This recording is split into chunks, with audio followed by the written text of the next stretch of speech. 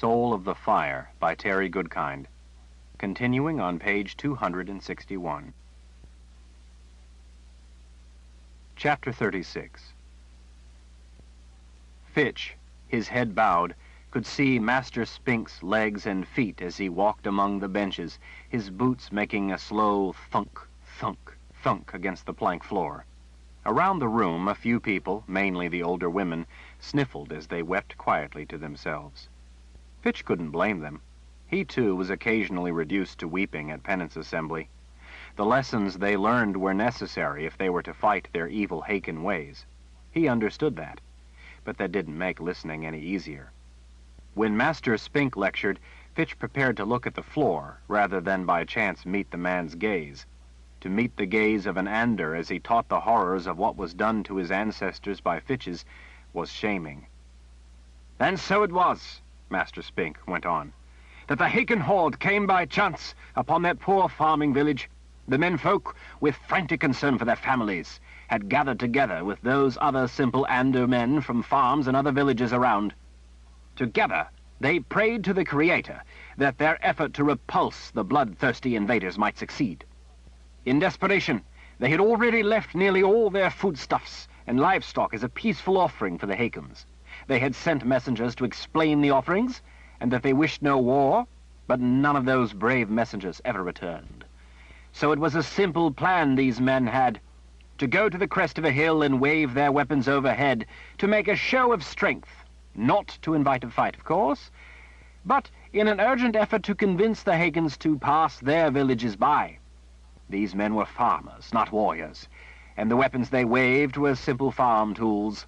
They didn't want to fight. They wanted peace. So there they were, those men I've taught you about. Shelby, Willen, Camden, Edgar, Newton, Kenway, and all the rest. All those good and kind men who you have come to know over these last few weeks as I've told you their stories, their loves, their lives, their hopes, their simple and decent dreams. There they were, up there on that hill, hoping for no more than to convince the Haken brutes to pass them by. There they were, waving their tools, their axes, their hoes, their sickles, their forks, their flails, waving them in the air, hoping to keep those wives and children you've also come to know safe from harm. Thump, thump, thump went Master Spink's boots as he came closer to Fitch. The Haken army did not choose to pass those simple men by. The Hakens, instead, laughing and hooting, turned their domini dirch on those gentle Ander men. Some of the girls gasped. Others wailed aloud. Fitch himself felt a twist of fear in his gut and a lump in his throat. He had to sniffle himself as he imagined their gruesome death. He had come to know those men on the hill. He knew their wives' names, their parents' names, and their children. And while those murderous Haken bastards, in their fine, fancy uniforms— Fitch could see the boots halt right beside him, where he sat on the end of the bench near the center aisle— stood laughing, stood cheering. The Domini dirge rang out with its terrible violence, tearing the flesh from those men's bones. Fitch could feel Master Spink's dark-eyed glare on the back of his neck as the women and many of the men sobbed their grief aloud. The wails of those poor Ander farm boys rose into the Ander sky. It was their last scream in this life, as their bodies were torn apart by the excellently dressed, laughing, jeering Haken horde with their weapon of heartless slaughter, the Domini dirge. One of the older women cried out with the horror of it. Master Spink still stood over Fitch. Right at that moment, Fitch wasn't as proud of his messenger garb as he had been earlier, when the other people had whispered to each other in astonishment as he took his seat. "I see you have yourself a fine new uniform, Fitch," Master Spink said in a voice that made Fitch's blood go cold. Fitch knew he was expected to say something. "Yes, sir. Though I was a lowly Haken scullion, Master Campbell was kind enough to give me a job as a messenger. He wants me to wear this uniform so all Hakens might see that with Ander help we could do better. He also wants the messengers to reflect well in his office, as we help in his work of spreading the word of the Minister of Culture's good work for our people." Master Spink cuffed Fitch on the side of the head, knocking him from the bench. "Don't talk back to me. I'm not interested in your Hakin excuses." "I'm sorry, sir." He knew better than to get up from his hands and knees. "Hakins always have excuses for their crimes of hate. You're wearing a fancy uniform, just like those murderous Hakin overlords enjoyed wearing. And you enjoy it the same as they, and then you try to make it seem as if you don't. To this day, we Anders suffer grievously under the unceasing scourge of Hakin hate. Without question, every look from a Hakin conveys it. We can never be free of it.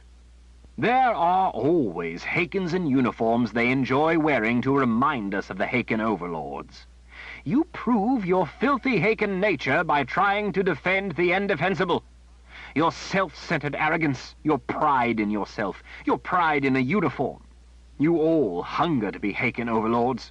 Every day, as Anders, we must suffer such Hakin abuse." "Forgive me, Master Spink. I was wrong. I wore it out of pride. I was wrong to let my sinful Hakin nature rule me." Master Spink grunted his contempt, but then went on with the lesson. Knowing he deserved more, Fitch was grateful to be let off so easy. He let out a sigh. "With the menfolk murdered, that left the women and children of the village defenseless." The boots thunk, thunk, thunked as the man started out again, walking among the Hakins sitting on simple benches. Only after he had started away did Fitch dare to get up off his hands and knees and once more take his seat on the bench. His ear chimed something awful, like when Beata had struck him. Master Spink's words bored through that hollow ringing. Being Hakins, of course, they decided to go through the village and have their wicked fun. "No!" a woman in back cried out. She fell to sobbing. Hands clasped behind his back, Master Spink walked on, ignoring the interruption. There were frequently such interruptions. The Hakins, wishing a feast, went to the village. They were of a mind for some roasted meat. People fell to their knees, trembling with fear for the people they had come to know. Benches all over the room scuffed against the floor as most of the rest of the people in the room also went down on their knees. Fitch joined them. But it was a small village, as you know. After the Hakins slaughtered the livestock, they realized there wasn't enough meat. Hakins, being Hakins, didn't want for a solution for long. The children were seized. Fitch wished for nothing so much as he wished for the lesson to be over. He didn't know if he could bear to hear any more. Apparently, some of the women were of the same mind. They collapsed to their faces on the floor, hands clasped as they wept and prayed to the good spirits to watch over those poor, innocent, slain Ander people. You all know the names of those children. We will now go around the room, and you will each give me one of the names you have learned, lest we forget those young lives so painfully taken. You will each give me the name of one of the children from that village, little girls and little boys who were roasted alive in front of their mothers." Master Spink started at the last row. Each person in turn, as he pointed to them, spoke the name of one of those children, most beseeching after it that the good spirits watch over them. Before they were allowed to leave, Master Spink described the horror of being burned alive, the screams, the pain, and how long it took for the children to die, how long it took for their bodies to cook. It was so grisly and sinister a deed that at one point, for just the briefest moment, Fitch considered for perhaps the first time whether the story could really be true. He had trouble imagining anyone, even the brutal Hakin overlords, doing such a horrific thing. But Master Spink was Ander. He wouldn't lie to them, not about something as important as history. "Since it's getting late," Master Spink said, after everyone had given a child's name, "we will leave until next assembly the story of what the Hakin invaders did to those women. The children, perhaps, were lucky not to have to see their mothers used for such perversions as the Hakins did to them." Fitch, along with the rest of the assembly behind him, burst through the doors when they were dismissed, glad to escape, for the night, the penance lesson. He had never been so glad for the cool night air. He felt hot and sick as the images of such a death as those children suffered kept going through his head. The cool air, at least, felt good on his face. He pulled the cool, purging air into his lungs. As he was leaning against a slender maple tree beside the path to the road, waiting for his legs to steady, Beata came out the door. Fitch straightened. There was enough light coming from the open door and the windows so she would have no trouble seeing him in his new messenger's outfit. He was hoping Beata would find it more appealing than did Master Spink. "Good evening, Beata." She halted. She glanced down the length of him, taking in his clothes. "Fitch?" "You look lovely this evening, Beata." "I look the same as always." She planted her fists on her hips. "I see you've fallen in love with yourself in a fancy uniform." Fitch suddenly lost his ability to think or speak. He had always liked the way the messengers looked in their uniforms, and had thought she would, too. He had been hoping to see her smile or something. Instead, she glared at him. Now he wished more than anything he had just gone home straight away. "Master Dalton offered me a position. And I suppose you'll be looking forward to next penance assembly, so you can hear about what those Haken beasts in their fancy uniforms did to those helpless women." She leaned toward him. "You like that? It will be almost as much fun for you as if you were there watching." Fitch stood with his jaw hanging as she huffed and stormed off into the night. Other people walking down the street saw the tongue-lashing she had given him, a filthy Haken. They smiled in satisfaction, or simply laughed at him. Fitch stuffed his hands in his pockets as he turned his back to the road and leaned a shoulder against a tree. He brooded as he waited for everyone to move along on their own business. It was an hour's walk back to the estate. He wanted to be sure those returning there had gone on so he could walk alone and not have to talk to anyone. He considered going and buying himself some drink. He still had some money left. If not, he would go back and find Morley, and they would both get some drink. Either way, getting drunk sounded good to him. The breeze abruptly felt cooler. It ran a shiver up his spine. He almost leaped out of his boots when a hand settled on his shoulder. He spun and saw it was an older Ander woman. Her swept-back, nearly shoulder-length hair told him she was someone important. Streaks of gray at the temples told him she was old. There wasn't enough light to see exactly how wrinkled she was, but he could still tell she was. Fitch bowed to the Ander woman. He feared she might want to take up where Beata had left off and take him to task for something or other. "Is she someone you care about?" the woman asked. Fitch was taken off guard by the curious question. "I don't know," he stammered. "She was pretty rough with you." "I deserved it, ma'am." "Why is that?" Fitch shrugged. "I don't know." He couldn't figure out what the woman wanted. It gave him goose flesh the way her dark eyes studied him, like she was picking out a chicken for dinner. She wore a simple dress that in the dim light looked like it might be a dark brown. It buttoned to her neck, unlike the more revealing fashion most Ander women wore. Her dress didn't mark her as a noble woman, but that long hair said she was someone important. She seemed somehow different from other Ander women. There was one thing about her that Fitch did think odd. She wore a wide black band tight around her throat, up close at the top of her neck. "Sometimes girls say mean things when they're afraid to admit they like a boy, fearing he won't like her." "And sometimes they say mean things because they intend them." "True enough." She smiled. "Does she live at the estate, or here in Fairfield?" "Here in Fairfield. She works for Inger the butcher." She seemed to think that was a little bit funny. "Perhaps she is used to more meat on the bones. Maybe when you get a little older and fill yourself in more, she will find you more appealing." Fitch stuffed his hands back in his pockets. "Maybe." He didn't believe it. Besides, he didn't figure he would ever fill in, as she put it. He figured he was old enough that he was about how he would be. She went back to studying his face for a time. "Do you want her to like you?" she asked at last. Fitch cleared his throat. "Well, sometimes, I guess.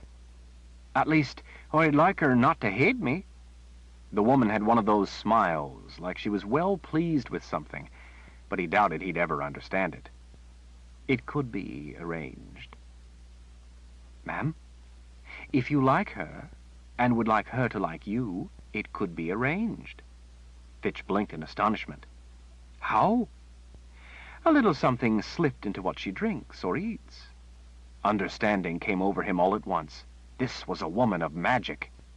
At last he understood why she seemed so strange. He'd heard people with magic were strange. You mean you could make something up? Some spell or something? Her smile grew. Or something. I just started working for Master Campbell. I'm sorry, ma'am, but I couldn't afford it. Ah, I see. Her smile shrank back down. And if you could afford it?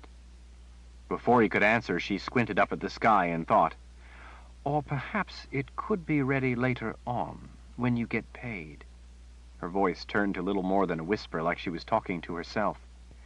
Might give me time to see if I couldn't figure out the problem and get it to work again. She looked him in the eye. How about it? Fitch swallowed. He surely didn't want to offend an Ander woman, and one with the gift besides. He hesitated. Well, ma'am, the truth is, if a girl's ever going to like me, I'd just as soon she liked me because she liked me. No offense, ma'am. It's kind of you to offer, but I don't think I'd like it if a girl only liked me because of a spell of magic. I think that wouldn't make me feel very good about it, like only magic could make a girl like me. The woman laughed as she patted his back. It was a soft, lilting laugh of pleasure, not a laugh like she was laughing at him. Fitch didn't think he'd ever heard an Ander who was talking to him laugh in quite that way. Good for you. She gestured her emphasis with a finger. I had a wizard tell me as much once, a very long time ago. A wizard? That must have been frightening. To meet a wizard, I mean. She shrugged. Not really. He was a nice man. I was a very little girl at the time. I was born gifted, you see. He told me to always remember that magic was no substitute for people truly caring about you for who you were yourself. I never knew there were wizards around. Not here, she said. She flicked a hand out into the night. Back in Aidendrill. His ears perked up. Aidendrill? To the northeast? My, but aren't you a bright one? Yes, to the northeast, at the Wizard's Keep. She held out a hand. I'm Franca, and you? Fitch took her hand and held it lightly as he dipped to a knee in a deep bow. I'm Fitch, ma'am. Franca. Ma'am? Franca, that's my name. I told you my name, Fitch, so you could call me by my name. Sorry, ma'am. I mean, Franca. She let out her little laugh again. Well, Fitch, it was nice to meet you. I must be headed back to the estate. I suppose you will be off to get drunk. That seems to be what boys your age like to do. Fitch had to admit the idea of getting drunk sounded very good to him. The possibility of hearing about the Wizard's Keep sounded intriguing, though. I think I'd best be getting back to the estate myself. If you wouldn't mind having a haking walk with you, I'd be well pleased to go along. Franca, he added in afterthought. She studied his face again in that way that made him fidget. I'm gifted, Fitch. That means I'm different than most people, and so most all people, Ander and Haken both, think of me the way most Ander people think of you, because you're Haken. They do? But you're Ander. Being Ander is not enough to overcome the stigma of having magic. I know what it feels like to have people dislike you without them knowing anything about you. I'd be well pleased to have you walk along with me, Fitch. Fitch smiled, partly in the shock of realizing he was having a conversation with an Ander woman, a real conversation, and partly in shock that Anders would dislike her, another Ander, because she had magic. But don't they respect you because you have magic? They fear me. Fear can be good and bad. Good, because then even though people don't like you, they at least treat you well. Bad, because people often try to strike out at what they fear. I never looked at it that way before. He thought about how good it had made him feel when Claudine Winthrop called him Sir. She only did it because she was afraid, he knew, but it still made him feel good. He didn't understand the other part of what Franca said, though. "You're very wise. Does magic do that? Make a person wise?" She let out the breathy laugh again, as if she found him as amusing as a fish with legs. "If it did, then they would call it the wise man's keep instead of the wizard's keep. Some people would be wiser, perhaps, had they not been born with the buttress of magic." He'd never met anyone who'd been to Adendril, much less the wizard's keep. He could hardly believe a person with magic would talk to him. To an extent, he was worried, because he didn't know anything about magic, and he figured that if she got angry, she might do him harm. He thought her fascinating, though, even if she was old. They started out down the road toward the estate in silence. Sometimes silence made him nervous. He wondered if she could tell what he thought with her magic. Fitch looked over at her. She didn't look like she was paying any attention to his thoughts. He pointed at her throat. "Mind if I ask what sort of thing that is, Franca? That band you wear at your throat? I've never seen anyone wear anything like it before. Is it something to do with magic?" She laughed aloud. "Do you know, Fitch, that you are the first person in a great many years to ask me about this? Even if it is because you don't know enough to fear asking a sorceress such a personal question. Sorry, Franca. I didn't mean to say nothing offensive." He began to worry he had stupidly said something to make her angry. He surely didn't want an Ander woman, and one with magic besides, angry with him. She was silent for a time as they walked on down the road. Fitch stuck his sweating hands back in his pockets. At last she spoke again. "It isn't that, Fitch. Offensive, I mean. It just brings up bad memories." "I'm sorry, Franca. I shouldn't have said it. Sometimes I say stupid things. I'm sorry." He was wishing he had gone to get drunk instead. After a few more strides, she stopped and turned to him. "No, Fitch, it wasn't stupid. Here." She hooked the throat band and pulled it down for him to see. Even though it was dark, there was a moon, and he could see a thick, lumpy line, all white and waxy-looking, ringing her neck. It looked to him to be a nasty scar. "Some people tried to kill me once, because I have magic." Moonlight glistened in her moist eyes. "Seren Rajak and his followers." Fitch never heard the name. "Followers?" She pulled the throat band back up. "Seren Rajak hates magic. He has followers who think the same as he. They get people all worked up against those with magic. Gets them in a state of wild hate and bloodlust. There's nothing uglier than a mob of men when they have it in their heads to hurt someone. What one alone wouldn't have the nerve to do, together they can easily decide is right and then accomplish. A mob takes on a mind of its own, a life of its own, just like a pack of dogs chasing down some lone animal. Rajak caught me and put a rope around my neck. They tied my hands behind my back. They found a tree, threw the other end of the rope over a limb, and hoisted me up by that rope around my neck." Fitch was horrified. "Dear spirits, that must have hurt something awful." She didn't seem to hear him as she stared off.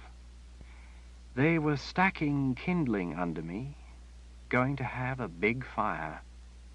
Before they could get the fire lit, I managed to get away." Fitch's fingers went to his throat, rubbing his neck as he tried to imagine hanging on a rope around his neck.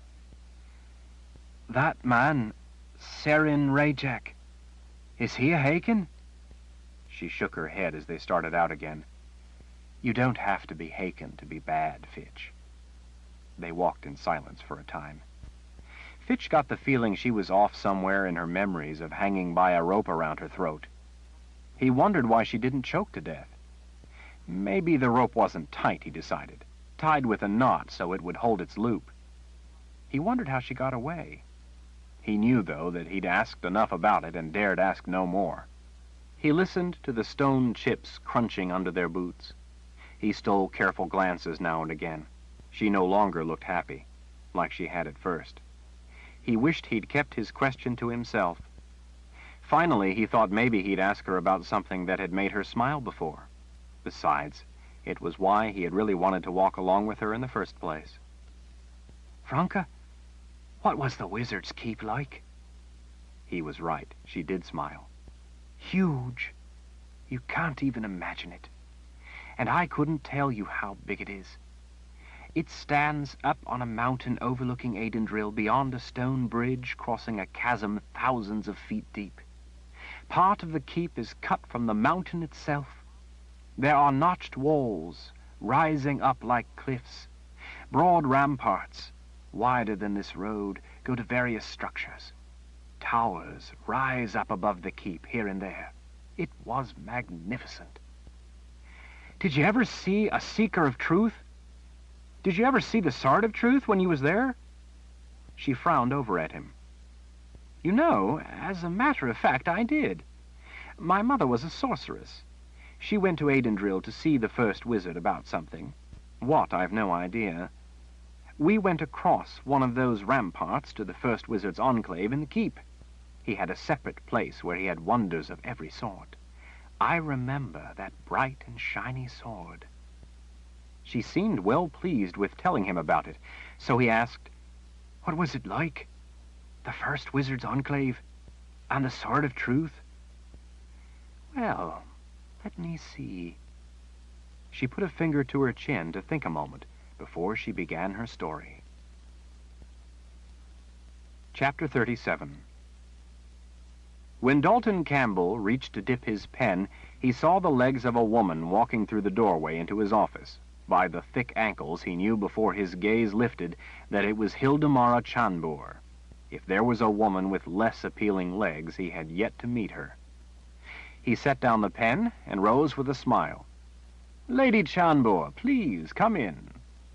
In the outer office, the morning sunlight revealed Rowley on duty, standing ready to summon the messengers should Dalton have call for them. He didn't at the moment, but with Hildemara Chanbor paying a visit, that eventuality seemed more likely. As she closed the door, Dalton went around his desk and pulled out a comfortable chair, an invitation. She wore a wool dress the color of straw. The color of the dress conveyed a sickly pallor to her flesh. The hem came to mid-calf on her puffy, straight, pillar-like legs. Hildemara glanced briefly at the chair, but remained standing. "So good to see you, Lady Chanbor." She put on a smile. "Oh, Dalton, must you always be so proper? We've known each other long enough for you to call me Hildemara." He opened his mouth to thank her, but she added, "When we're alone." "Of course, Hildemara." Hildemara Chanbor never made visits to inquire after anything so mundane as matters of work. She only arrived like a chill wind before a storm. Dalton decided it best to let the foul weather build on its own without his help, like some wizard summoning it forth. He also thought it better to keep the meeting on a more formal level, despite her indulgence with her name. Her brow bunched, as if her attention were distracted. She reached out to fuss with a possibly loose thread on his shoulder. Sunlight streaming in the windows sparkled off the jewels on her fingers and the blood-red ruby necklace hanging across the expanse of exposed skin on her upper chest. The dress wasn't nearly as low-cut as those worn lately at feasts, yet he still found its cut less than refined. With a woman's tidy touch, Hildemara picked and then smoothed. Dalton glanced, but didn't see anything. Seeming to have satisfied herself, her hand gently pressed out the fabric of his light coat against his shoulder. My, Dalton, but don't you have fine shoulders? So muscular and firm." She looked into his eyes. "Your wife is a lucky woman to have a man so well endowed." "Thank you, Hildemara." His caution prevented him saying another word. Her hand moved to his cheek, her bejeweled fingers gliding over the side of his face. "Yes, she is a very lucky woman." "And your husband is a lucky man." Chortling, she withdrew her hand. "Yes, he is often lucky. But, as is said, what is commonly thought luck is often merely the result of incessant practice." Wise words, Hildemara. The cynical laugh evaporated, and she soon returned the hand to his collar, ordering it, as if it needed ordering. Her hand wandered to the side of his neck, a finger licking the rim of his ear. "The word I hear is that your wife is faithful to you. I am a lucky man, my lady, and that you are equally faithful to her. I care for her deeply, and I also respect the vows we have taken." "How quaint!" Her smile widened. She pinched his cheek. He thought it more stern than playful in manner. "Well, someday I hope to convince you to be a little less stuffy in your attitudes, shall we say?" "If any woman could open my eyes to a broader attitude, Hildemara, it would be you." She patted his cheek, the cynical laugh returning. "Oh, Dalton, but you are an exceptional man." "Thank you, Hildemara. Coming from you, that is quite the compliment." She took a breath as if to change the mood. "And you did an exceptional job with Claudine Winthrop and Director Linscott. Why, I never imagined anyone could so deftly lance two boils at once." "I do my best for the minister and his lovely wife." She regarded him with cold calculation. "The minister's wife was quite humiliated by the woman's loose lips. I don't believe she will be any further. I want her done away with." Dalton cocked his head. "I beg your pardon?" Hildemara Chanbour's expression soured. "Kill her." Dalton straightened and clasped his hands behind his back. "Might I inquire as to the reason you would request such a thing?" "What my husband does is his business. The Creator knows he is what he is, and nothing short of castration will change it. But I'll not have women humiliating me before the household by making me look a fool. Discreet indulgences are one thing. Publicly airing tales to make me the butt of whispering and jokes is quite another." "Hildemara, I don't believe Claudine's loose talk was in any way meant to place you at any disadvantage, nor should it, but rather to denounce Bertrand for inappropriate conduct. Nevertheless, I can assure you she has been silenced, and has lost her position of trust among people in authority." My, Dalton, but aren't you the gallant one?" "Not at all, Hildemara. I just hope to show you—" She took hold of his collar again, her manner no longer gentle. "She has become revered by foolish people who actually believe that load of dung about starving children and putting men to work with her law. They crowd her door seeking her favor in any number of causes. Such reverence by the people is dangerous, Dalton. It gives her power. Worse, though, was the nature of the charges she made. She was telling people Bertrand forced himself on her. That amounts to rape." He knew where she was going, but he preferred she put words to it, and clear excuse to her orders. Such would later leave him with more arrows, should he ever need them, and her less room for denial, or for abandoning him to the wolves, if it suited her purpose, or worse, her mood. "An accusation of rape would elicit hardly more than a yawn from the people," Dalton said. "I could easily get them to see such a thing as the prerogative of a man in a position of great power, who needed a simple and harmless release of tension. None would seriously begrudge him such a victimless act. I could easily prove the minister to be above such common law." Her fist tightened on his collar. "But Claudine could be brought into the Office of Cultural Amity and invited to testify. The directors fear Bertrand's power and skill. They are jealous of me, too. Should they have a mind, they might champion the woman's cause as offensive to the Creator, even if outside commoner's law. Such a supposed offense against the Creator could disqualify Bertrand from consideration for sovereign. The directors could join forces and take a stand, leaving us suddenly helpless and at their mercy. We could all be looking for new quarters before we knew what happened." "Hildemara, I think—" She pulled his face closer to her own. "I want her killed." Dalton had always found that a plain woman's kind and generous nature could make her tremendously alluring. The other side of that coin was Hildemara. Her selfish despotism and boundless hatred of anyone who stood in the way of her ambition corrupted any appealing aspect she possessed into irredeemable ugliness. "Of course, Hildemara, if that is your wish, then it shall be done." Dalton gently removed her hand from his collar. "Any particular instructions as to how you would like it accomplished?" Yes, she hissed. No accident, this deed. This is killing, and it should look like a killing. There is no value in the lesson if my husband's other bedmates fail to grasp it. I want it to be messy. Something that will open women's eyes. None of this dying peacefully in her sleep business. I see. Our hands must look entirely clean in this. Under no circumstances can suspicion point to the minister's office. But I want it to be an object lesson to those who might consider wagging their tongues. Dalton already had a plan in mind. It would fit the requirements. No one would think it an accident. It would certainly be messy, and he knew exactly where fingers would point, should he need fingers to point. He had to admit that Hilda Mara had valid arguments.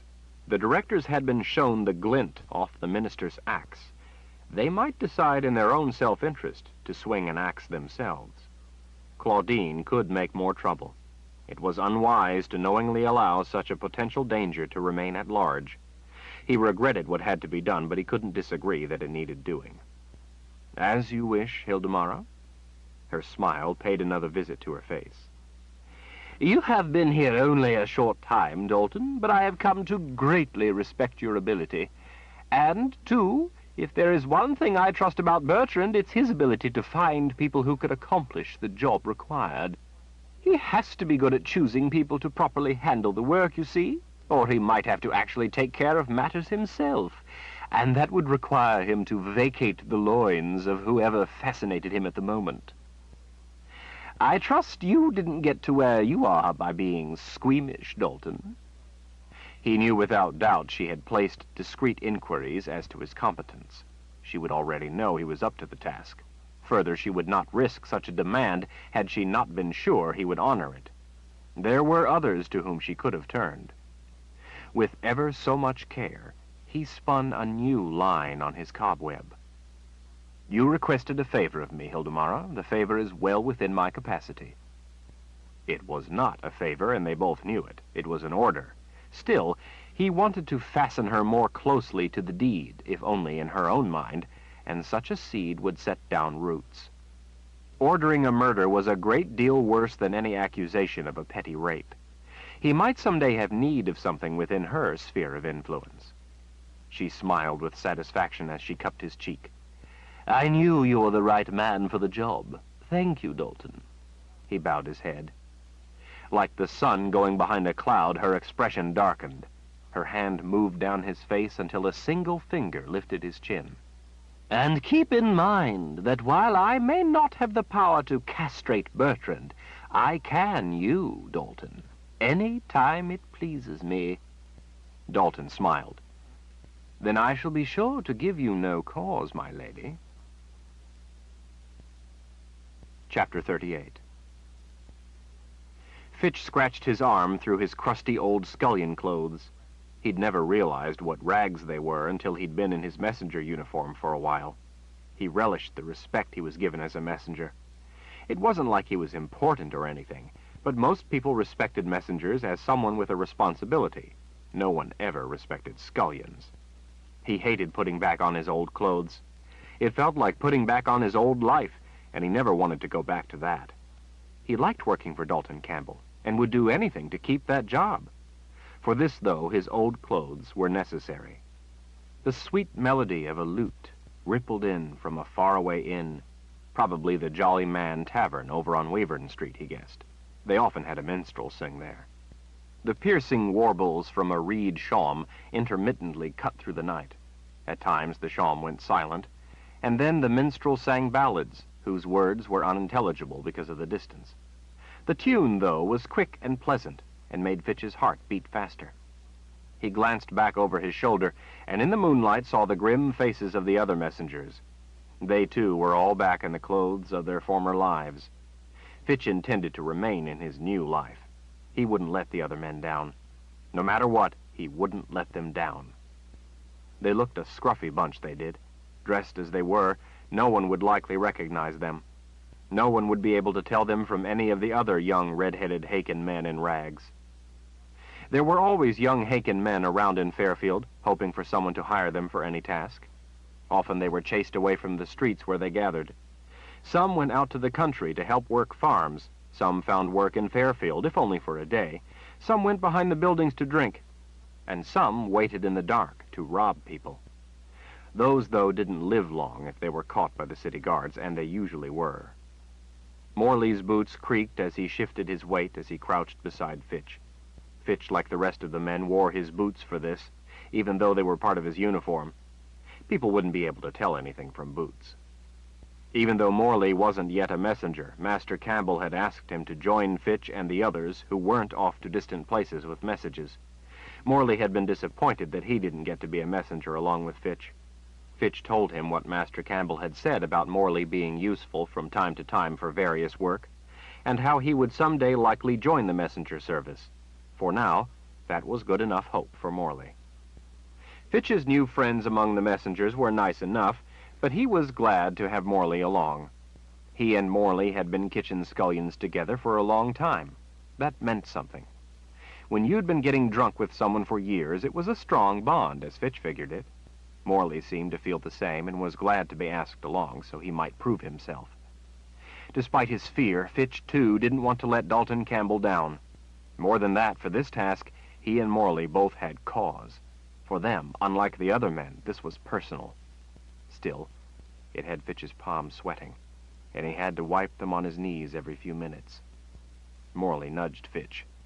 Fitch peered off to the dimly lit road outside the row of 2- and 3-story stone buildings. He saw Claudine Winthrop step out onto the landing attached to the front of one of them. There was a man beside her, just as Master Campbell had said there would be. A finely dressed Ander wearing a sword. By the narrow scabbard, it looked a light sword. Quick but deadly, Fitch imagined, as he gave it a few parries in his mind. Rowley, in his messenger outfit, stepped up to the tall Ander man as he came down off the landing and handed him a rolled message. Rowley and the man spoke as he broke the seal and unfurled the paper, but Fitch was too far away to hear the words. Music rose from an inn in the distance. At the Jolly Man, the minstrel sang and played his lute and shawm. People, most wearing a light cloak or shawl, talked and laughed as they passed up and down the street. Men somewhere in a hall all laughed together now and again. Carriages with folded-down tops carried finely dressed folks.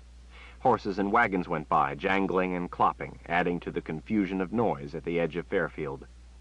The man stuffed the paper in the pocket of his dark doublet as he turned to Claudine Winthrop, gesturing as he spoke words Fitch couldn't hear. She looked up the street into Fairfield and then shook her head. She lifted a hand toward the estate, toward the road where Fitch and the other messengers in their old clothes waited. She was smiling and seemed in a good mood. The man with her then took up her hand, shaking it as he seemed to bid her a good night. She waved a farewell as he hurried off down the street and into the city. Dalton Campbell had sent the message with Rowley. Now that the message was delivered, Rowley vanished into the streets. Rowley had instructed them as to exactly how it was to work. Rowley always instructed them. If Master Campbell wasn't around, Rowley always knew what to do. Fitch liked Rowley. For a Haken, the young man seemed pretty confident in himself. Dalton Campbell treated him with respect, just like he treated everyone else, but maybe with a little more. If Fitch were blind, he might have thought Rowley was Ander, except he treated Fitch kindly, if in a businesslike manner. Claudine Winthrop, alone, turned to the road back to the estate. 2 of the patrolling city guard, big Ander men armed with cudgels, ambled up the street and watched her go. It wasn't a great distance, just an hour's walk or so. The night was pleasant, warm enough to be comfortable, and not so warm that the walk would work up a sweat. And the moon was out. A pleasant night for a brisk walk back to the estate. She snugged her cream-colored shawl around her shoulders, covering her skin, though there wasn't as much flesh showing as Fitch had seen before. She could have sat down on a bench and waited for one of the carriages that regularly ran back and forth between the estate and the city, but she didn't. There was really no need. When a carriage caught up with her as she walked back, she could always take it then, if she tired of walking. Rowley was off to ensure that the carriage was delayed with an errand. Fitch waited with the rest of the men, where Rowley told them to wait, and watched Claudine Winthrop walking briskly up the road. The beat of the music strummed in Fitch's head. The sound felt connected to the pounding of his heart. He watched her coming up the road, his finger tapping against his bent knee as the shawm played a bouncy tune Fitch knew, called Round the Well and Back, about a man chasing a woman he loved, but who always ignored him. The man finally had enough and chased her in the song until he caught her. He then held her down and asked her to wed him. She said yes. Then the man lost his nerve, and she was the one who chased him round the well and back. As Claudine strode down the road, she looked to be less comfortable with her decision to walk. She glanced at the fields of wheat to her right and the sorghum to her left. She quickened up her pace as the light of the city fell away behind her. Only moonlight accompanied her down the ribbon of road between the silent fields to each side. Fitch, squatted down on the balls of his feet, could feel himself rocking. His heart was pounding so hard. He wished he wasn't there, going to do what he was going to do. He knew nothing would ever be the same again. He wondered, too, if he really would be able to do as he had been told to do. He wondered if he would have the nerve. There were enough other men, after all. He wouldn't really have to do anything. They could do it. But Dalton Campbell wanted him to do it. Wanted him to learn what was necessary when people didn't do as they promised they would do. Wanted him to be part of the team of messengers. He had to do this to be part of the team. To really be part. They wouldn't be afraid like he was. He couldn't show his fear. He was frozen, staring wide-eyed as she got closer, her shoes crunching against the road. He felt terror rising up inside at the whole idea. He wished she would turn around and run. She was still far enough away. It had seemed so simple when he had nodded to Dalton Campbell's instructions. It sounded plain enough when he stood there in Dalton Campbell's office, as he explained it, in the light. It made sense in the light. Fitch had tried to help her with a warning. It wasn't his fault she went against orders. It seemed altogether different in the dark, out in a field, as he watched her, all alone, getting closer. He set his jaw. He couldn't let the others down. They would be proud of him for being as tough as they. He would show them he could be one of them. This was his new life. He didn't want to go back to the kitchen, back to Gilly twisting his ear and scolding him for his vile Haken ways, back to being Fetch, like he was before Dalton Campbell gave him a chance to prove himself. Fitch nearly cried out in startled fright when Morley sprang up, lunging for the woman. Before he had time to think, Fitch flew after his friend. Claudine gasped. She tried to cry out, but Morley clamped a meaty hand over her mouth as he and Fitch tackled her. Fitch whacked his elbow painfully against the ground as they all crashed to the road. The impact drove a deep grunt from her as Morley landed on her with all his weight. Her arms flailed, her legs kicked. She tried to scream but couldn't get much out. They were far enough out that no one was likely to hear even if she did.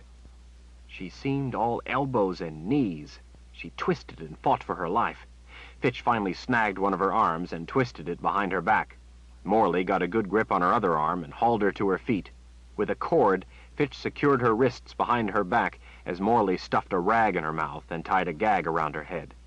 Morley and Fitch each grabbed her under an arm and started dragging her down the road. She dug in her heels, twisting and pulling.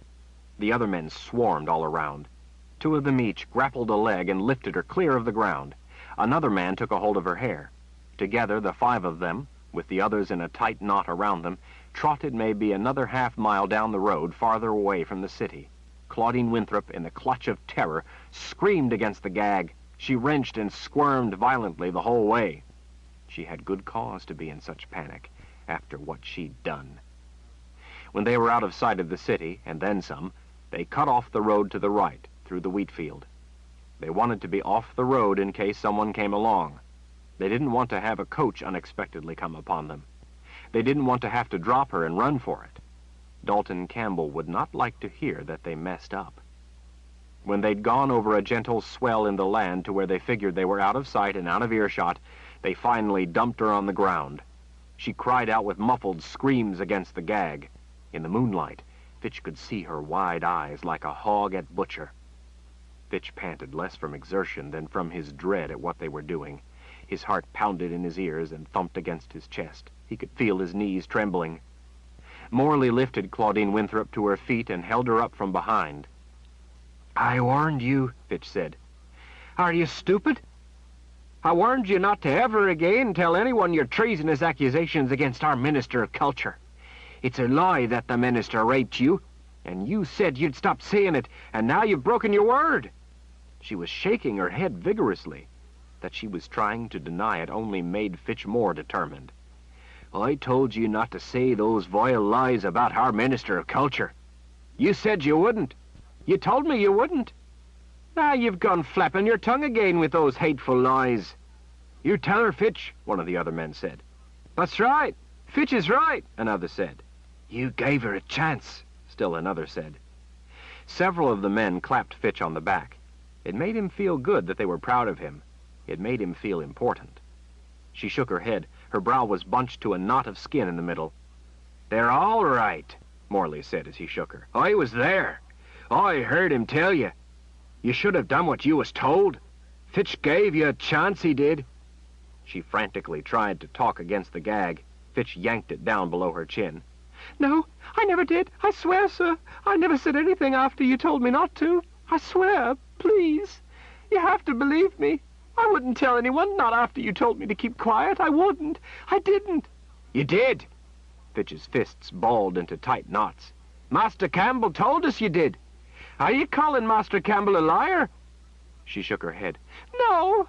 Please, sir, you must believe me." She started to sob. "Please, sir, I did as you said." Fitch was enraged to hear her deny it. He had warned her. He had given her a chance. Master Campbell had given her a chance, and she had continued with her treason. Even her calling him sir didn't bring him much delight. But the men behind urging him on did. Fitch didn't want to hear any more of her lies. "I told you to keep your mouth shut. You didn't."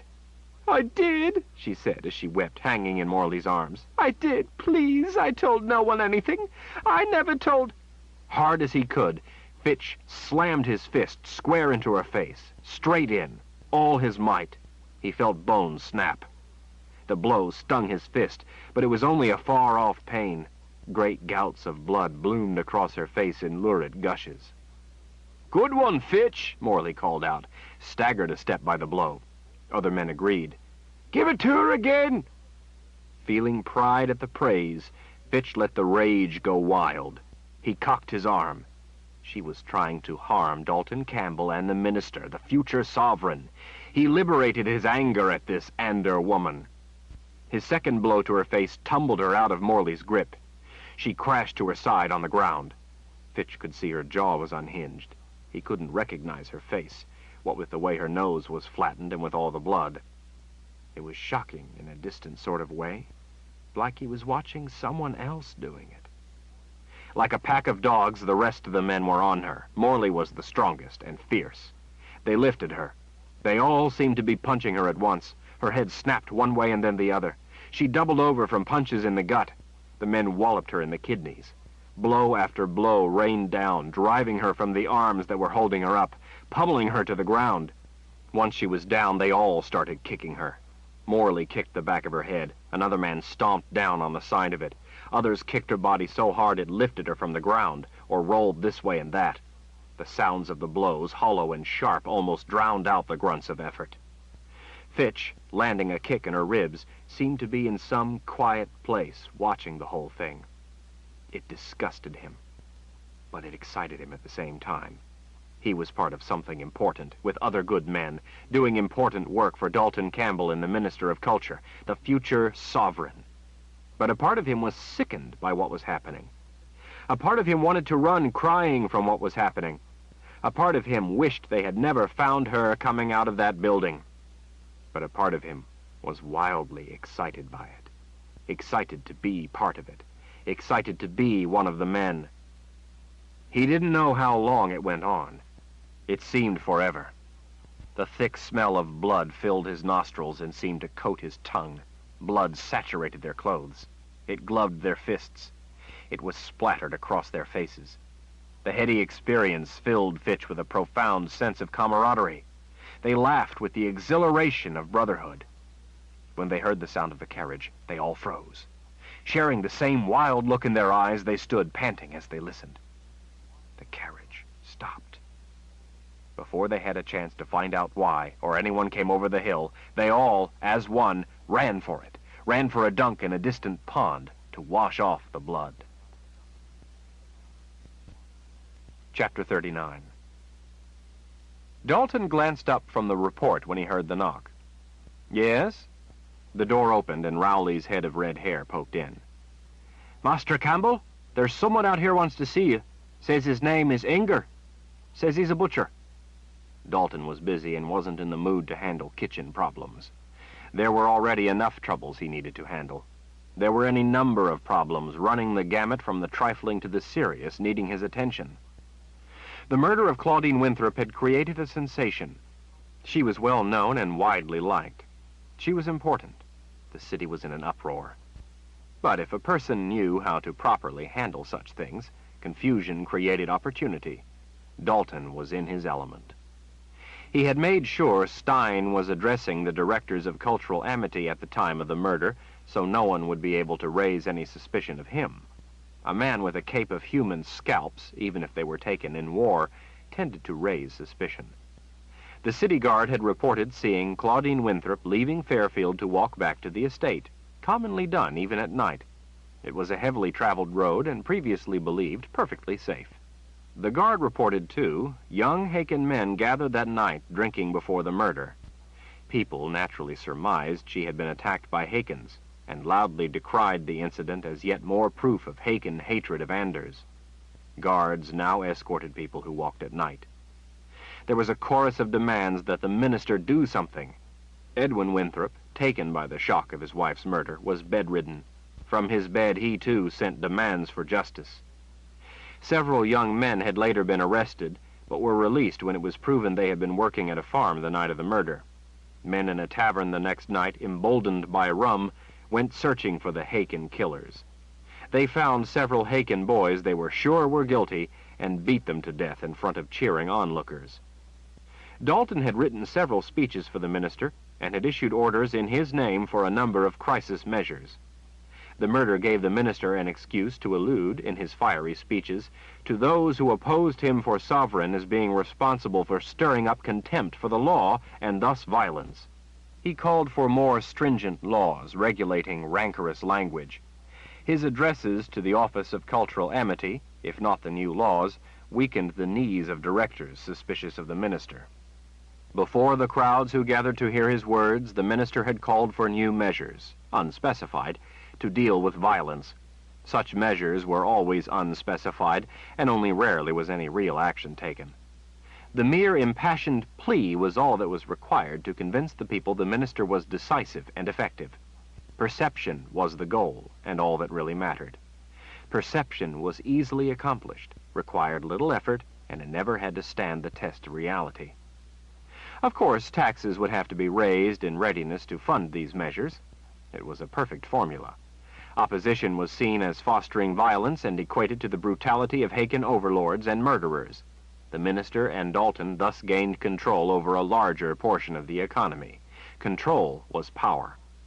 Bertrand relished being at the center of it all, issuing orders, denouncing evil, convening various groups of concerned citizens, reassuring people. The whole thing most likely would soon die out as people went on to other things and forgot about the murder. Hildemara was happy. That was all that mattered to Dalton. Rowley stood with his head in the door, waiting. "Tell Inger to take his problem to Mr. Drummond," Dalton said as he picked up another of his messages.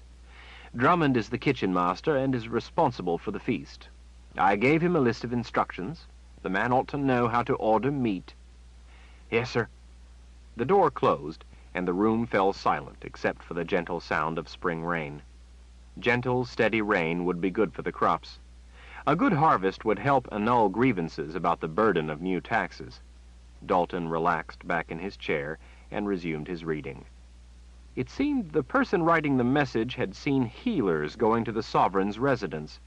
He wasn't able to talk to the healers, but said they were in the sovereign's residence the whole night. It could be someone other than the sovereign needing help. The sovereign had a huge household, after all, nearly the size of the minister's estate, except it was exclusively for the use of the sovereign. Business, what there was of it for the sovereign, was conducted in a separate building. There, too, he took audiences. It wasn't uncommon for a healer or two to spend the night with a sick person at the Minister of Culture's estate either, but that didn't mean the minister himself was in need of healing. The greatest danger to the minister was from a jealous husband, and that was highly unlikely. Husbands tended to earn favor through their wives' trysts with high officials. Raising objections was unhealthy. Once Bertrand was sovereign, the possibility of injured feelings would no longer be a concern. It was a great honor for a woman to be with the sovereign. It approached being a holy experience. Such divine couplings were widely believed to be blessed by the Creator himself. Any husband would push his wife into the sovereign's bed were she solicited. The prestige of this privilege conveyed along with the holiness a peripheral effect. The husband was the principal beneficiary of this collateral sanctity. Where the holy recipient of the sovereign's carnal notice was young enough, the blessings embraced her parents. Dalton returned to the previous message and read it again. The sovereign's wife hadn't been seen in days. She failed to show up for an official visit to an orphanage. Perhaps she was the one who was sick. Or she might be at her husband's bedside. Waiting for the old sovereign to die was like walking a tightrope. The weight brought sweat to the brow and quickened the pulse. The expectation was delicious, all the more so because the sovereign's death was the one event Dalton couldn't control. The man was too heavily guarded to risk helping him to the afterlife, especially when he only hung to life by a thread anyway. All he could do was wait. But everything had to be carefully managed in the meantime. They had to be ready when the opportunity came.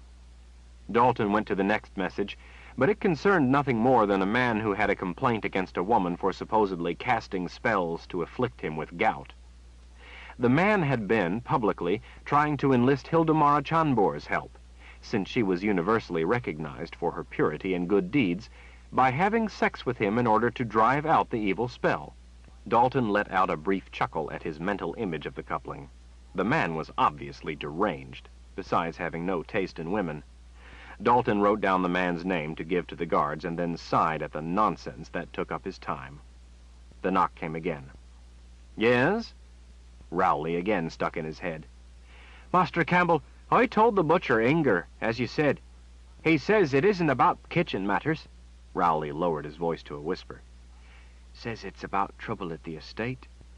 And he wants to talk to you about it. But if you won't see him, he says, he'll have to go to the director's office instead. Dalton opened a drawer and swept the messages into it. He turned over several reports that sat on his desk before he rose. Send the man in. Inger, a muscular Ander, perhaps a decade older than Dalton, entered with a bob of his head. Thank you for seeing me, Master Campbell. Of course. Please come in. The man dry-washed his hands as he bobbed his head again. He looked surprisingly clean compared with what Dalton expected of a butcher. He looked more like a merchant. Dalton realized that to supply the estate the man probably had a sizable operation, and so would be more like a merchant than a laborer. Dalton held out a hand in invitation. Please have a seat, Master Inger. Inger's eyes darted about the room, taking it all in. He did everything but let out a low whistle. A small merchant, Dalton amended to himself. Thank you, Master Campbell. The burly man clamped a meaty hand on the chair back and flicked it closer to the desk. Just plain Inger is fine. Used to it being Inger. His lips twitched with a smile. Only my old teacher used to call me Master Inger, and that was just before I'd get my knuckles rapped, usually when I neglected a reading lesson. I never got my knuckles rapped for numbers lessons. I liked numbers. Good thing, as it turns out. Numbers help with my business. Yes, I can see where they would, Dalton said. Inger looked off at the battle flags and lances as he went on. I have a good business now. The minister's estate is my biggest customer. Numbers are necessary for a business. Got to know numbers. I have a lot of good people working for me. I make them all learn numbers so I don't get shorted when they deliver. Well, the estate is quite pleased with your services, I can assure you. The feasts wouldn't be the success they are without your valuable help. Your pride in your business is obvious in your fine meats and fowl. The man grinned, as if he'd just been kissed by a pretty girl in a booth at a fair. Thank you, Master Campbell. That's very kind of you. You're right about me taking pride in my work. Most people aren't as kind as you to notice. You are as good a man as folks say.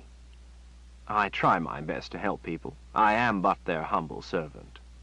Dalton smiled agreeably. Is there some way I can help you, Inger?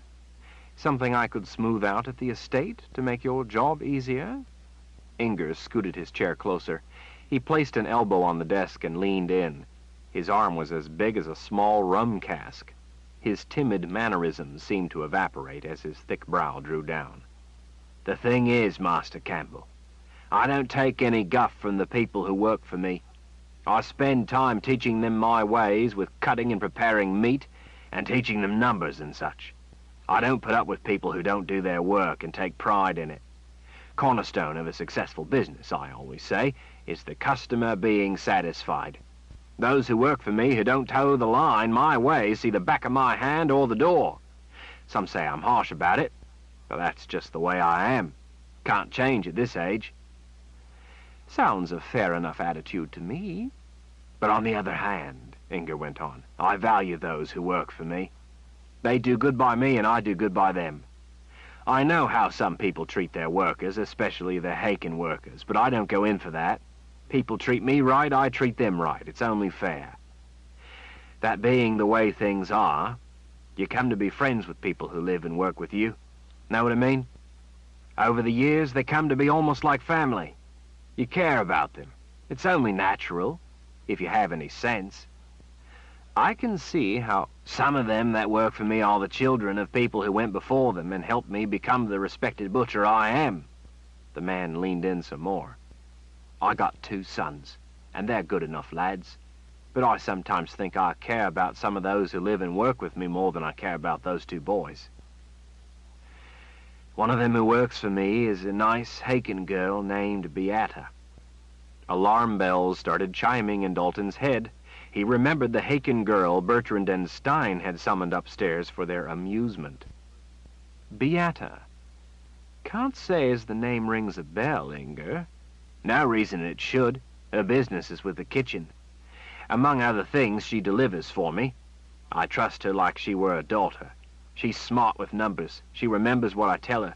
That's important because Hakens can't read, so I can't give them a list. It's important they remember. I never have to load for her. After I tell her what's to go, she gets it right. I never have to worry about her getting orders wrong or being short. I can see. So all of a sudden, she doesn't want to deliver to the estate. Dalton watched the man's fist tighten. We had a load to bring over today, an important load for a feast. I told her to go get Brownie hitched to the cart because I had a load for her to take to the estate. She said no. Inger's fist smacked the desktop. No! The butcher sat back a little and righted an unlit candle that had taken flight. I don't take well to people I employ telling me no. But Beata, well, she's like a daughter. So instead of giving her the back of my hand, I thought to reason with her. I figured maybe it was some boy she didn't like anymore she didn't want to see, or something like that. I don't always understand the things a girl can get in her head to make them go all moody. I sat her down and asked her why she didn't want to take the load to the estate. She said she just didn't. I said that wasn't good enough. She said she'd do double loads to somewhere else. She said she'd dress foul all night as punishment, but she wouldn't go to the estate. I asked her why she didn't want to go, if it was because someone there did something to her. She refused to tell me. Refused. She said she wasn't going to take any more loads there, and that was all there was to it. I told her that unless she told me why, so I could understand it, she was going to take the load out to the estate whether she wanted to or not. She started to cry. Inger was making a fist again. Now, I've known Beata since she was sucking her thumb. I don't think that in the last dozen years I've ever seen that girl cry but once before. I've seen her slice herself open good when she was butchering, and she never cried. Even when I stitched her. Made some real faces in pain, but she didn't cry. When her mother died, she cried, but that was the only time. Until I told her today she had to go to the estate. So I brought the load myself. Now, Master Campbell, I don't know what went on here. But I can tell you that whatever it was, it made Beata cry, and that tells me it wasn't nothing good. She always liked going before. She spoke highly of the minister as a man she respected for all he'd done for Anderith. She was proud to deliver to the estate. No longer. Knowing Beata, I'd say someone here had their way with her. Knowing Beata, I'd say she weren't willing, not willing at all. Like I said, I almost think of that girl as my daughter. Halton didn't take his eyes off the man. She's Haken. So she is. Inger didn't take his eyes off Dalton. Now, Master Campbell, I want the young man who hurt Beata. I intend to hang that young man up on a meat hook. From the way Beata was bawling, I have a feeling it wasn't just one young man, but maybe more. Maybe a gang of boys hurt her. I know you're a busy man, what with the murder of that Winthrop woman, rest her soul. But I'd appreciate it if you looked into this for me. I don't intend to let it go by. Dalton leaned forward and folded his hands on the table. Inger, I can assure you I won't tolerate such a thing happening at the estate. I consider this a very serious matter. The Minister of Culture's office is here to serve the people of Anderith. It would be the worst possible result if one or more men here harmed a young woman. Not if, Inger said. Did, of course. You have my personal assurance that I, personally, will pursue this to a resolution. I'll not stand for anyone, Ander or Haken, being in any kind of danger at the estate. Everyone must be entirely safe here. I'll not allow anyone, Ander or Haken, to escape justice. You must understand, however, that with the murder of an important woman and the possible danger to the lives of other people, including Haken women, my first responsibility lies there. The city is in a tumult over it. People expect such a grievous act to be punished. Inger bowed his head. I understand. I will accept your personal assurance that I will have the name of the young man or men responsible. The chair scraped across the floor as Inger rose. Or the not-so-young man. Dalton stood. Young or old, we will put all due effort into finding the culprit. You have my word. Inger reached out and clasped hands with Dalton. The man had a crushing grip. I am pleased to know I came to the right man, Master Campbell. You did indeed. Yes? Dalton called out at the knock on the door. He expected he knew who it was and kept writing instructions for the new guards he was ordering posted at the estate. Guards at the estate were separate from the army. They were Anders. He wouldn't trust authentic guard duty to the army. Master Campbell? He looked up. Come in, Fitch. The boy strode in and stood erect before the desk. He seemed to be standing taller since he had put on the uniform, and even more so since the business with Claudine. Dalton was pleased with the way Fitch and his muscular friend had followed instructions. Some of the others had given Dalton a confidential report. Dalton set down the glass dipping pen. Fitch, do you remember the first time we talked? The question staggered the boy a bit. Yes. Yes, sir, he stammered. I remember. Up the hall a ways, near the landing. Yes, sir, Master Campbell. I surely was grateful for you for the kind way you treated me. For me not reporting you were somewhere you didn't belong. Yes, sir. He licked his lips. That was very good of you, Master Campbell. Dalton stroked a finger along his temple. I recall you told me that day how the minister was a good man, and you wouldn't like to hear anyone say anything against him. Yes, sir. That's true. And you proved yourself as good as your word. Proved you would do whatever needed doing to protect him. Dalton smiled just a little. Do you remember what else I told you that day on the landing? Fitch cleared his throat. You mean about me someday earning my surname? That's right. So far, you are living up to what I expected. Now, do you remember what else happened that day on the landing? Dalton knew without a doubt the boy remembered. It wouldn't be something he would soon forget. Fitch fidgeted as he tried to think of a way to say it without saying it. Well, sir, I mean, there was... Fitch, you do recall that young lady smacking you? Fitch cleared his throat. Yes, sir, I remember that. And you know her? Her name is Beata. She works for the butcher, Inger. She's in my penance assembly. And you must have seen what she was doing up there? The minister saw you. Stein saw you. You must have seen them with her? It wasn't the minister's fault, sir. She was getting what she asked for. Nothing more. She was always fawning over him, talking about how handsome he was, talking about how wonderful he was. She was always sighing aloud whenever she mentioned his name. Knowing her, she asked for what she got. Sir. Dalton smiled to himself. You liked her, didn't you, Fitch? Well, sir, I don't know. It's kind of hard to like a person that hates you. Kind of wears you down after a time. Dalton could plainly see the boy's feelings for the girl. It was written all over his face, even if he denied it. Well, the thing is, Fitch, this girl might of a sudden be interested in causing trouble.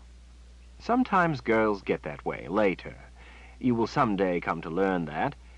Be careful of doing what they ask, because they will sometimes later want to make it seem they never asked at all. The boy looked bewildered. I never knew such a thing, sir. Thank you for the advice.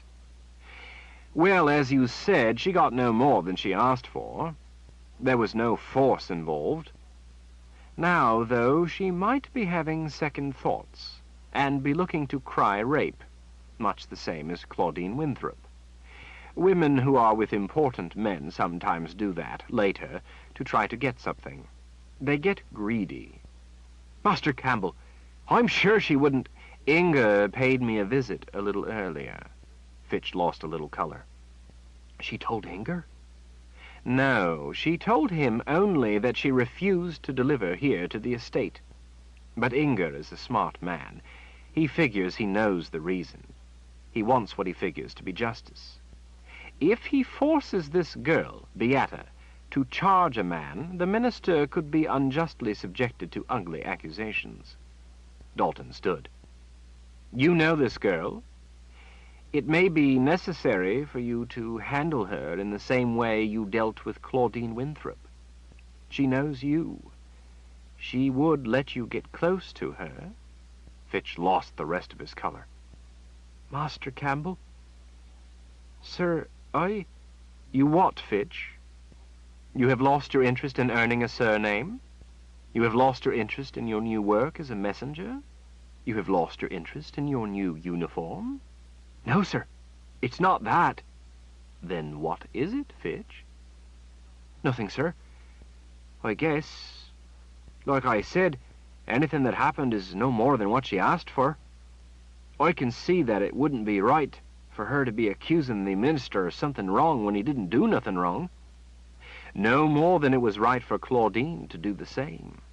Fitch swallowed. No, sir. No more right than that. Dalton returned to his chair. I'm glad we understand each other. I'll call you if she becomes a problem. Hopefully that won't be necessary. Who knows? Perhaps she will think better of such hateful accusations. Perhaps someone will talk some sense into her before it becomes necessary to protect the minister from her wrongful charges. Perhaps she will even decide that butchering work is not for her, and she will go off to work on a farm or something. Dalton idly sucked on the end of the pen as he watched Fitch pull the door closed behind himself. He thought it would be interesting to see how the boy handled it. If he didn't, then Rowley surely would. But if Fitch handled it, then all the pieces would fall together into a masterful mosaic. Chapter 40. Master Spink's boots thunked on the plank floor as he strode among the benches, hands clasped behind his back.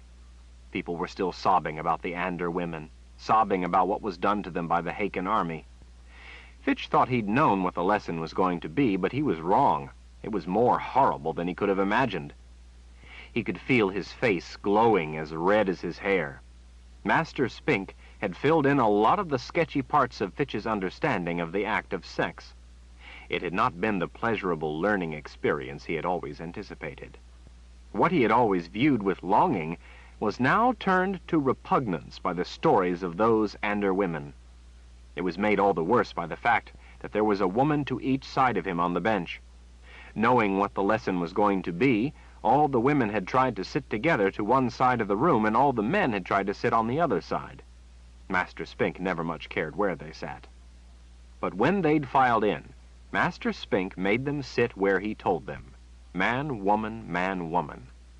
He knew everyone in the Penance Assembly and knew where they lived and worked. He made them sit all mixed up, next to people from somewhere else, so they wouldn't know the person next to them so well. He did that to make it more embarrassing for them when he told the stories of each woman and what was done to her. He described the acts in detail. There wasn't a lot of sobbing for most of it. People were too shocked by what they heard to cry, and too embarrassed to want to call attention to themselves. Fitch, for one, had never heard such things about a man and a woman, and he'd heard a lot of things from some of the other scullions and messengers. Of course, the men were Haken overlords, and naturally they weren't at all kind or gentle. They meant to hurt the Ander women, to humiliate them. That was how hateful the Hakens were. "No doubt you all are thinking," Master Spink went on, "that was so long ago, that was ages ago. That was the Haken overlords. We are better than that now, you are thinking." Master Spink's boots stopped in front of Fitch. "Is that what you are thinking, Fitch? Is that what you are thinking in your fine uniform? Are you thinking you are better than the Haken overlords? That the Hakens have learned to be better?" "No, sir," Fitch said. "We are no better, sir." Master Spink grunted and then moved on. "Do any of you think the Hakens nowadays are outgrowing their hateful ways? Do you think you are better people than in the past?" Fitch stole a glance to each side. About half the people tentatively raised their hands. Master Spink exploded in rage. "So, you think Hakens are nowadays better? You arrogant people think you are better?" The hands all quickly dropped back into their laps. "You are no better. Your hateful ways continue to this day." His boots started their slow thump, thump, thump as he walked among the silent assembly. "You are no better," he repeated, but this time in a quiet voice. "You are the same." Fitch didn't recall the man's voice ever sounding so defeated. He sounded as if he was about to cry himself. Claudine Winthrop was a most respected and renowned woman. While she was alive, she worked for all people, Hakens as well as Anders. One of her last works was to help change outdated laws so starving people, mostly Hakens, were able to find work. Before she died, she came to know that you are no different than those Haken overlords, that you are the same. His boots thumped on across the room. Claudine Winthrop shared something with those women of long ago, those women I've taught you about today. She shared the same fate. Fitch was frowning to himself. He knew Claudine didn't share the same fate. She died quick. Just like those women, Claudine Winthrop was raped by a gang of Hakens. Fitch looked up, his frown growing. As soon as he realized he was frowning, he changed the expression on his face. Fortunately, Master Spink was on the other side of the room, looking into the eyes of Haken boys over there, and didn't see Fitch's startled reaction. We can only guess how many hours poor Claudine Winthrop had to endure the laughing, taunting, jeering men who raped her. We can only guess at the number of cruel, heartless Hakens who put her through such an ordeal out there in that field, but by the way the wheat was trampled, the authorities say it must have been between 30 and 40 men. The class gasped in horror. Fitch gasped, too. There hadn't been half that number. He wanted to stand up and say it was wrong, that they didn't do such vile things to Claudine, and that she'd deserved killing for wanting to harm the minister and future sovereign, and that it was his duty. Fitch wanted to say they'd done a good thing for the minister and for Anderith. Instead, he hung his head. But it wasn't 30 to 40 men, Master Spink said.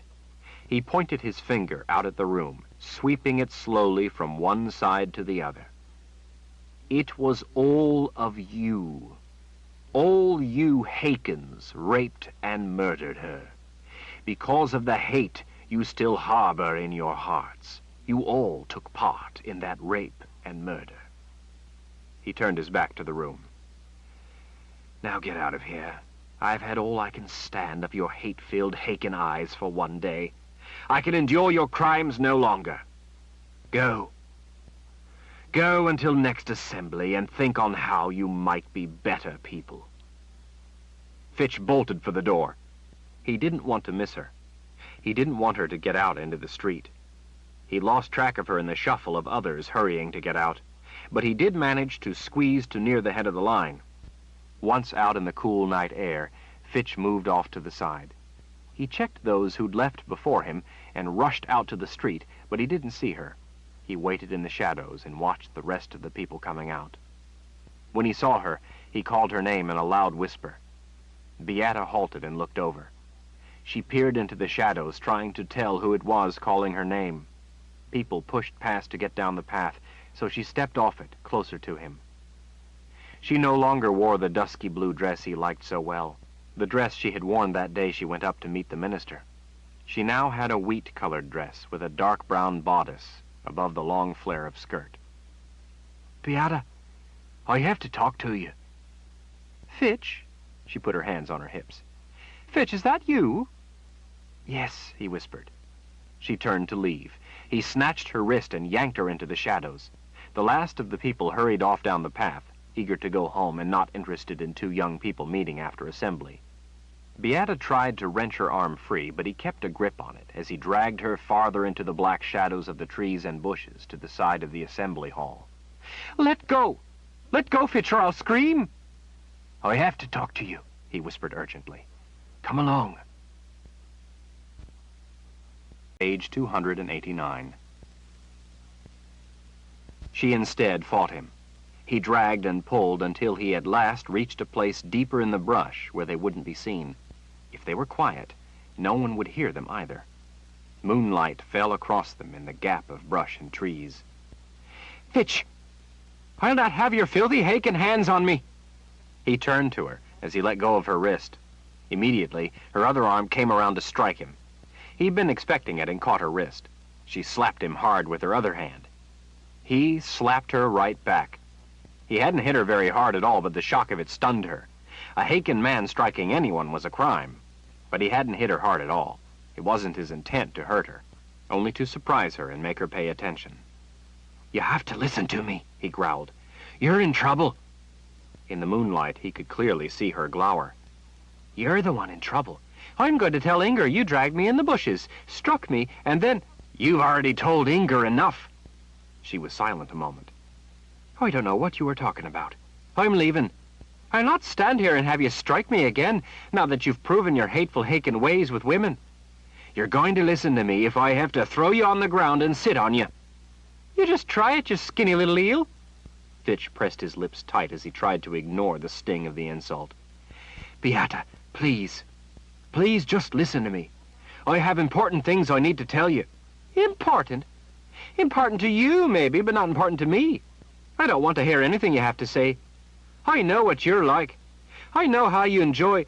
Do you want to see the people working for Inger get hurt? Do you want Inger to get hurt? This has got nothing to do with me. I don't know why you think so low of me, but I'll not try to talk you out of it. This is only about you. Beata folded her arms with a huff. She considered for a moment. He glanced to the side and checked through a gap in the brush to make sure no one on the street was watching. Beata smoothed her hair back above an ear. As long as you don't try to tell me what a fine young man you are in your fancy uniform like those overlord beasts, then talk. But be quick about it. Inger has work for me. Fitch wet his lips. Inger went to the estate with the load today. He went because you refused to deliver to the estate anymore. How do you know that? I hear things. And how did... You going to listen? You're in a lot of trouble and a lot of danger. She put her fists on her hips, but remained silent, so he went on. Inger figures you got taken advantage of at the estate. He came and demanded something be done. He's demanding the name of the ones responsible for hurting you. She appraised him in the moonlight. How do you know this? I told you. I hear things. I didn't tell Inger any of that. Don't matter. He figured it out on his own or something. I don't know. But the important thing is he cares about you, and he's hot for something to be done. He's got this idea in his head that he wants justice done. He's not going to let it go. He's set on causing trouble over it. She sighed irritably. I should never have refused to go. I should just have done it, no matter what might have happened again to me. I don't blame you, Beata. If I was you, I might have done the same. She eyed him suspiciously. I want to know who told you all this. I'm a messenger now, and I'm around important people. Important people talk about what's going on around the estate. I hear what they say, that's all. And I heard about this. The thing is, if you were to say what happened, people would see it as you were trying to hurt the minister. Oh, come on, Fitch. I'm just a Haken girl. How could I hurt the minister? You told me yourself that people are saying he'll be the sovereign. Have you ever heard anyone say anything against the sovereign? Well, the minister is almost to be named sovereign. How do you think people would take it if you had your say about what happened? Do you think they'd believe you're a good girl telling the truth and the minister was lying if he denies it? Anders don't lie. That's what we're taught. If you say anything against the minister, you'll be the one marked a liar. Where's a liar trying to do harm to the minister of culture? She seemed to consider what he said as if it were an unsolvable riddle. Well, I'm not going to. But if I did say anything, the minister would admit what I said was the truth. Because it would be. Anders don't lie. Only Haken's a corrupt of nature. If he said anything about it, he would admit the truth. Fitch sighed in frustration. He knew Anders were better than them, and that Haken's had the taint of an evil nature, but he was beginning to believe the Anders weren't all pure and perfect.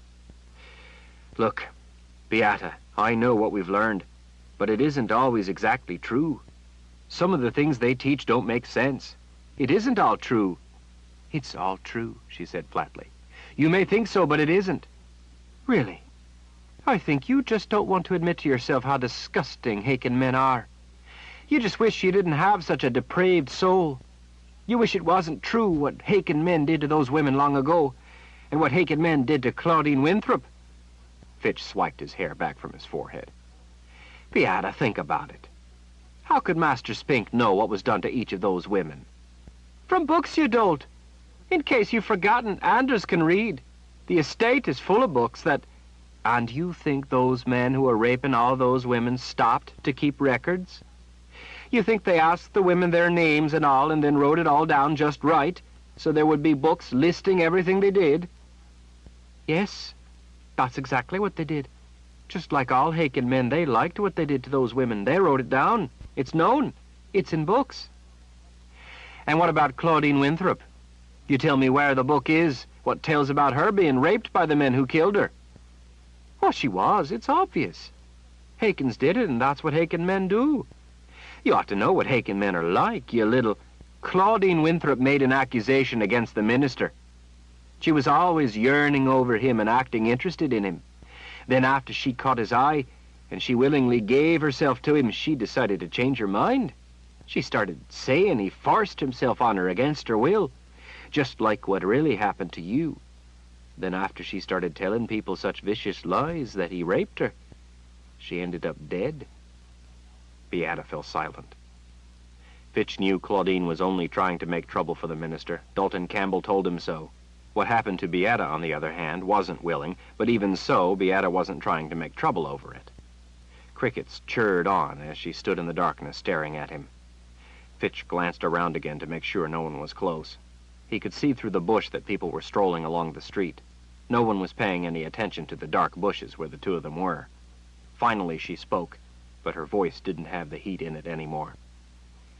Inger doesn't know anything, and I've no intention of telling him. It's too late for that. He already went to the estate and got people stirred up that you was raped there. Got important people stirred up.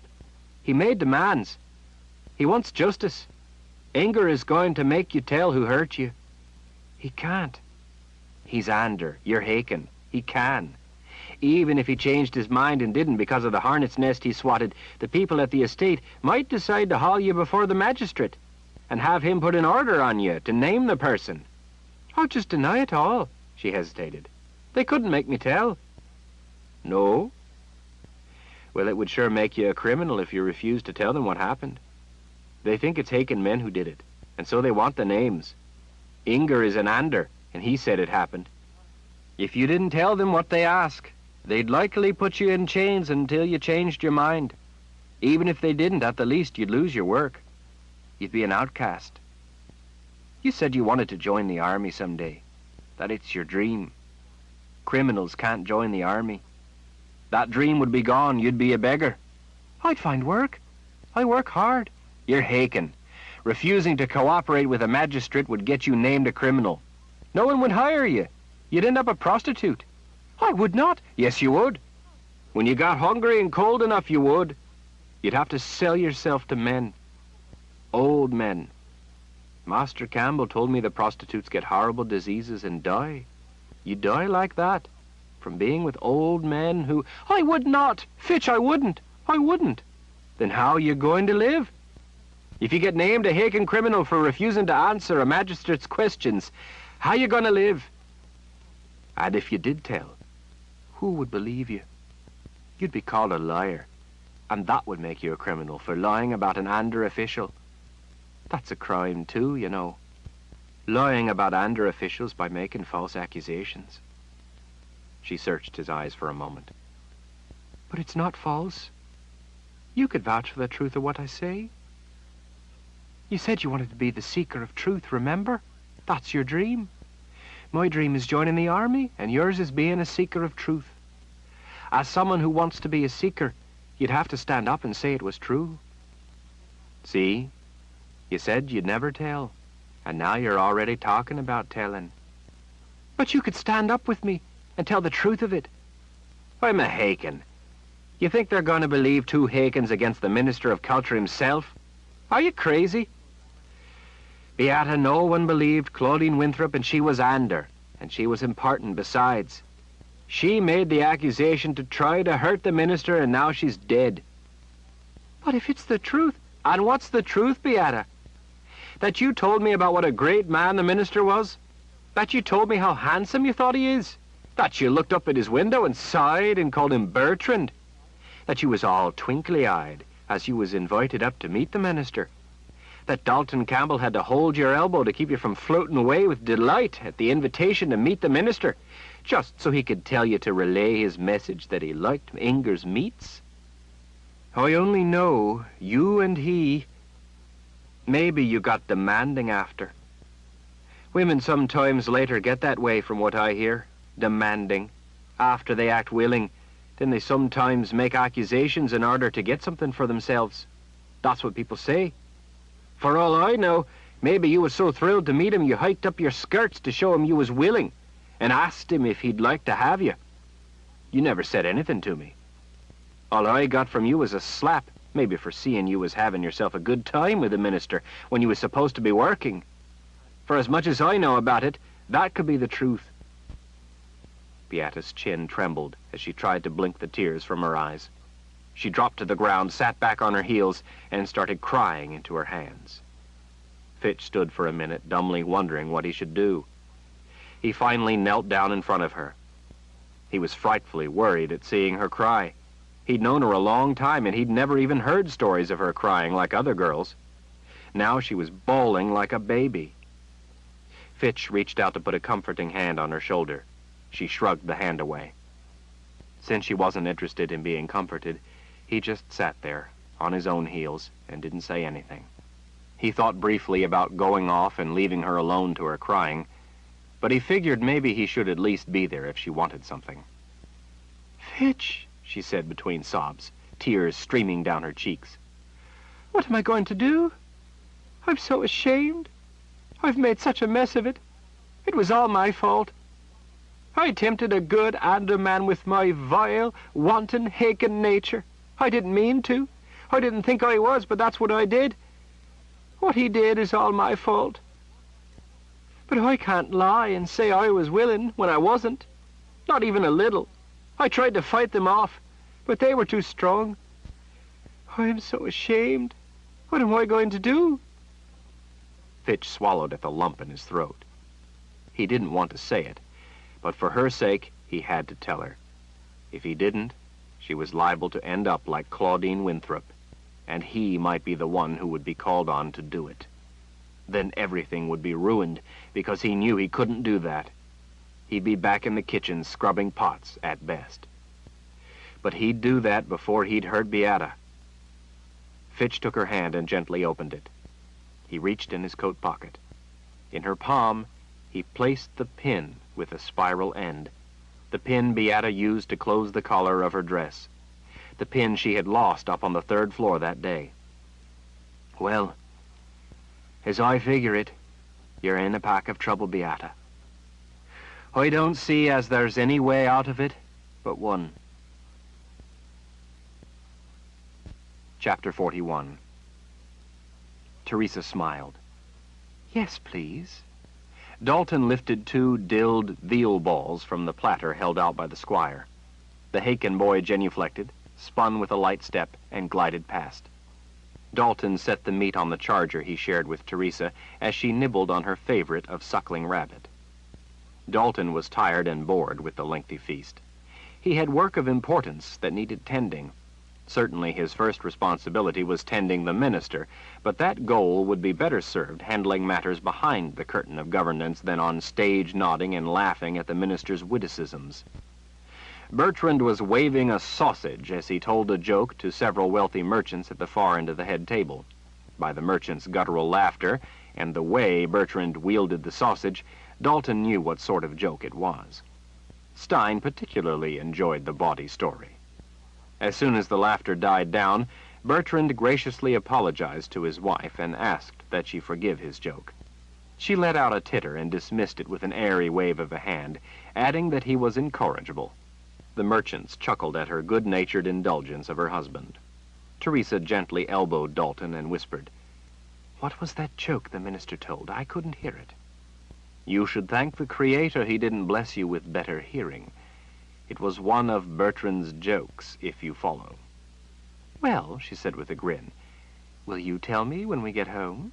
Dalton smiled. "When we get home, Tess, I'll demonstrate it." She let out a throaty laugh.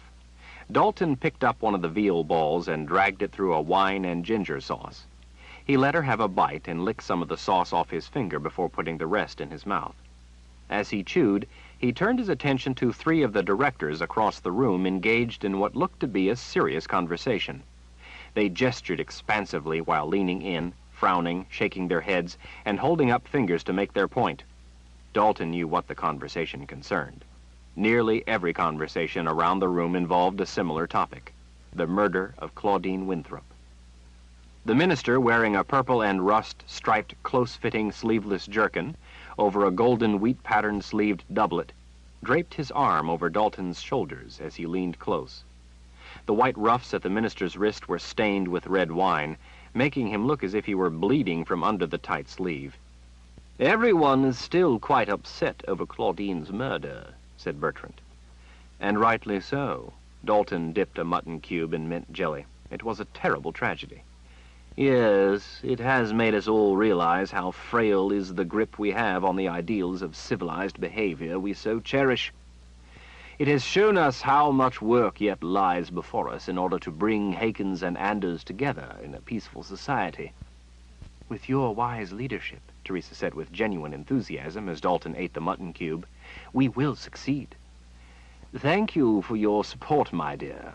Bertrand leaned just a little closer to Dalton, lowering his voice a bit, too. "I hear the sovereign might be ill." "Really?" Dalton sucked the mint jelly off his finger. "Is it serious?" Bertrand shook his head in mock sorrow. "We've had no word." "We will pray for him," Teresa put in, as she selected a slender slice of peppered beef. "And for poor Edwin Winthrop." Bertrand smiled. "You are a most thoughtful and kind-hearted woman, Teresa." He stared at her bodice, as if to see her kind heart beating there, behind her exposed cleavage. "If I am ever stricken ill, I could ask for no more noble a woman than you to pray to the Creator on my behalf. Surely his own heart would melt at your tender, beseeching words." Teresa beamed. Hilda Mara, nibbling on a slice of pear, asked her husband a question, and he turned back to her. Stein leaned in to converse with them about something. They all pulled back when a squire brought a platter of crisped beef. As Stein took a handful of the crisped beef, Dalton glanced again at the directors, still engaged in their discussion. He scanned the table opposite them and caught the eye of Franke Gowanlock. The woman's face told him that she was unable to detect any of it. Dalton didn't know what was wrong with her powers, but it was becoming a serious impediment. A squire held a silver platter toward the minister. He took several slices of pork. Another came with lamb in lentil, which Hilda Mara favored. A steward poured more wine for the head table before moving on. The minister enfolded a husband's arm around Hilda Mara's shoulder and spoke to her in a whisper. A server entered, carrying a large basket piled high with small loaves of brown bread. He took it to the serving board to be transferred onto silver trays. From a distance, Dalton couldn't tell if there was any problem with the bread. A large quantity of it had been declared unfit for the feast and had been consigned for donation to the poor. Leftover food from feasts, usually great quantities of it, was distributed to the poor. Master Drummond had had some sort of trouble down in the kitchen earlier in the day with the baking of the bread.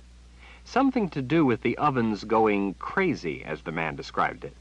A woman was badly burned before she could be doused. Dalton had more important things to worry about than baking bread, and hadn't inquired further. "Dalton," the minister said, returning his attention to his aide, "have you managed to prove out any evidence about the murder of poor Claudine Winthrop?" On the other side of the minister, Hilda Mara looked keenly interested in hearing Dalton's answer.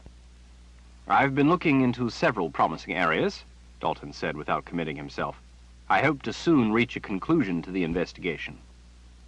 As always, they had to be circumspect when they spoke at feasts, lest words they would not want repeated be carried to listening ears. Gifted listeners other than Franke might be present, and having no trouble with their ability. Dalton, to say nothing of Bertrand and his wife, didn't doubt that the directors might be using the gifted. "Well, the thing is," Bertrand said, "Hilda Mara tells me some people are getting quite concerned that we aren't taking the matter seriously enough."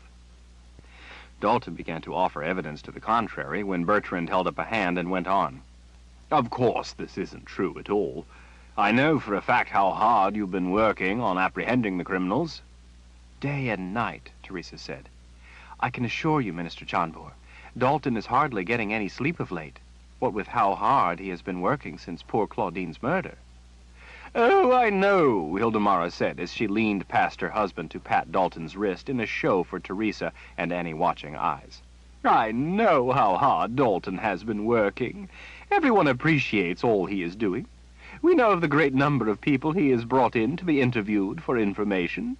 It's just that some people are beginning to question if all the effort is ever going to produce the guilty party. People fear the killer's still among them and are eager to settle the matter." "That's right," Bertrand said.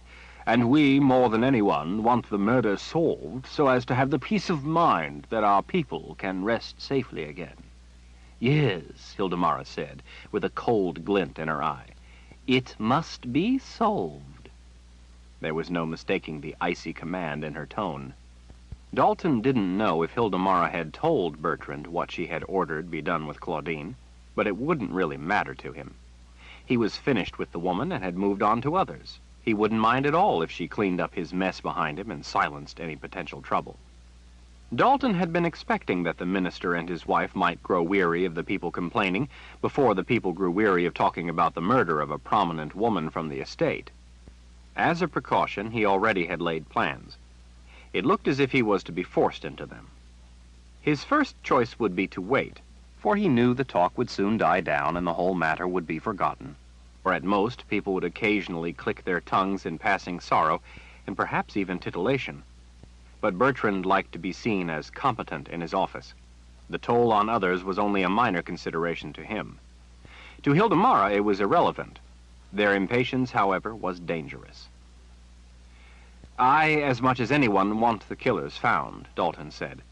However, as a man of the law, I am bound by my oath of office to be sure we find the true killers, and not simply accuse someone falsely just to see someone punished.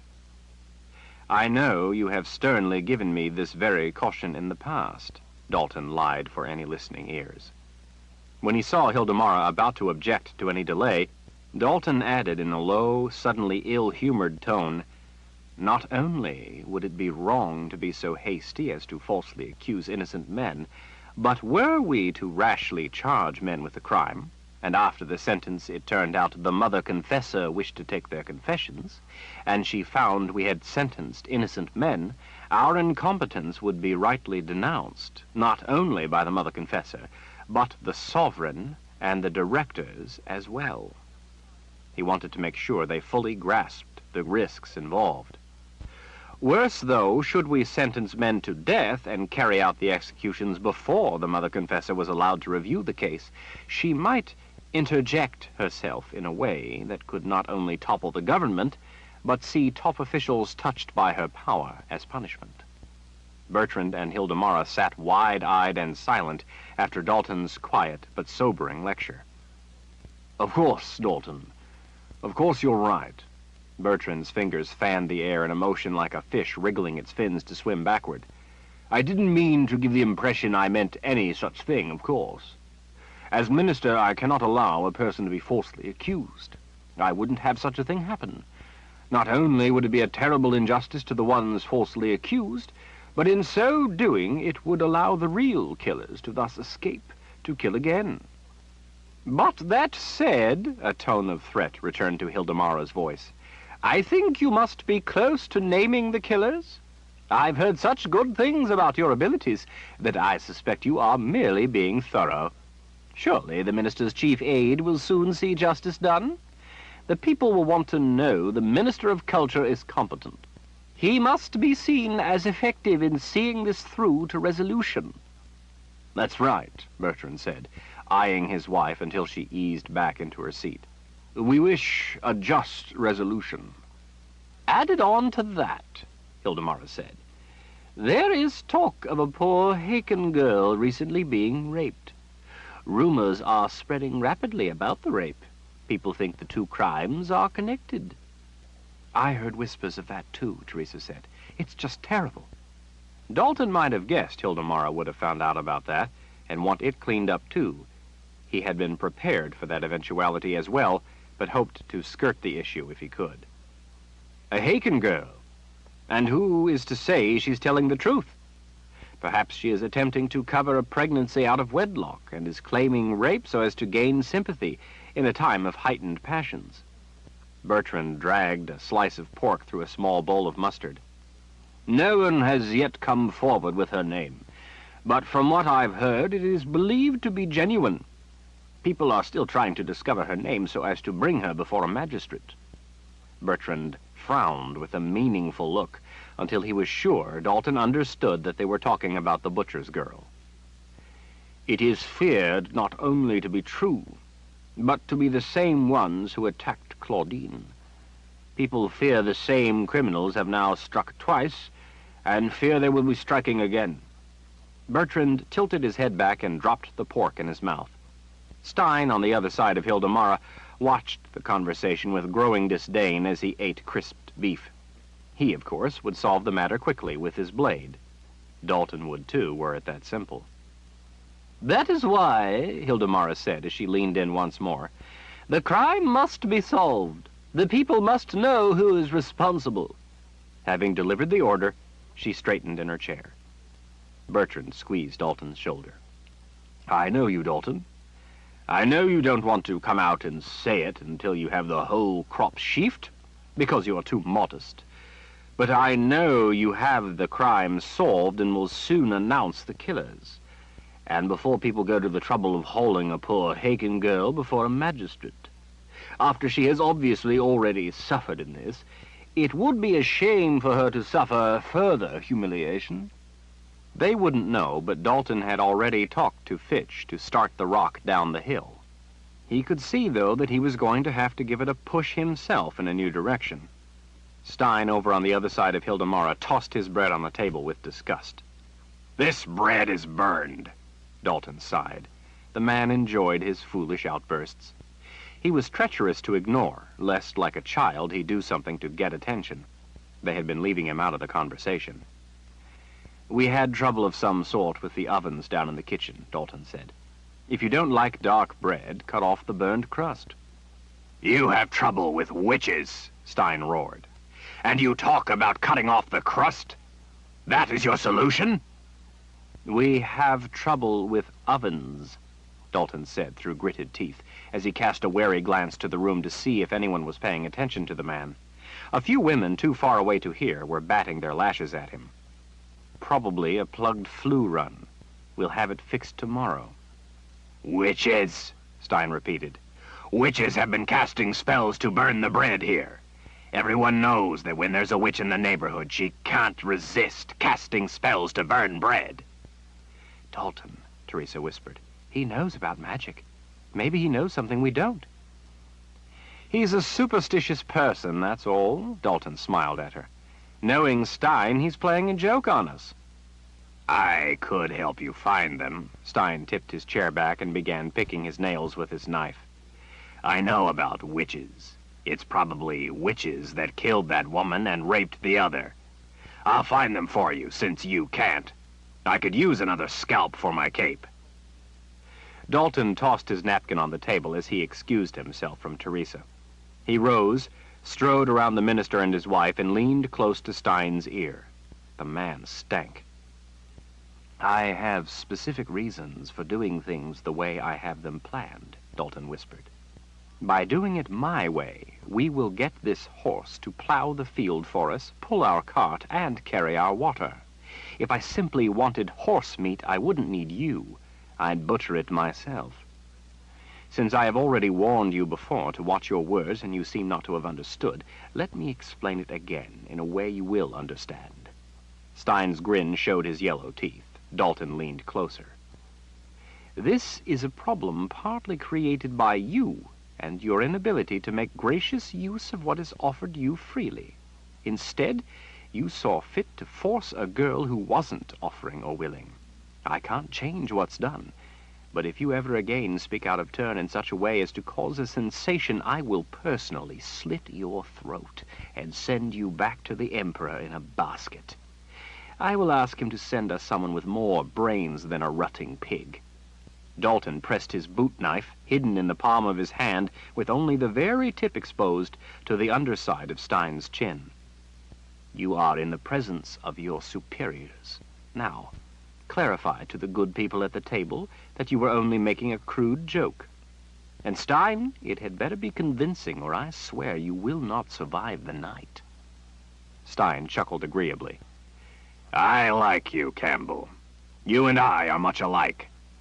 I know we're going to be able to do business. You and the minister are going to like the order. Despite your fancy dancing at dinner, we are the same. Dalton turned to Hildemara and Bertrand. "Stein has something to say. As soon as he finishes, I must go see to some new information.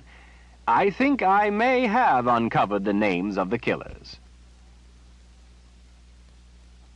Chapter 42. Fitch hurried along the dimly lit corridor. Rowley had told him it was important. Morley's bare feet thumped against the wood floor. It sounded odd to Fitch now. Having never worn boots, it had taken Fitch time to get used to the way they sounded. Now bare feet sounded odd to him. Beyond odd, it was a sound that reminded him of being a shoeless scullion, and he didn't like to be reminded of that part of his life. Being a messenger was like a dream come true. Through the open windows, the sounds of the music at the feast drifted in. The woman with the harp was playing and singing. Fitch loved the pure sound of her voice as she sang along with her harp. Got any idea what this is about?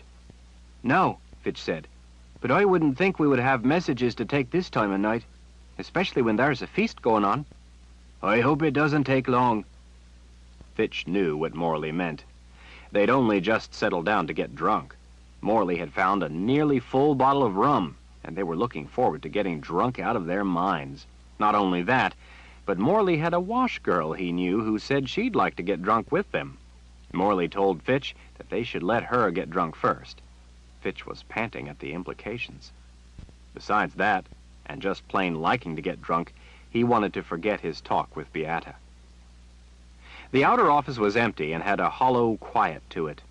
Rowley hadn't returned with them, so there was just the two of them. Dalton Campbell, pacing slowly with his hands clasped behind his back, saw them and waved them in. "There you both are. Good." "What can we do for you, Master Campbell?" Fitch asked.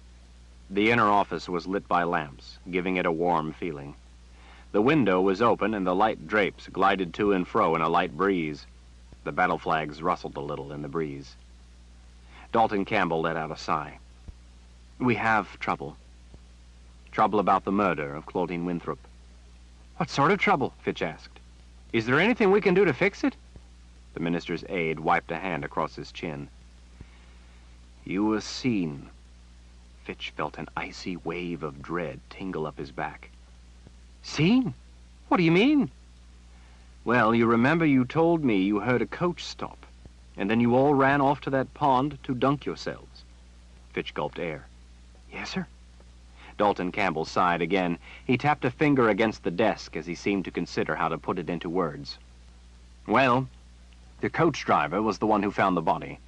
He turned back to get the city guard." "You told us that already, Master Campbell," Morley said. "Yes, well, I have only just learned that before he left, he had his assistant remain behind. The man followed your trail through the wheat. He followed you to the pond."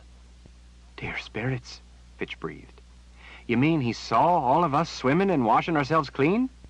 "He saw you two. He's just now named your names. Fitch and Morley," he said, "from the kitchen at the estate." Fitch's heart was hammering out of control. He tried to think, but panic was welling up around his ears faster than he could tread it. Good reason or not, they would still put him to death. "But why didn't this man say something before if he saw us?" "What? Oh, I guess he was in shock over the sight of the body and all, so he..." Dalton Campbell waggled a hand. "Look, there's no time to discuss what's already happened. We can't do anything about that now." The tall Ander pulled open a drawer. "I feel terrible about this. I know you two have done good work for me, for Anderith. But the fact remains you were seen." He took a heavy leather pouch from the drawer and plunked it down on the desk. "What's going to happen to us?" Morley asked. His eyes were the size of gold sovereigns. Fitch knew how his friend felt. His own knees were trembling as he tried to imagine how they would execute him. A new terror rose up inside his throat, almost pushing out a scream. He recalled Franca telling him how that mob put a rope around her neck and pulled her up to build a fire under her while she was strangling and her feet were kicking in the air. Except Fitch didn't have any magic to help him get away. He reached up and felt the coarse rope around his neck. Dalton Campbell slid the leather pouch across the desk. "I want you two to take this." Fitch had to concentrate to understand what Dalton Campbell had said. "What is it?" "It's mostly silver. There is some gold in there, too. Like I said, I feel terrible about this. You two have been a big help, and have shown me you are to be trusted. Now, though, with someone having seen you and able to identify you as being the ones, you would be put to death for killing Claudine Winthrop." "But you could tell them..." "I can tell them nothing. My first responsibility is to Bertrand Chanbor and the future of Anderith. The sovereign is ill. Bertrand Chanbor could be called upon to become the new sovereign any day. I can't throw the whole land into chaos over Claudine Winthrop. You two are like soldiers in war. In war, good people are lost. Besides, with emotions over this running so strong, no one would listen to me. An angry mob would drag you away and..." Fitch thought he might faint. He was breathing so fast he was near to passing out. "You mean we're to be put to death?" Dalton Campbell looked up from his thoughts. "What?" "No." He pushed at the leather pouch again. "I told you, this is a lot of money. Take it. Get away. Don't you understand? You must get away or you will be put to death before the sun sets again." "But where will we go?" Morley asked. Dalton waved a hand toward the window. "Away. Far away. Far enough away that they will never find you." "But if it could be cleared up somehow, so that people knew we was only doing what had to be done..." And raping Beata? You didn't have to rape Beata. What? Fitch said with a long breath. I would never. I swear, I would never do that. Please, Master Campbell, I wouldn't. It doesn't matter what you would never do. As far as the people after you are concerned, you did it. They're not going to stop so that I can reason with them. They won't listen. They think the same people who raped and killed Claudine raped Beata too. They won't believe you. Not when a man can identify you as the ones who killed Claudine Winthrop. Whether you raped Beata or not doesn't matter. The man who saw you is an Ander. The people after us? Morley wiped a trembling hand over his pallid face. You mean to say there's people already after us? Dalton Campbell nodded. If you stay here, you will be put to death for both crimes. Your only chance is to get away, and fast. Because you've both been such dependable men for me and served so well in the cause of Anderith culture, I wanted to warn you, so you could have a chance to escape at least. I'm giving you my life savings to help you escape. Your savings? Fitch shook his head. No, sir, Master Campbell, we'll not take your savings. You have a wife and... I insist. If necessary, I will order it. The only way I'll be able to sleep at night is knowing I could at least help you in this small way. I do whatever I can to take care of my men. This is the least I can do for you two brave men. He pointed at the leather pouch. Take it. Split it between you. Use it to get far away. Start a new life. A new life? That's right, Master Campbell said. You could even buy yourselves swords. Morley blinked in astonishment. Swords? Of course. There is enough there to buy you each a dozen swords. If you went to a new land, you wouldn't be thought of as Hakons, as you are here. In many places, you would be free men, and you could buy yourselves swords. Get yourselves a new life. New work, new everything. With money like that, you could meet nice women and court them properly. But we've never even been out of Fairfield, Morley said, near tears. Dalton Campbell put his hands on his desk and leaned toward them. If you stay here, you will be put to death. Guards have your names, and are no doubt searching for you as we speak. They are probably right on your heels. I pray to the Creator they didn't see you coming up here. If you want to live, take the money and run. Find yourselves a new life. Fitch snatched a quick look over his shoulder. He didn't see anyone or hear anyone, but they could be on them at any moment. He didn't know what to do, but he did know they had to do as Dalton Campbell said and get away. Fitch swept the leather pouch off the desk. Master Campbell, you are the best man I've ever known. I wish I could have worked for you for the rest of my life. Thank you for telling us they're after us and giving us a start. Dalton Campbell reached out with a hand. Fitch had never clasped hands with an Ander before, but it felt good. It made him feel like a man. Dalton Campbell gripped Morley's hand, too. Good fortune to you both. I would suggest you get some horses. Buy them, don't steal them, or that will give them your trail. I know it will be difficult, but try to act normal, or you will make people suspicious. Take care with the money. Don't waste it on prostitutes and rum, or it will be gone before you know it. If that happens, you will be caught, and you won't live long enough to die from the diseases the whores give you. If you use your heads with the money, spend it frugally, it will keep you in good stead for a few years, give you time to establish new lives wherever you find you like it. Fitch reached out and shook hands again. Thank you for all the advice, Master Campbell. We'll do as you say. We'll buy horses and then get away. Don't you worry about us. Both Morley and I have lived on the streets before. We know how not to get caught by Anders wishing us harm. Dalton Campbell smiled. I suppose you do.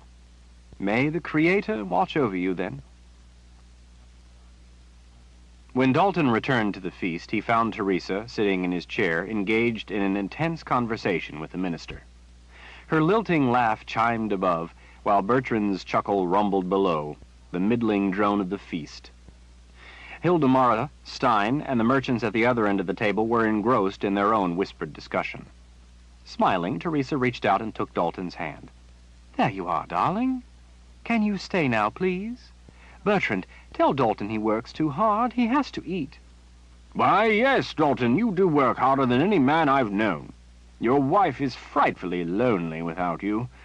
I've been trying to keep her entertained, but she isn't interested in my stories. She is quite polite about it, even though she only wishes to tell me what a good man you are when I already know it." Bertrand and Teresa encouraged him to return to his seat as she moved back to hers. Dalton held a finger up to his wife, imploring patience for just a moment longer. He moved around and put one hand on the minister's shoulder and the other on Hilda Mara's as he leaned down between them. They both tipped their heads in. "I have just now received new information that confirms my suspicions. As it turns out, the first reports of the crime were sensationalized. Claudine Winthrop was in reality murdered by just 2 men. He handed the minister a folded piece of paper secured with a wax seal. "Here are their names." Bertrand took the paper as a smile spread on his wife's face. "Now, please listen carefully," Dalton added. "I was on to them, but before I was able to arrest them, they stole a great deal of money from the kitchen account and escaped. An intensive search is already underway." He lifted a questioning eyebrow as he looked to each face to make sure they understood he was fabricating a story for a reason. Their own expressions told him they grasped the unspoken meaning between his words. "Tomorrow, when it pleases you, announce the names of the men on that piece of paper. They worked in the kitchen. They raped and killed Claudine Winthrop. They raped a Haken girl who works for the butcher Inger, and now they have robbed the kitchen account and run." "But won't the Haken girl have something to say?" Bertrand asked, worried she might deny they were the ones and turn the finger to him if forced to talk. "Unfortunately, the ordeal was too much for her, and she ran off. We don't know where she went, probably to live with distant family, but she won't be back. The city guard has her name. Should she ever try to return, I will know about it first, and personally see to her interrogation." "Then she isn't here to contradict the conviction of the murderers." A scowl returned to Hilda Mara's face. "Why should we give them the night to escape? That's foolish. The people will want an execution. A public execution. We could give them quite the show of it.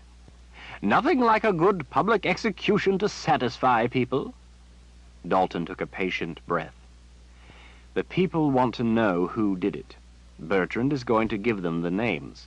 That will show everyone the minister's office discovered the killers. That they ran before the names were even announced proves them guilty." Dalton drew down his own brow. "Anything more than that could bring trouble in the form of the mother confessor. That is trouble beyond our ability to control. An execution would serve no purpose and bring great risk. The people will be satisfied with knowing we have solved the crime and the killers are no longer among them. To do more would risk everything as we stand in the doorway to the sovereign's chamber." Hilda Mara began to object. "The man is right," Bertrand said with authority. She relented. "I suppose." "I will make an announcement tomorrow, with Edwin Winthrop at my side, if he is well enough," Bertrand said. "Very good, Dalton. Very good indeed. You've earned yourself a reward for this one." Dalton smiled at last. "Oh, I have that all planned out, too, Minister." Bertrand's sly chuckle returned. "No doubt, Dalton, no doubt." The laugh turned to a belly laugh that even infected his wife. Fitch had to wipe tears from his eyes as he and Morley rushed down the halls of the estate. They went as fast as they could without running, remembering what Dalton Campbell told them about trying to act normal. When they saw guards, they quickly changed their route to avoid being seen up close. From a distance, Fitch was just a messenger and Morley an estate worker. But if they saw any guards and the guards tried to stop them, then they would have to bolt. Fortunately, the ruckus of the feast covered the sound of their feet on the wood floors. Fitch had an idea that might help them escape. Without explaining, he pulled Morley's sleeve, urging him to follow. Fitch turned them to a stairwell. They took the steps 2 at a time down to the lower floor. Fitch made 2 turns and in short order found the room he wanted. It was deserted. Carrying a lamp, they both slipped inside and shut the door. "Fitch, are you crazy shutting us in here? We could be halfway to Fairfield by now." Fitch licked his lips. "Who are they looking for, Morley?" "Us?" "No, I mean from the way they're thinking, who are they looking for?" "A messenger and a kitchen scullion, right?" Morley scratched his head as he kept looking at the door. "I guess. Well, this is the estate supply room. where they keep some of the livery. Before a seamstress fitted me up with my uniform, I got one from down here to wear till she was done with mine. Well, if you got your uniform, then what are we doing? Take off your clothes. Why? Fitch growled in frustration. Morley, they're looking for a messenger and a scullion. If you put on a messenger's outfit, then we'll be 2 messengers. Morley's eyebrows went up. Oh, that's a good idea. In a rush, Morley stripped out of his filthy scullion clothes. Fitch held out the lamp as he searched the shelves for outfits of messengers for the minister's aide. He tossed Morley some dark brown trousers. Do these fit? Morley stepped into the legs and pulled them up. Good enough. Fitch pulled out a white shirt with ruffled collar. How about this? Fitch watched as Morley tried to button it. It was too small to fit over Morley's broad shoulders. Fold it back up, Fitch said as he searched for another. Morley tossed the shirt aside. Why bother? Pick it up and fold it back up. You want us to get caught? I don't want it to look like we was down here. If they don't know someone took clothes, then we can get away better. Oh, Morley said. He plucked up the shirt and started folding with his big hands. Fitch handed him another that was only just a little too big. In short order, Fitch found a sleeved doublet quilted with an interlocking cornucopia design. The edges were trimmed with the distinctive brown and black braided wheat banding of Dalton Campbell's messengers. Morley poked his arms through the sleeves. It fit fine. How do I look? Fitch held up the lamp. He let out a low whistle. His friend was built a lot stouter than Fitch. In the messenger uniform, Morley looked almost noble. Fitch never thought of his friend as good-looking, but now he was a sight. Morley, you look better than Rowley does. Morley grinned. Really? The grin vanished. Let's get out of here. Fitch pointed. Boots. You need boots or you'll look foolish. Here, put on these stockings or you'll get blisters. Morley hauled up the stockings and then sat on the floor while he matched up boot soles with the bottom of his foot until he found a pair that fit. Fitch told him to pick up all his old clothes, so no one would know they had been there and taken an outfit, if they even discovered it missing. There was a lot of livery stored in the room, and it wasn't orderly enough to tell if one outfit was gone. When they heard boots in the hall, Fitch blew out the lamp. He and Morley stood frozen in the dark. They were too terrified to breathe. The boots came closer. Fitch wanted to run, but if they did, they would have to run out the door, and that was where the men were. Men. He realized it was boots from 2 men. Guards. Guards making their rounds. Once again, Fitch felt panic at the idea of being put to death before a jeering crowd. Sweat trickled down his back. The door opened. Fitch could see the man standing with his hand on the doorknob, outlined in the dim light from the hall. He could see the sword at the man's hip. Fitch and Morley were back a ways in the room, in an aisle between shelves. The long rectangle of light from the doorway fell across the floor and came almost right up to Fitch's boots. He held his breath. He dared not move a muscle. Maybe, he thought, the guard, his eyes accustomed to the light, didn't see the 2 of them standing there in the dark. The guard closed the door and walked on with his fellow, who was opening other doors in the hall. The sound of footsteps receded into the distance. Fitch, Morley said in a shaky whisper, I'd be needing to relieve myself something awful. Can we get out of here, please? Fitch had to force his voice to return. Sure. He made for where he remembered seeing the door in the pitch blackness. The light of the empty hall was a welcoming sight. The 2 of them hurried on to the nearest way out, the service entrance not far from the brewer's room. Along their way, they dumped Morley's old clothes in the rag bin near the service dock. They heard the old brewer singing a drunken song. Morley wanted to stop and lift something to drink. Fitch licked his lips as he considered Morley's idea. It sounded good to him, too. He surely would like a drink right then. No, he finally whispered. I'd not like to be put to death for a drink. We have plenty of money. We can buy a drink later. I don't want to be here a second longer than necessary. Morley nodded reluctantly. They rushed out the service doors and out onto the dock. Fitch leading, they hurried on down the steps. The steps Claudine had come up the first time he and Morley had their talk with her. If only she'd listened to them and done as Fitch warned her. Aren't we going to get any of our things? Morley asked. Fitch stopped and looked at his friend standing in the light coming from the estate windows. You got anything worth dying for? Morley scratched his ear. Well, no, I guess not. Just a nice carved stick game my pa gave me. I guess I don't have much else but some of my other clothes, and they're just rags, really. This outfit is better than any of them, even my assembly clothes. Penance assembly. Fitch realized with a sense of joy they would never have to go to penance assembly again. Well, I don't have anything worth taking either. I got a few coppers left in my trunk, but that's nothing compared to what we're carrying now. I say we get to Fairfield and buy some horses. Morley made a face. You know how to ride a horse? Fitch looked around to make sure there weren't any guards about. He gave Morley a gentle shove to get them moving. No, but I reckon we'll learn fast enough. I reckon, Morley said. But let's buy gentle horses. As they made the road, they both looked back over their shoulders at the estate for the last time.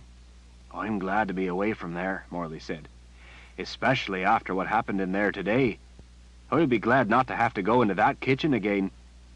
Fitch frowned over at his friend. What are you talking about? You didn't hear? Hear what? I was off in Fairfield delivering messages. Morley grasped Fitch's arm and brought them to a panting halt. About the fire? You didn't hear about the fire? Fire? Fitch was baffled. What are you talking about? Down in the kitchen, earlier today. Something went crazy wrong with the ovens on the hearth. The whole thing. Wrong? Like what? Morley lifted his arms up as he made a roaring sound with the spit in his throat. His arms spread, apparently to imitate flames expanding outward. It just flared up something awful. Burned the bread. Got so hot it split a cauldron. No, Fitch said in astonishment. Did anyone get hurt? A fiendish grin spread on Morley's face. Gilly got burned real bad. With an elbow, he jabbed Fitch in the ribs. She was making a sauce when the fire went crazy. She got her ugly prune face burned up. Her hair was afire and everything. Morley laughed with the satisfaction of one who had waited years for recompense. She probably won't live, they say, but at least as long as she lives, she'll be in a horrible pain. Fitch had mixed feelings. He felt no sympathy for Gilly, but still. Morley, you shouldn't be glad an Ander got hurt. That just shows our hateful Hakin ways. Morley made a scornful face, and they started out again. They ran the entire way, diving into the fields whenever a carriage came along the road. They hid in the wheat or the sorghum, depending on which side offered the most cover. There they lay and caught their breath until the carriage passed. In a way, Fitch found the experience of running away more a liberation than a frightful flight. Away from the estate, he felt less fear of getting caught. At night, anyway. I think we should hide in the day, he said to Morley. In the beginning, at least.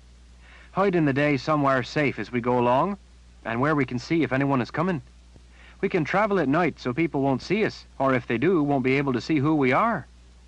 But what if someone finds us in the day when we're sleeping? We'll have to stand watches, just like soldiers do. One of us stands watch while the other gets sleep. Morley seemed to find Fitch's logic a marvelous thing. I never thought of that. They slowed to a walk as they neared the streets of Fairfield. There, they knew how to disappear as effectively as they did in the fields when a carriage came along the road. We can get some horses, Fitch said, and still make some distance tonight. Morley thought a minute. How are we going to get out of Anderith? Master Campbell said there are places where it don't matter that we're Hakin. But how are we going to get past the army at the border with the Domini Dirge? Fitch gave the shoulder of Morley's doublet a tug. We're messengers, remember? So? So we say we have official business. Messengers have official business outside of Anderith? Fitch gave that some thought. Well, who's to say we don't? If we say we have urgent business, they can't keep us until they send word back. That would take too long. They might ask to see the message. We can't be showing secret messages to them now, can we?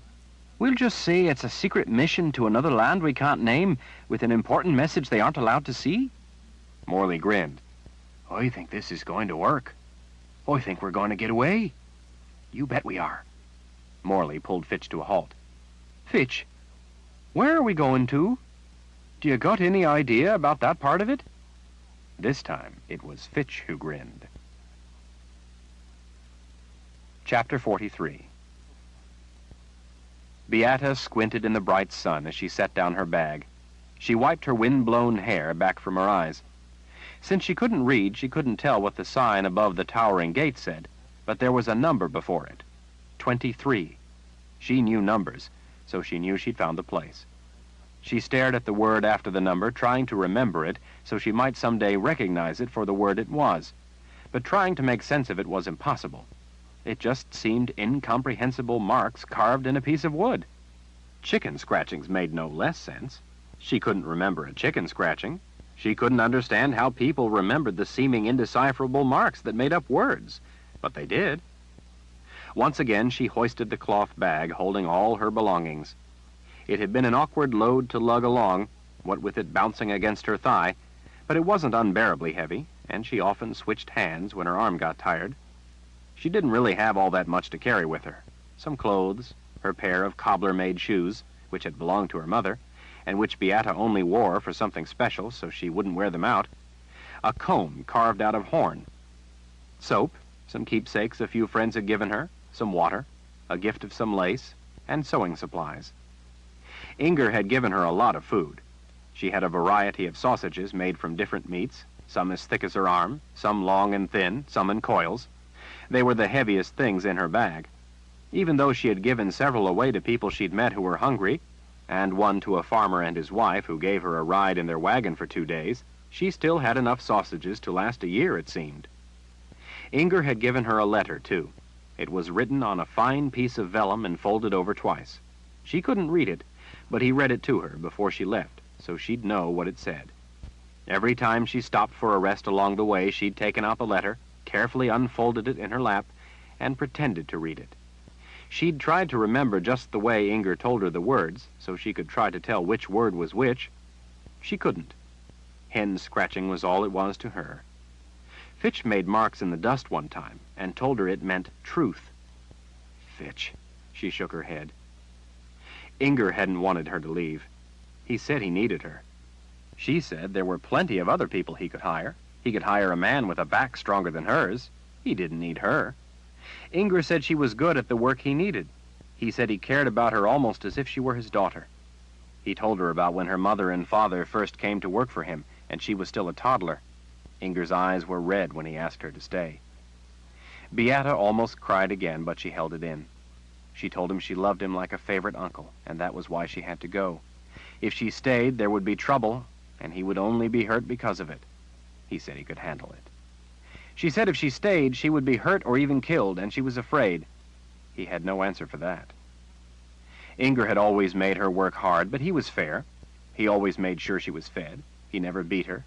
Sometimes he'd backhand one of the boys if they talked back to him, but never the girls. But then the girls didn't talk back to him in the first place.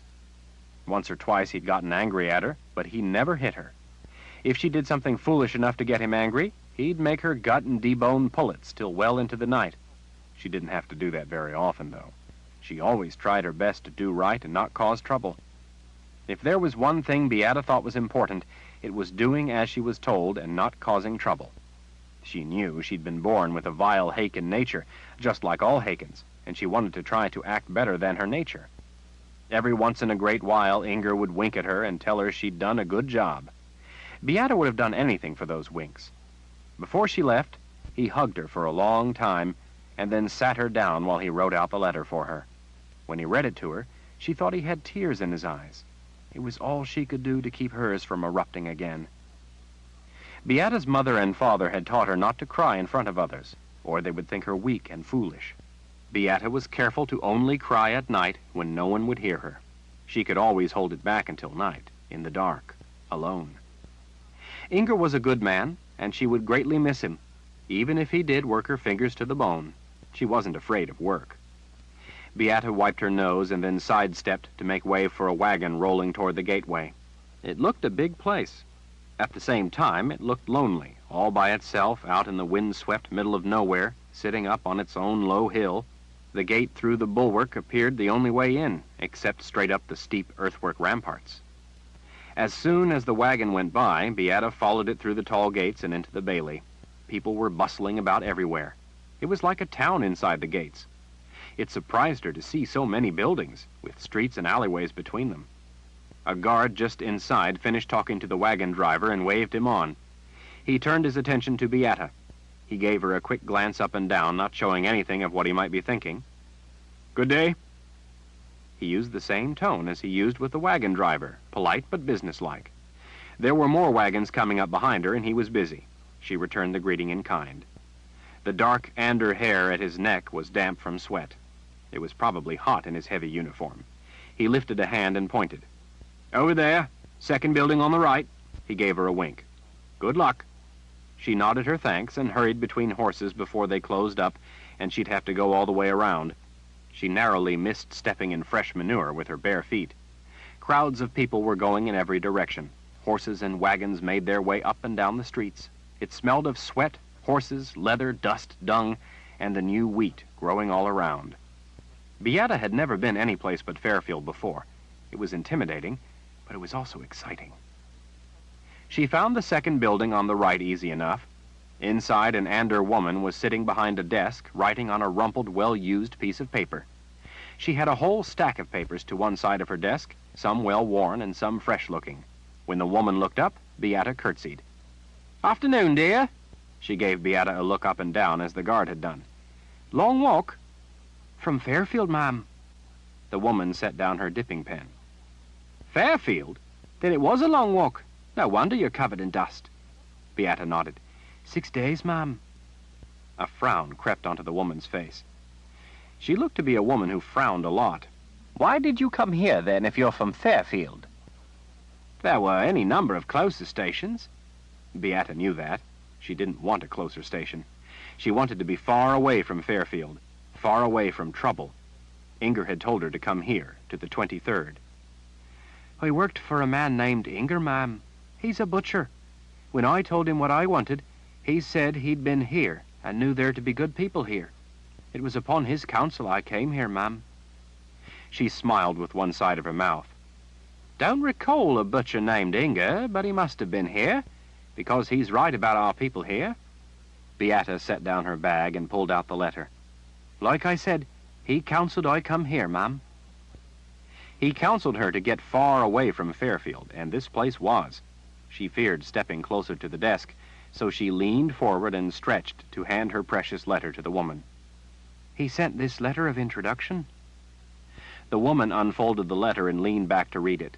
Watching her eyes going along each line, Beata tried to remember Inger's words. She was sorry to find the exact words fading. It wouldn't be long before she recalled only the main thrust of Inger's words. The woman set down the letter. "Well, Master Inger seems to think a great deal of you, young lady. Why would you want to leave a job where you got along so well?" Beata hadn't been expecting to have anyone ask her why she wanted to do this.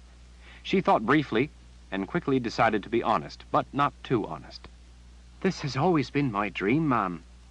I guess that a person has to try out their dream sometime. No use in living your life and never trying your dream." "And why is it your dream?" "Because I want to do good, and because the minister made it so women would be respected here, so they'd be equal." "The minister is a great man." Beata swallowed her pride. Pride did a person no good. It only held them back. "Yes, ma'am, he is. Everyone respects the minister. He passed the law allowing Haken women to serve along with the ander men and women. That law also says all must show respect to those Haken women who serve our land. Haken women owe him a great debt. Minister Chanbur is a hero to all Haken women." The woman regarded her without emotion. "And you had man trouble, am I right? Some man wouldn't keep his hands off you, and you finally had enough and finally got up the courage to leave." Beata cleared her throat. "Yes, ma'am, that's true. But what I told you about this always being my dream is true, too. The man just decided it for me sooner, that's all. It's still my dream, if you'll have me." The woman smiled. "Very good. What's your name, then?" "Beata, ma'am." "Very good, Beata. We try to follow Minister Chanbo's example here, and do good." "That's why I came, ma'am, so I could do good." "I'm Lieutenant Yarrow. You call me Lieutenant." "Yes, Lieutenant. So, May I join? Lieutenant Yarrow pointed with her pen. Pick up that sack over there. Beata hoisted the burlap sack. It felt like it was loosely filled with firewood. She curled a wrist under it and held it against a hip with one arm. Yes, Lieutenant? What would you like done with it? Put it up on your shoulder. Beata hoisted it up and curved her arm around and forward over the sack so it would bulge up the muscle and the wood wouldn't rest on her shoulder bone. She stood waiting. All right, Lieutenant Yarrow said. You can put it down. Beata set it back where it had been. You pass, the lieutenant said. Congratulations. Your dream just came true. You're in the Anderith army. Hakens can never be completely cleansed of their nature, but here you will be valued and be able to do good. Beata felt a sudden swell of pride. She couldn't help it. Thank you, Lieutenant. The lieutenant waggled her pen, pointing it back over her shoulder. Out back, down the alleyway to the end, just below the rampart, you will find a midden heap. Take your bag out there and throw it on with the rest of the offal. Beata stood in mute shock. Her mother's shoes were in there. They were expensive. Her mother and father had saved for years to buy those shoes.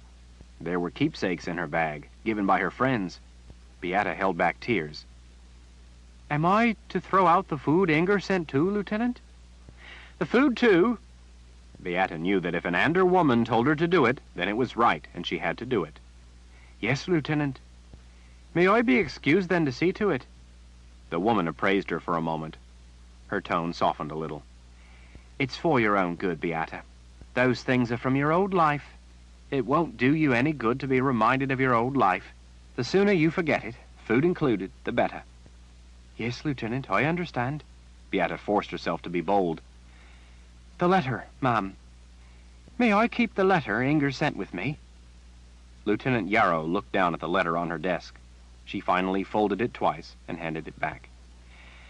Since it's a letter of recommendation and not a memento of your old life, you may keep it. You earned it with your years of service to the man. Beata touched the pin that held closed her collar at her throat, the one with the spiral end, the one Fitch had returned to her. Her father had given it to her when she was young, before he had died from a fever. She had lost it when the minister and that beast Stein pulled it out and tossed it away into the hall so they could open her dress and have a look at her. The pin, Lieutenant Yarrow? Should I throw it away too? As she had watched her father making the simple pin, he had told her it represented how everything was all connected. Even if you couldn't see it from where you stood, and how if you could follow everything round and round, someday it would all come to a point. He told her to always keep her dreams, and if she did good, the dreams would come round to her.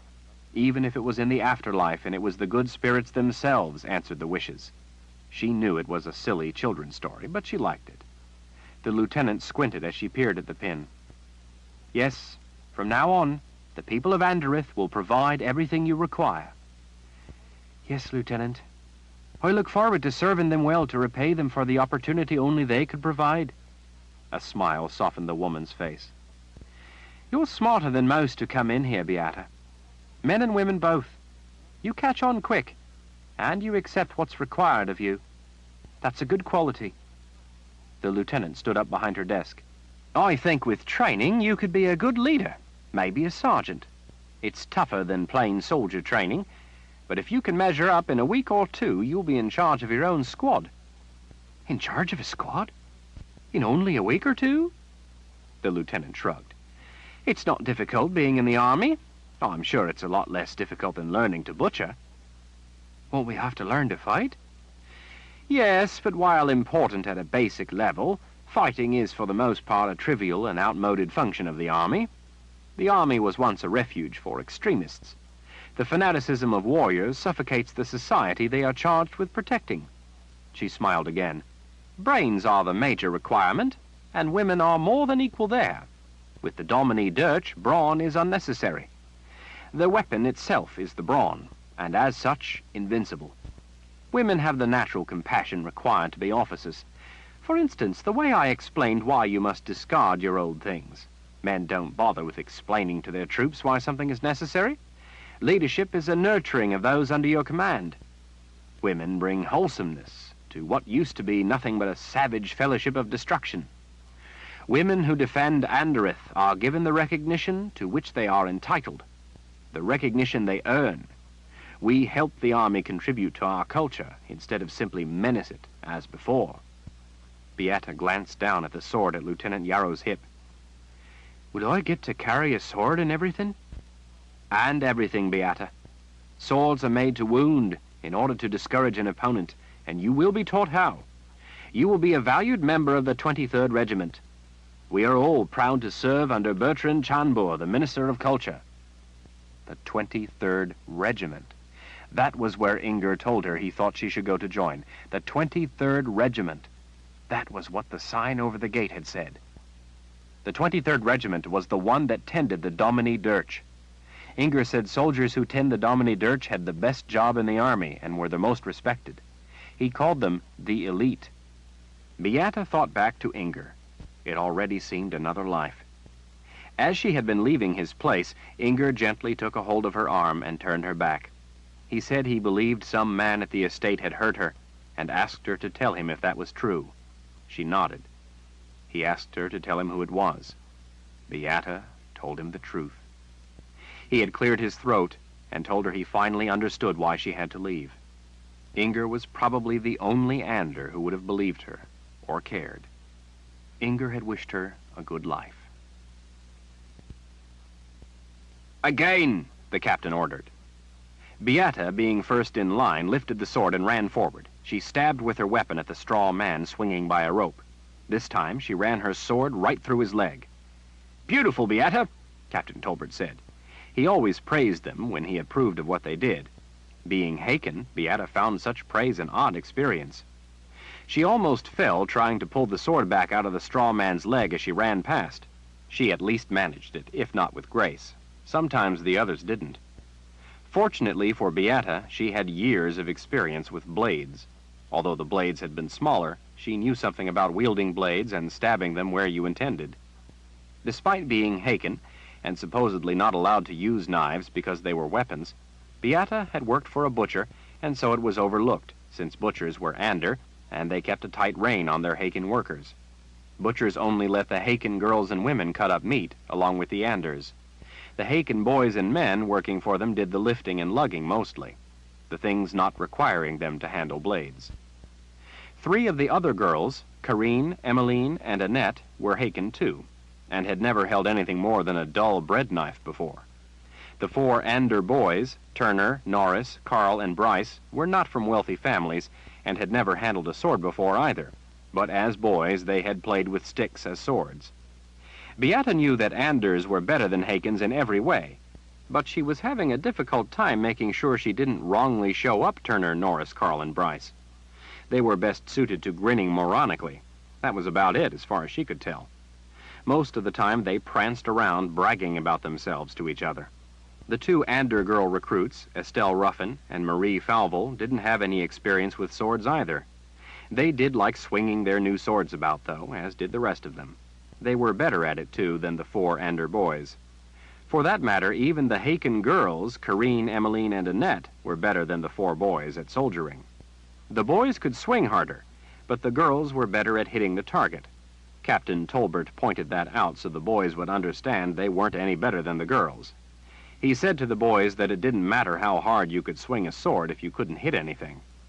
Carl had gashed his leg the first day, and it had to be sewn closed. He hobbled around, still grinning, a soldier with a scar in the works. Emmeline poked at the straw man's leg as she ran by. She missed the swinging leg, and her sword's tip caught in the rope around the straw waist. She fell flat on her Haken face. The 4 Ander boys erupted in laughter. The girls, Ander and Haken both, didn't. The boys called Emmeline a clumsy ox and a few other rude things under their breath. Captain Tolbert growled in anger as he snatched the collar of the nearest. Bryce.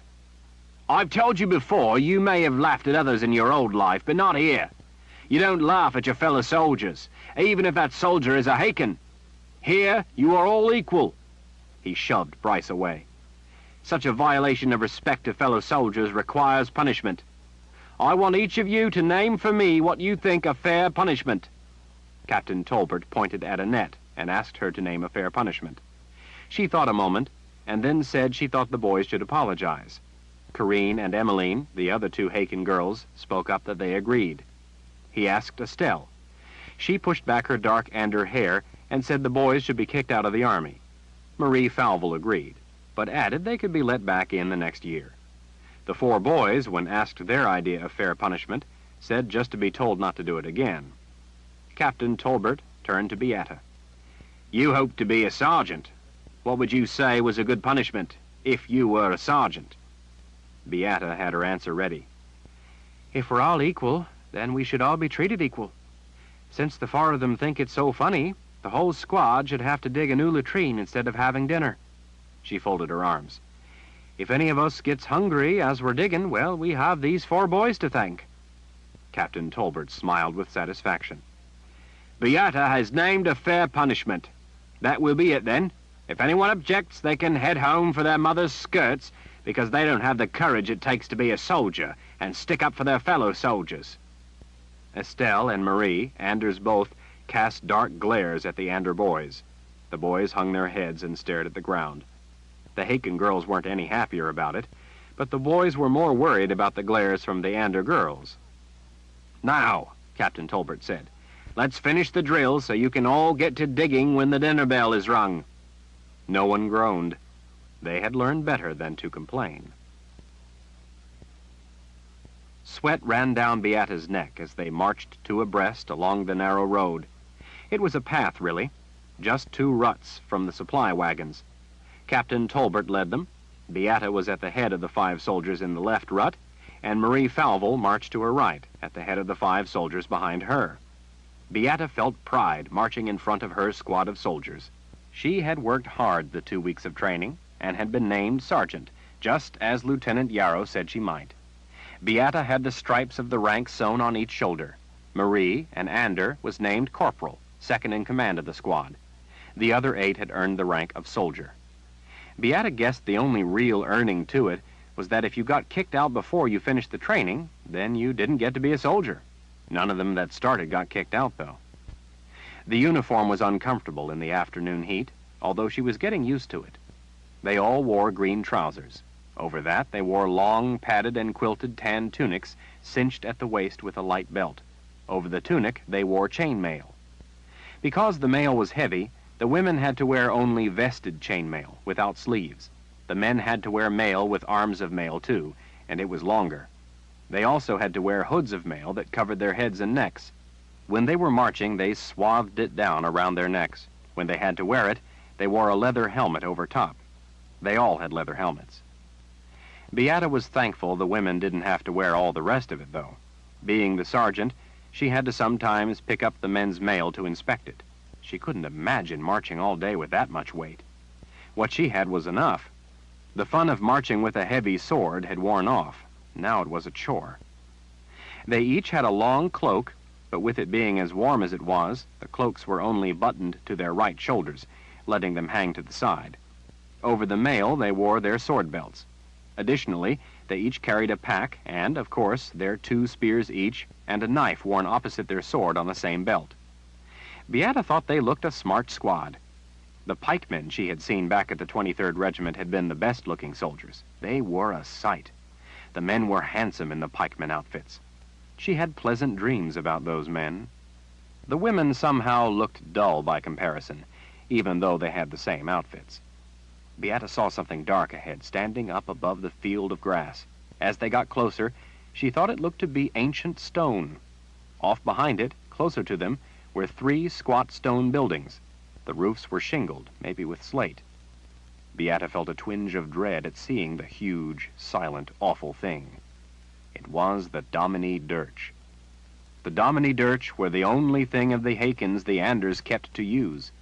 Beata recalled the lessons she learned about how the Hakens murdered countless Anders with these weapons. They were terrible things. It looked as old as it was, its edges softened over time by the weather, the wind, and the hands that tended it. At least now that the Anders governed them, they were only instruments of peace. Captain Tolbert halted them among the buildings. Beata could see soldiers up on the stone base of the enormous bell-shaped stone Domini Dirch. There were soldiers in the buildings, too. The squad there had been at station for months and was being relieved by Beata's squad. Captain Tolbert turned to them. "These are the barracks, one for the women and one for the men. See it stays that way, Sergeant Beata. The other buildings are used for kitchen and dining, meetings, repairs, and everything else." He pointed to the farther building. "That over there is storage." He ordered them to follow as he marched on. They marched behind him in their 2 neat rows as he went past the Domine Dirch. It towered over them, a dark menace. The 3 women and 1 man up on the base around the bell-shaped part watched them pass. Out in front of the Domine Dirch a ways, he stopped and told them to be at ease and to spread out. They formed a loose line, shoulder to shoulder.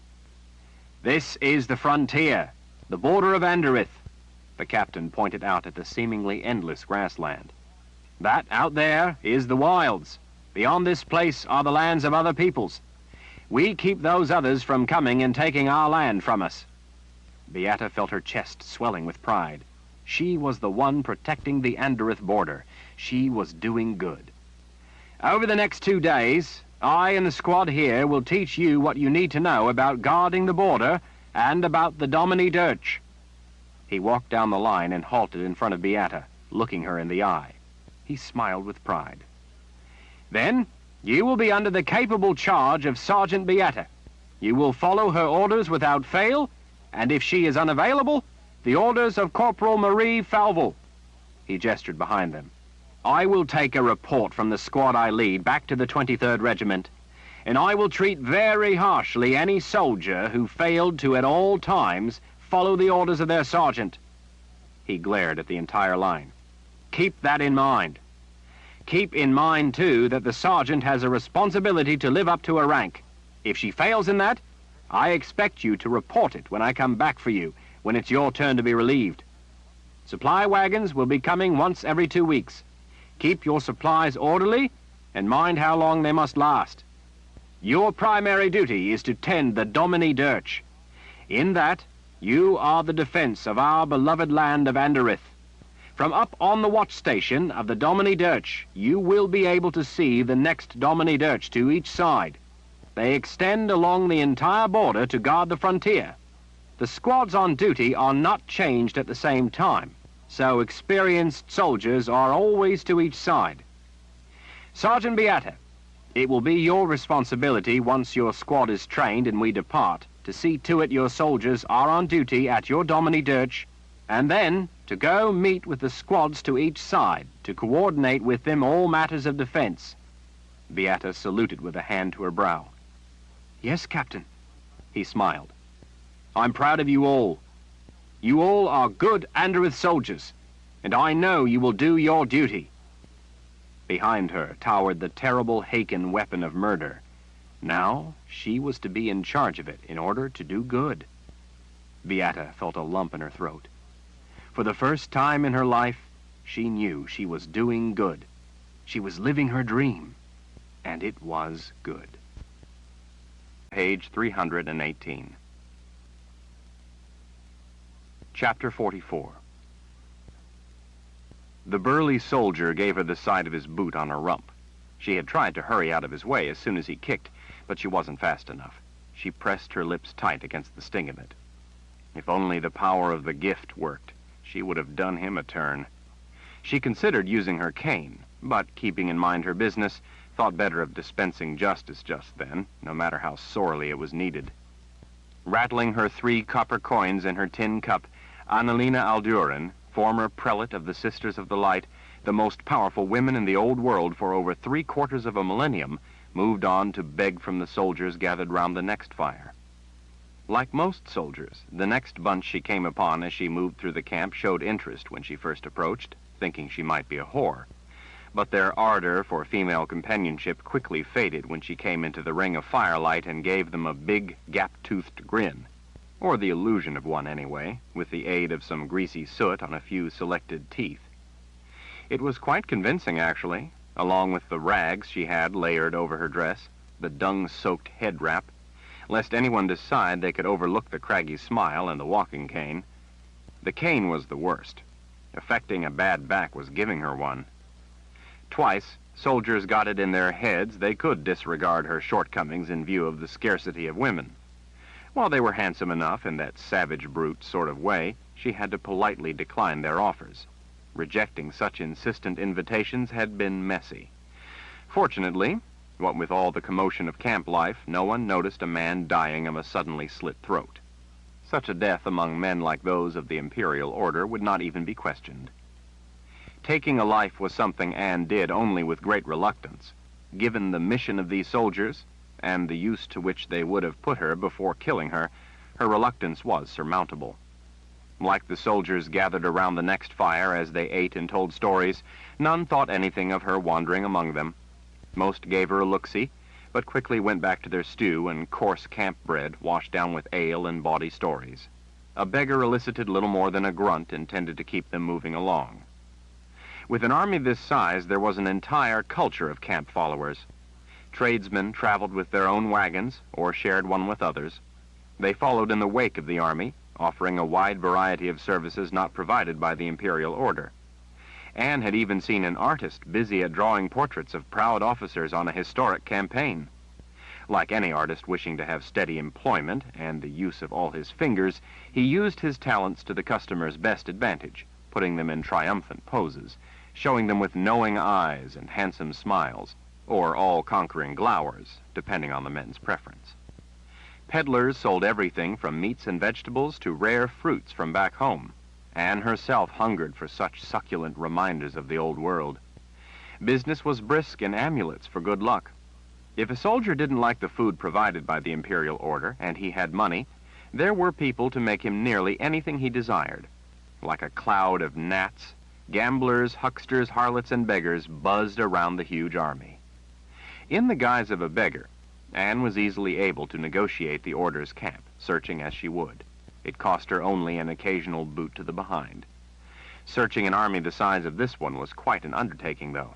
She had been at it nearly a week. She was bone-weary and growing impatient. In that week, she could have managed to live reasonably well from what she gathered under her cover of begging, as long as she didn't mind eating maggot-infested rotting meat and moldering vegetables. She accepted such offerings graciously, and then discarded them when out of sight. It was a cruel joke by the soldiers, giving her the garbage they had intended to throw out. There were some among the beggars who would salt and pepper it through and then eat it. Each day, when it got too late to search, she returned to the camp followers and spent a little of her own money to buy humble but somewhat more wholesome food. Everyone thought she earned the meager amount begging. The truth be known, she was not very good at the business of begging, and a business it was. A few of the beggars, feeling sympathy when they saw her act, tried to help her improve her technique.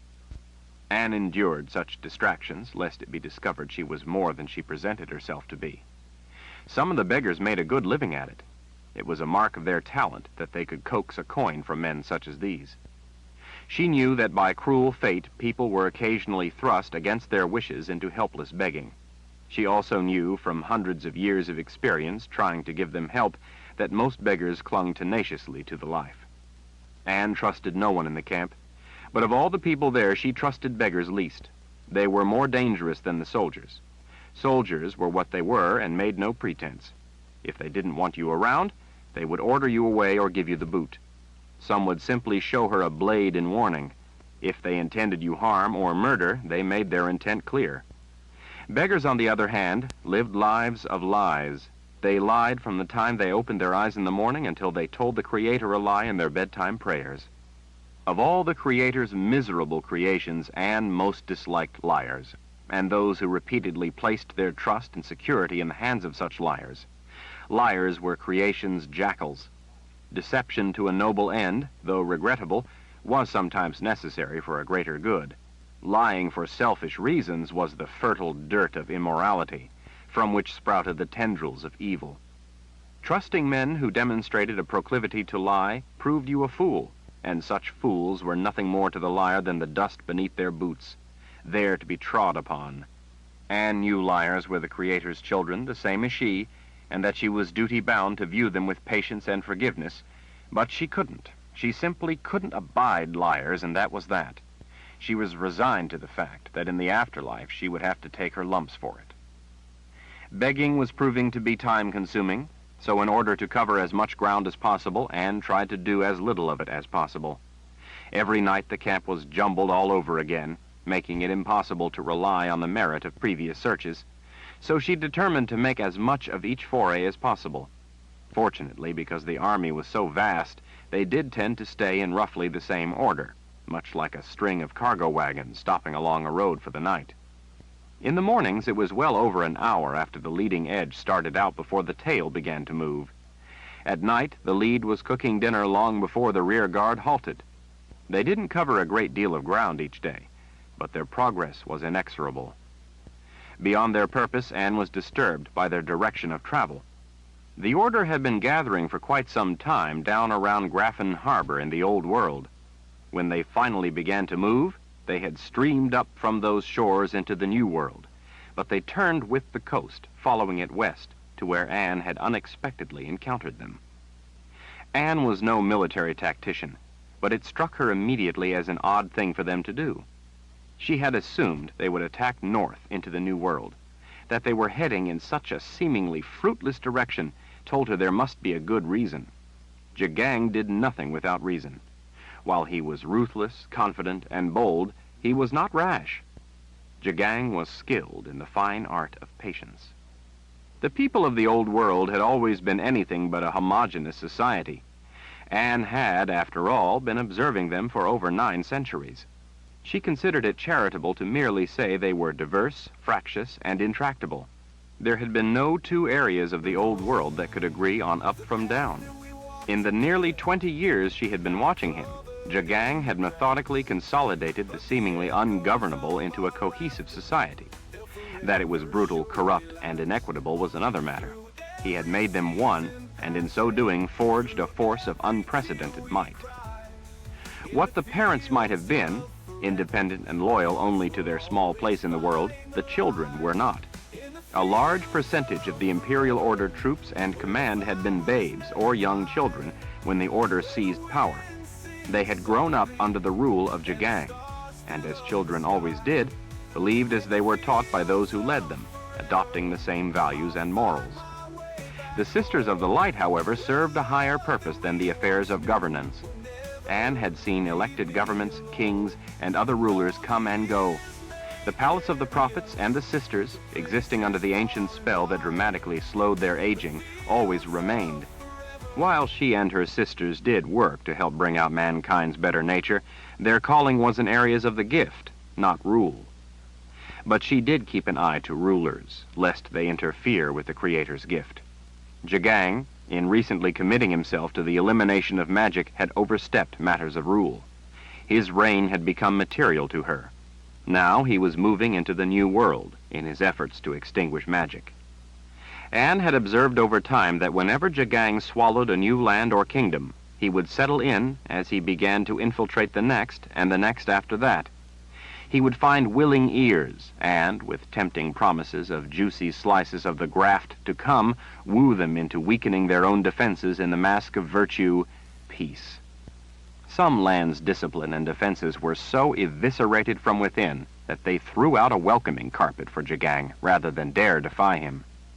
The foundations of some formerly strong lands became so riddled with the termites of diminished purpose, so decayed with the decadence of smug moderation, and so emaciated with the vacillating aims of appeasers, that even when they saw the enemy coming and did resist, they were easily toppled when the Imperial Order finally pushed.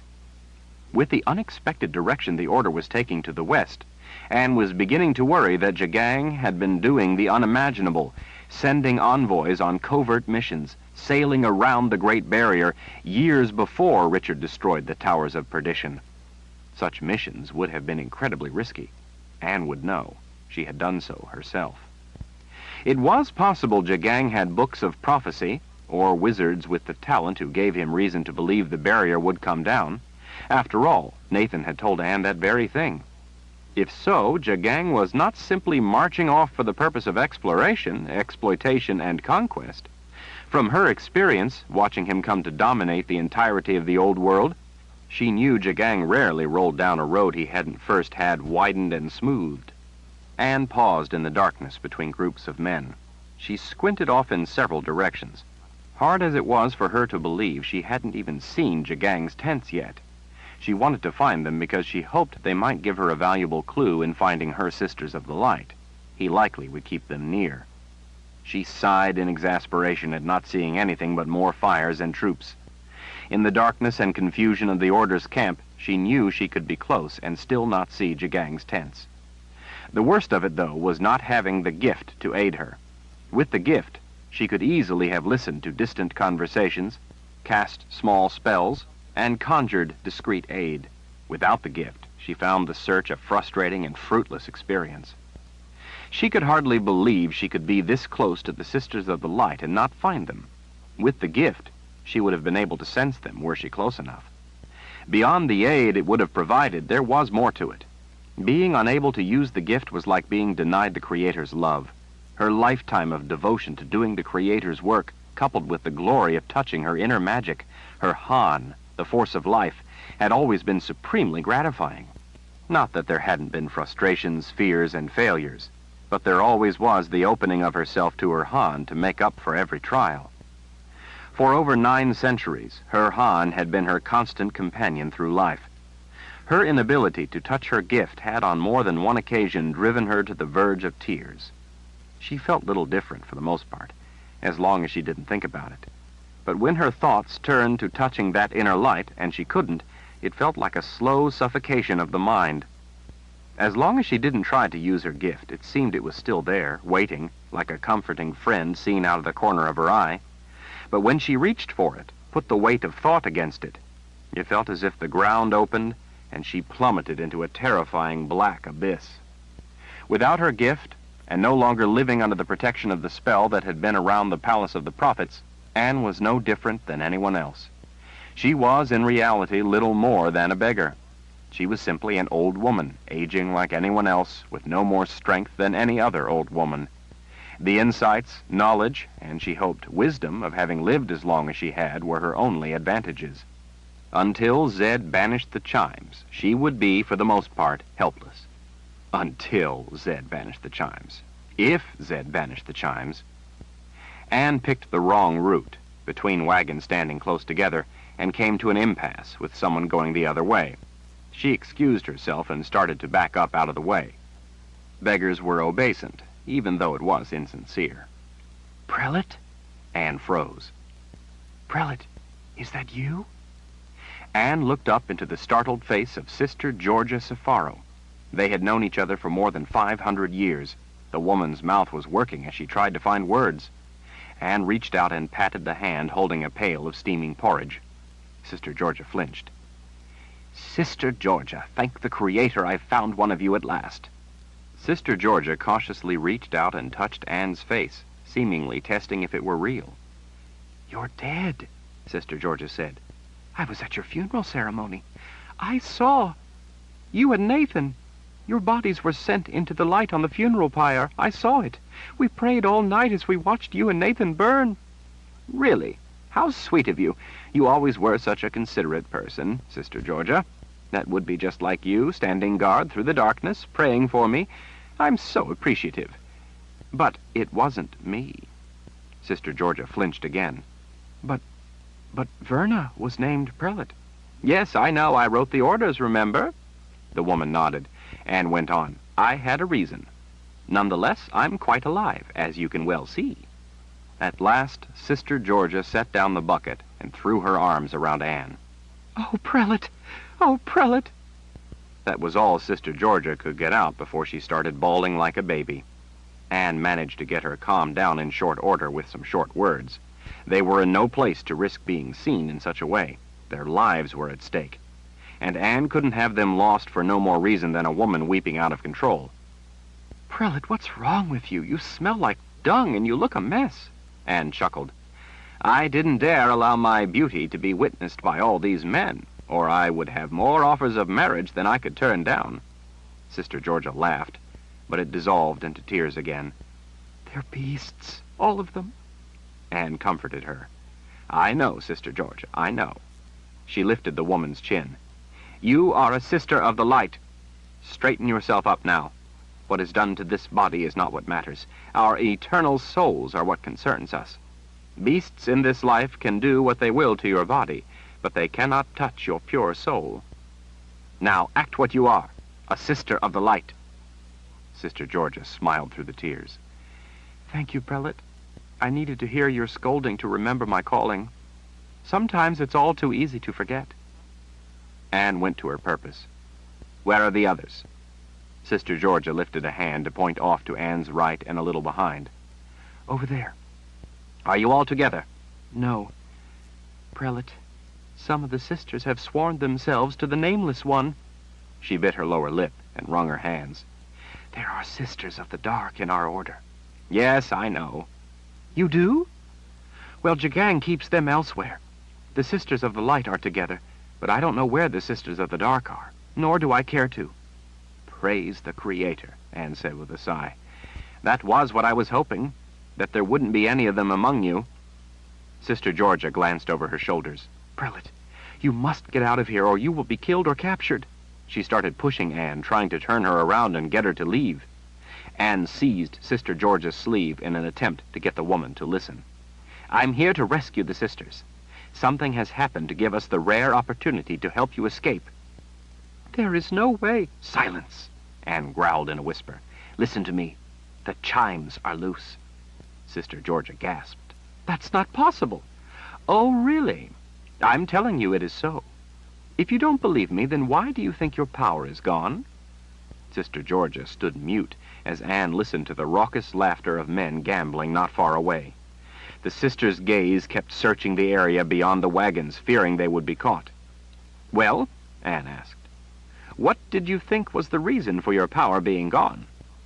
Sister George's tongue darted out to wet her lips. "We aren't allowed to open ourselves to our Han. Jagang only allows us to do so if he wants something. Otherwise, we mustn't. He's in our minds. He's a dream walker, Prelate. He can tell if we touch our Han without permission. It's something you don't dare try twice. He can control it. He can make you very sorry for anything you do which he doesn't like." The woman was dissolving into tears again. "Oh, Prelate." Anne pulled the woman's head down to her shoulder. "There, there. Hush now. It's all right now, Georgia. Hush now. I'm here to get you away from this madness." Sister Georgia pulled back. "Away? You can't. The Dreamwalker is in our minds. He could be watching us right this very minute. He can do that, you know." Anne shook her head. "No, he can't. The chimes, remember? Your magic has failed. His magic has failed. He is no longer in your head. You are free of him." Sister Georgia began objecting. Anne gripped her arm and started her moving. "Take me to the other sisters. I'll have no argument, do you hear? We must get away while we have a chance." "But, Prelate, we can't." Anne seized the ring through Sister Georgia's lip. "Do you want to continue to be a slave of this beast? Do you want to continue to be used by him and his men?" She gave the ring a tug. "Do you?" Tears welled in the woman's eyes. "No, Prelate."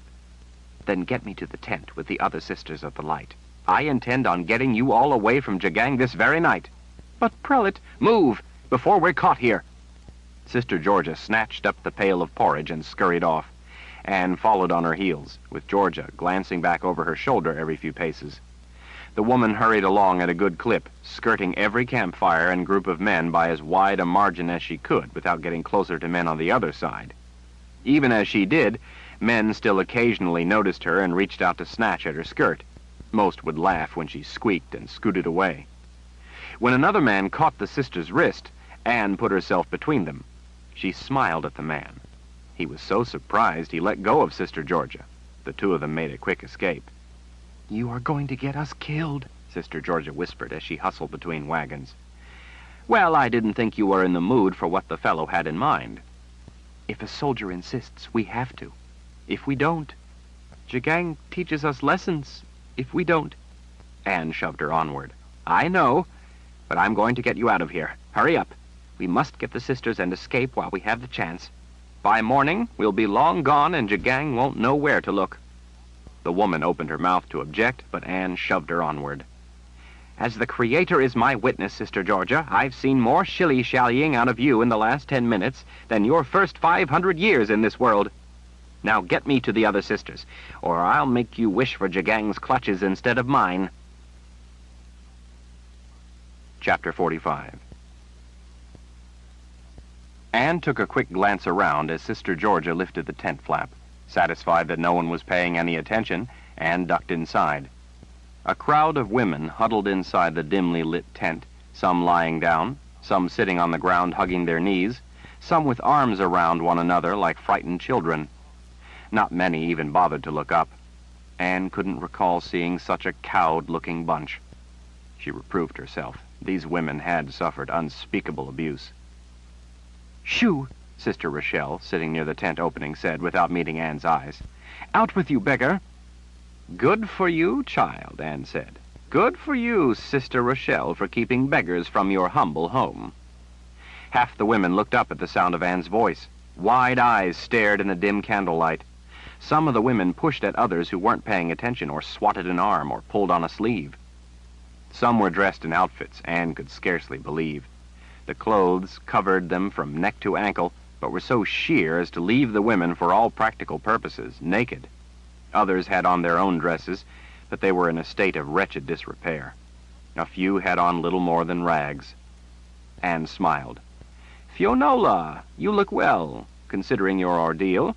Sister Karina, Sister Aubrey, Sister Cherna, you look to be getting some gray hair. It happens to us all, but you wear it well." Women all round blinked with disbelieving eyes. "It's really her," Sister Georgia said. "She's really alive. She didn't die like we thought. Prelate Annalena Aldurin lives." "Well," Anne said, "Verna is the prelate now." But women were rushing to their feet. It rather reminded Anne of sheep watching a wolf coming down the hill. They all looked like they might bolt for the countryside. Sisters of the Light were women of strength, women of fortitude, women of decisive intelligence. Anne feared to consider what it would have taken to reduce all these women to such a sorry-looking state. She ran a gentle hand down a head beside her. "Sister Lucy, you are a sight for my tired eyes." Anne smiled with genuine joy. "You all are." She felt a tear roll down her own cheek. "My dear, dear sisters, you are all a blessed sight to my eyes. I thank the Creator he has led me to you." And then they were all falling to knees to bow to her, to whisper their prayers to the Creator for her safety, to weep with disbelief. There, none of that," she said, wiping her fingers across the cheek of Sister Lucy, clearing away the tears. "None of that. We have important business, and we've no time for a good cry. Not that I'm saying you aren't all entitled, but later would be an excellent time for it, while right now is not." Sisters kissed the hem of her dress. More came forward on their knees to do the same. They were the lost, who were now found. It nearly broke Anne's heart. She smiled her best prelate smile and indulged them, touching each head, blessing each of them by name, and thanking the Creator aloud for sparing each life and guarding each soul. It was an informal, formal audience with the prelate of the Sisters of the Light. She didn't think it the proper time to insist on reminding them she was no longer the prelate, that she'd given the office to Verna for safekeeping. At that moment of joy, it just wasn't important. Anne allowed the reunion to go on for only a few minutes before forcing it to an end. "Listen now, all of you, hush. We will have more than enough time later to share our joy at being together. Now I must tell you why I have come. Something terrible has happened. But as you know more than most, there must be balance in all things. The balance is that the terrible event will, in the Creator's balance, allow you to escape." "The prelate says the chimes are loose," Sister Georgia put in. Everyone gasped. "She believes it." The clear implication was that Sister Georgia didn't believe it, that it was impossible, and anyone would have to be a fool to think it was so. "Now listen to me, all of you." Anne let her brow draw down in a look every woman in the room knew well enough to bring sweat to their brows. "You all remember Richard?" There were nods all around. "Well, it's a long story, but Jagang loosed a plague that killed thousands of people. It was a horrifying death for countless people. Untold numbers of children perished. Untold numbers of children were left orphans. Sister Amelia, she's sworn to the keeper," several sisters in the back gasped aloud. "I know," Anne said. "She is the one who went to the underworld. She brought back the plague for Jagang. She murdered so many innocent people. Richard was able to use his power to stop the plague. There were astonished looks all around, accompanied by whispering. Anne imagined she was probably telling them too much all at once, but she had to explain enough so they would understand what was at stake.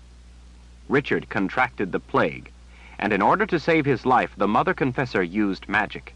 Anne held up a finger to silence them. Nathan escaped. Again, gasps filled the tent. Anne hushed them lest they fall to wailing. Nathan told the mother confessor the names of the chimes in order to save Richard's life.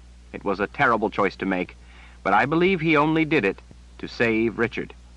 The mother confessor spoke the names of those 3 chimes aloud to complete the spell to save Richard. The chimes are here. She called them into this world. I have personal knowledge of this. I have seen them, and I have seen them kill. This time there were no protests. Even Sister Georgia seemed convinced. Anne felt vindicated in her decision to tell them this much of it. As you all know, the chimes being loosed has the potential to bring about an unprecedented cataclysm. It has begun. Magic is failing. All our magic is diminished to the point where it is useless. However, in the meantime, Jagang's magic is useless too. While this is so, we can get you all out of here. But what difference do the chimes make? Someone asked. Anne drew a patient breath.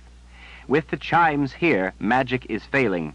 That means Jagang's magic as a dreamwalker has failed, just as our gift has failed. Your minds are all free of the dreamwalker. Sister Georgia stared in disbelief for a moment. But what if the chimes go back to the underworld? That could happen unexpectedly at any time. Jagang would be back in our heads. You can't tell he's there, Prelate. You can't tell. The chimes could already have fled back to the world of the dead. They may not have succeeded in gaining a soul. They may have fled to the protection of the Nameless One. The Dreamwalker could be back in my head watching me as we speak. Anne grasped the woman's arms. No, he's not. Now listen to me. My magic has failed. Yours is gone too. All of us are without the gift. I will be able to tell when it returns. Any of us can. For now, it's gone, and so is the Dreamwalker. But we aren't allowed to use our gift without permission, a sister to the right said. We couldn't tell when our power returned to know the chimes had fled this world. I will know immediately, Anne said. Jagang doesn't prevent me from touching my Han if I can. Sister Karina stepped forward. But if the chimes do go back, then His Excellency will return to... No, listen.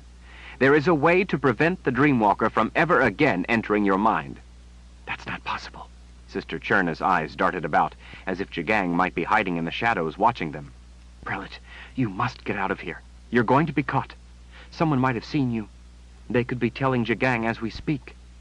Please get away, Sister Fionola said. We are lost. Forget about us and get away. It can come to no good end, you being here. Anne growled again. Listen to me. It is possible to be safe from the Dreamwalker entering your mind. We can all get away from his evil grip. Sister Georgia was back to disbelieving. But I don't see how... How do you think he doesn't enter my mind? Don't you think he would want me, the prelate herself? Wouldn't he get me if he could? They were all silent as they considered. Well, I guess he would. Sister Aubrey's brow drew down. How is it he isn't able to take you too? I'm protected. That's what I'm trying to tell you. Richard is a war wizard. You all know what that means. He has both sides of the gift. The sisters blinked in astonishment, and then they all fell to whispering to one another. Furthermore, Anne went on, bringing the cramped tent full of women to silence, he is a Rahl.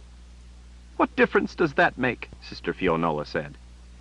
The Dreamwalkers are from the time of the Great War. A wizard of that time, a war wizard named Rahl, an ancestor of Richard's, conjured a bond to protect his people from them.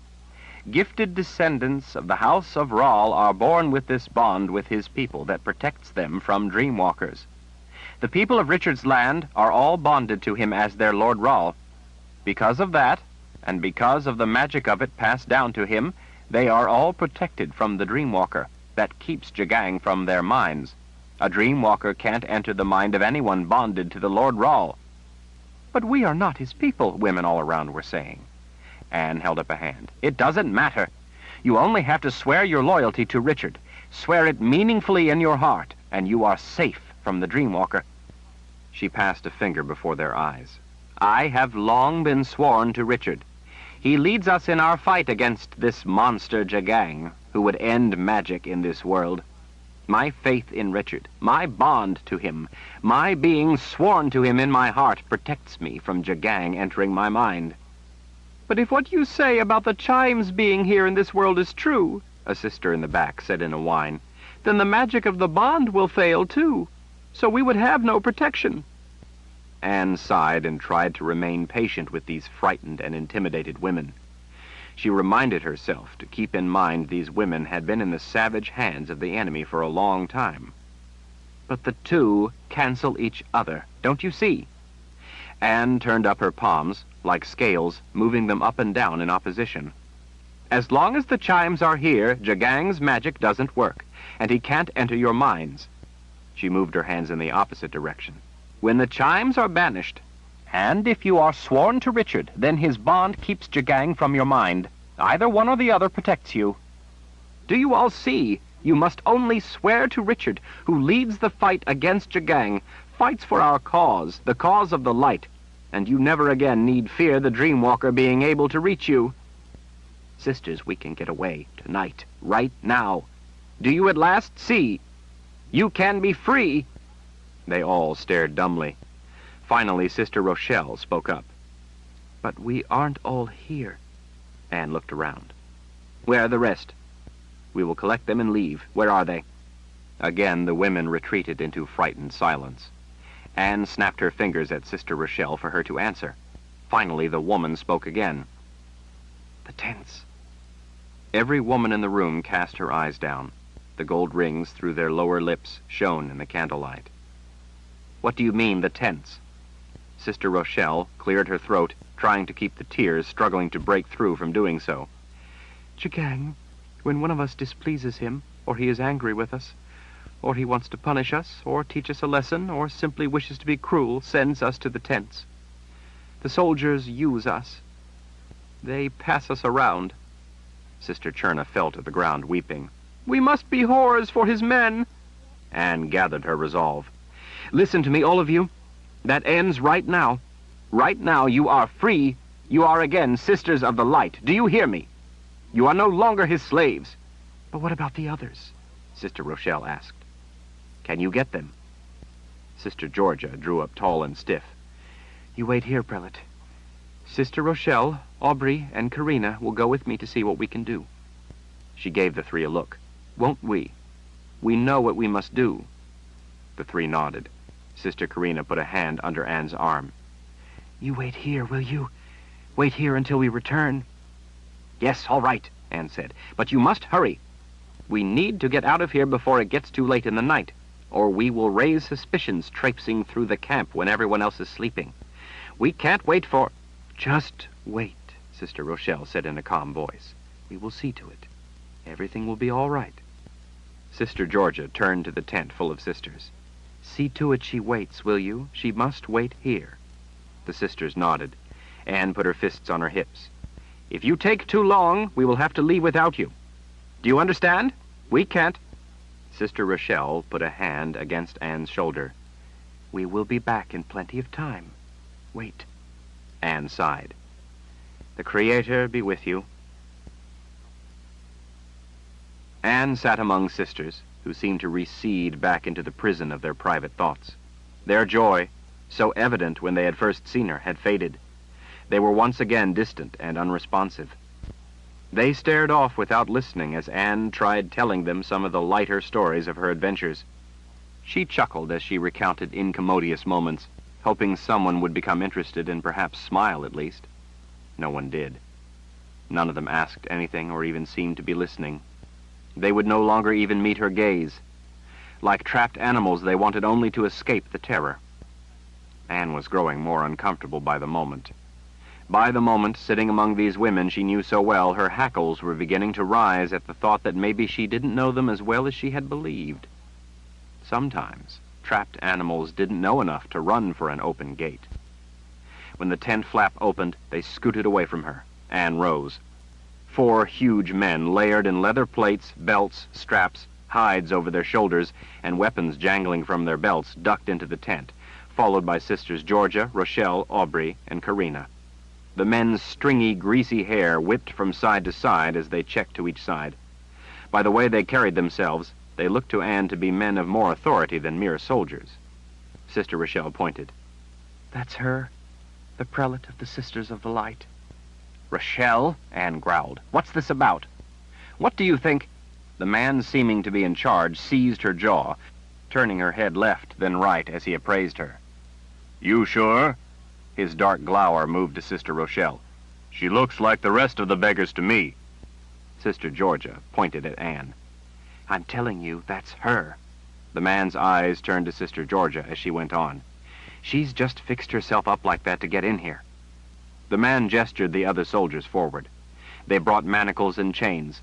Anne tried to fight them off, to twist away, but the soldier who seized her, unconcerned, gripped her fists and pulled them out for another man to clamp on the manacles. Two of them forced her to the ground as another man set down an anvil.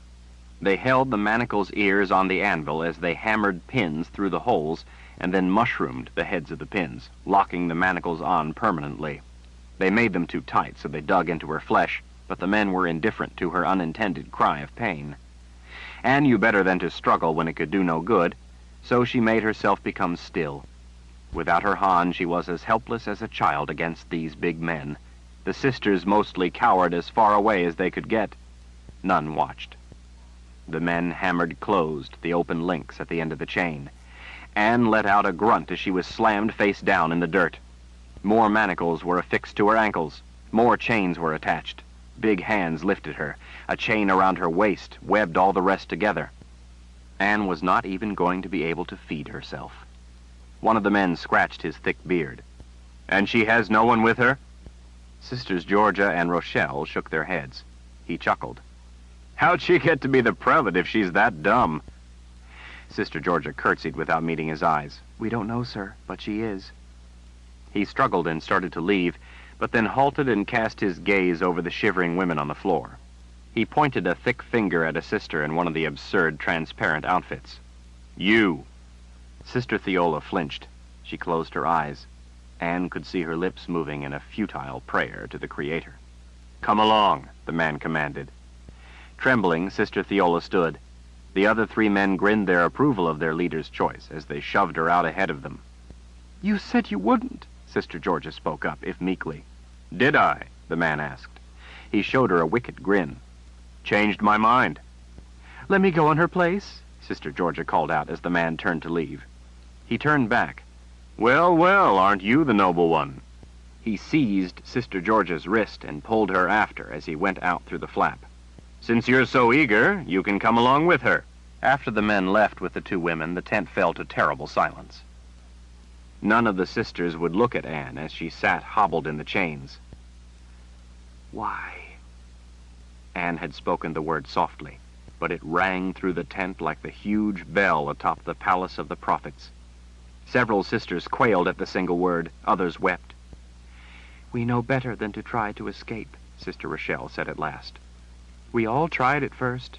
We truly did, prelate. Some of us died trying. It was prolonged and horrible. His Excellency taught us the futility of trying to escape. Aiding anyone in an attempt to escape is a grave offense. None of us wishes that lesson visited upon us again. But you could have been free. We know better, Sister Rochelle said. We can't be free. We belong to His Excellency. As victims at first, Anne said, but now by choice. I willingly risked my life that you might be free. You were given the option, and you chose to remain slaves rather than reach for freedom. Worse though, you all lied to me. You lied in the cause of evil. The women hid their faces as Anne delivered a withering glare. And each of you knows what I think of liars, what the Creator thinks of those who lie in the cause of opposing His work. But, prelate, Sister Cherna whined. Silence! I've no use for your words. You no longer have any right to have me hear them. If I ever get out of these chains, it will be by the aid of those who sincerely serve the light. You are no better than the Sisters of the Dark.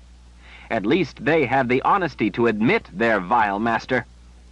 Anne fell silent when a man stepped through the opening into the tent. He was average in height and powerfully built, with massive arms and chest.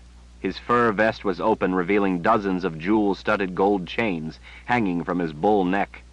Each thick finger held a ring worthy of a king. His smooth-shaved head reflected points of light from the candles. A fine gold chain ran from a gold ring in his left nostril to another in his left ear. The long, braided ends of his mustache hung past his jaw, matching the braid in the center under his lower lip. His eyes, though, marked the nightmare of the dream walker. They had no whites to them at all. The murky orbs were clouded over with sullen, dusky shapes, shifting in a field of inky obscurity, yet Anne had no doubt whatsoever that he was looking right at her. She couldn't imagine the gaze of the keeper himself being any worse. "A visitor, I see." His voice matched his muscle. "The pig can speak," Anne said. "How fascinating." Jagang laughed. It was not an agreeable sound. "Oh, darling, but aren't you the brash sort? Georgia tells me you'd be the prelate herself. That true, darling?" She noticed out of the corner of her eye that every woman in the tent was on her knees with her face to the dirt in a deep bow. Anne couldn't say she didn't understand their not wanting to meet the man's disturbing gaze. She gave him a pleasant smile. "Annalena Aldurin, former prelate of the Sisters of the Light, at your service." The cleft between his prodigious chest muscles deepened as he pressed his hands together in the pose of prayer and bowed toward her with mock respect of her rank. "Emperor Jagang at yours." Anne sighed irritably.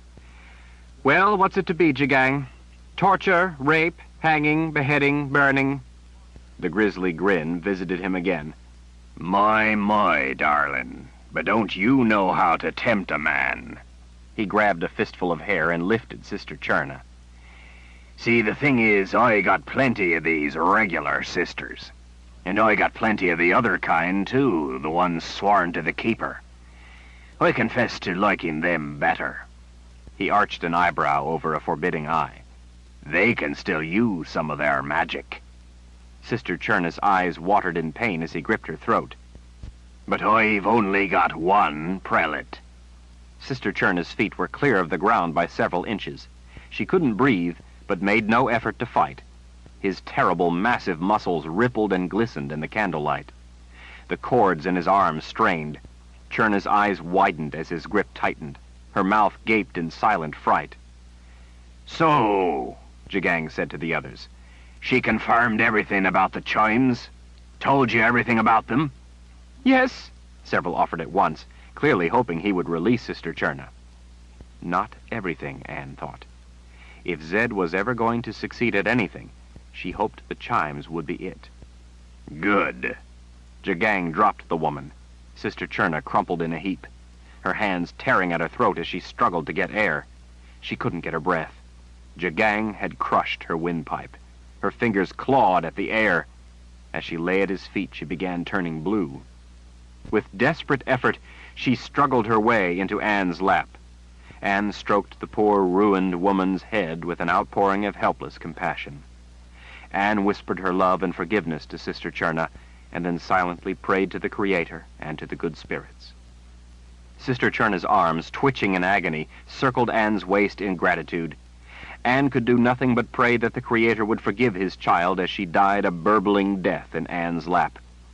At last she stilled with the merciful release of death. Jagang kicked Sister Cherna aside. He seized the chain around Anne's throat and with one hand easily hauled her to her feet. Cloudy shapes in his inky eyes shifted in a way that unsettled her stomach. "I think you may be of some use. Maybe I can pull off your arms and send them to Richard Rahl just to give him nightmares. Maybe I can trade you for something of value. But fear not, I will think of a use for you, prelate. You are now my property." "You can have my existence in this world," Anne said with grim commitment. "But you cannot touch my soul. The gift of the Creator is mine and mine alone." He laughed. "A fine speech." He jerked her face closer. "One I've heard before." His eyebrows arched with delight. Why, I think every woman in this room has said the same to me. But you know what, Prelate? They put the lie to it today, didn't they? They all gave you over when they could have escaped. At the least, they could have saved your life at no risk to themselves, but they chose to remain slaves when you offered them freedom. I'd say, Prelate, that I have their souls too. Sister Cherna sought me at death, not you, Jagang. She sought goodness and love, even though she had betrayed me. That, Emperor, is the mark of a soul's true intent. A difference of opinion, then, he shrugged. What say we kill the rest, one at a time, and see each vote of devotion, then tally the votes at the end. To be fair, though, we'll take turns killing them. I killed mine. Your turn. Anne could do no more than glare at the beast. He let out a belly laugh. No. See, you aren't so confident in winning the votes of your sisters' souls. He turned to the sisters, still on their knees. Fortune for you today, darlings. The Prelate seems to have ceded your souls. His dark gaze returned to Anne. By the way, you are probably hoping the chimes will be banished. We share the hope. I have use for magic, but if I have to, I can certainly win this way too. But if the chimes are banished, it will do you no good. You see, those manacles and chains are invested with a spell spun by my other sisters. You know the ones, the Sisters of the Dark. As you know, they have use of subtractive magic, and that, my dear Prelate, still works. I just didn't want you to suffer with false hope. How considerate of you. Don't fret, though. I will think of some creative use for you. He cocked his arm. His bare shoulders bulged from the fur vest. His biceps were bigger than the waist of any women in the room. For now, though, I think I'd like you unconscious. She tried to pull power forth. Her gift did not respond. Anne watched the fist coming, but could do nothing to stop it. Chapter 46. Zed scratched his chin as he looked around. He didn't see anyone. It was a peculiar alleyway, narrow and dark. He peered down to the little place at the end. The gloomy residence looked deserted. That was a good sign. Zed stroked Spider's nose. You wait here, understand? Wait for me. The horse tossed her head and nickered agreeably. Smiling, Zed scratched her ear. In response, she pressed her forehead against his chest, holding it there to let him know she would be well pleased if he were to want to continue scratching the ear for the rest of the afternoon. Named after the unsettling, leggy black splotch on her creamy rump, Spider had proven an excellent purchase, despite the high price. Being young, strong, and brimming with equine enthusiasm, the horse enjoyed trotting and occasional spirited runs. She had gotten him to Toskla in remarkably good time. Since he had arrived, he had learned that Toskla was now called Anderith. In fact, he had almost been hauled off his horse by a man who accused Zed of using the old name as an affront. Fortunately, Spider knew nothing of the peculiar human sensitivity to mere words. She was happy to leap into a gallop.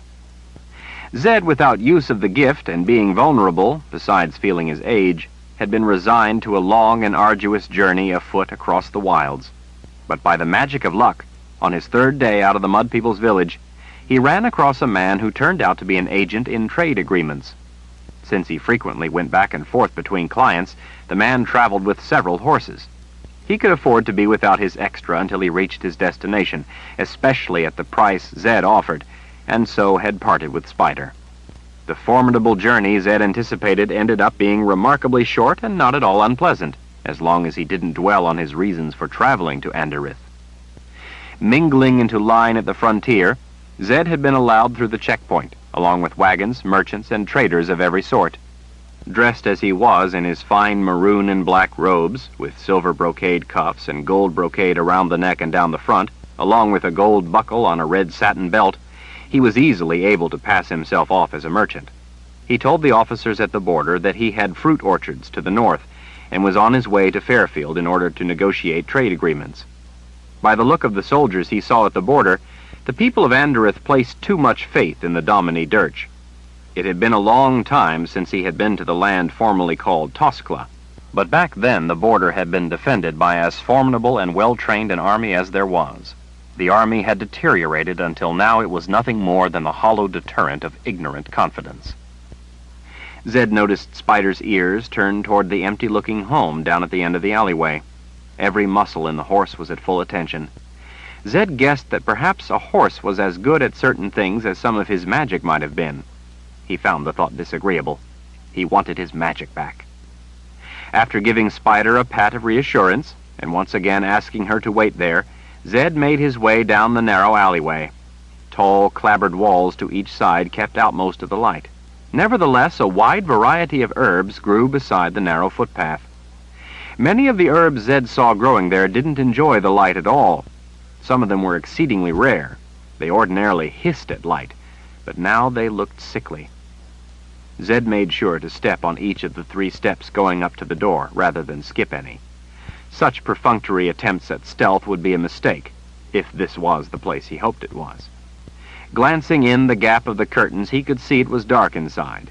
He didn't see any eyes evaluating him, but he strongly suspected, if not with the aid of magic, then with common sense, that they were there.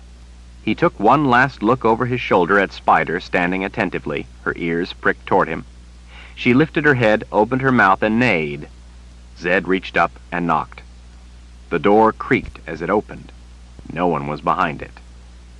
"Enter," came a voice from the shadows beyond, "and state your request." Zed stepped into the gloom of the narrow room.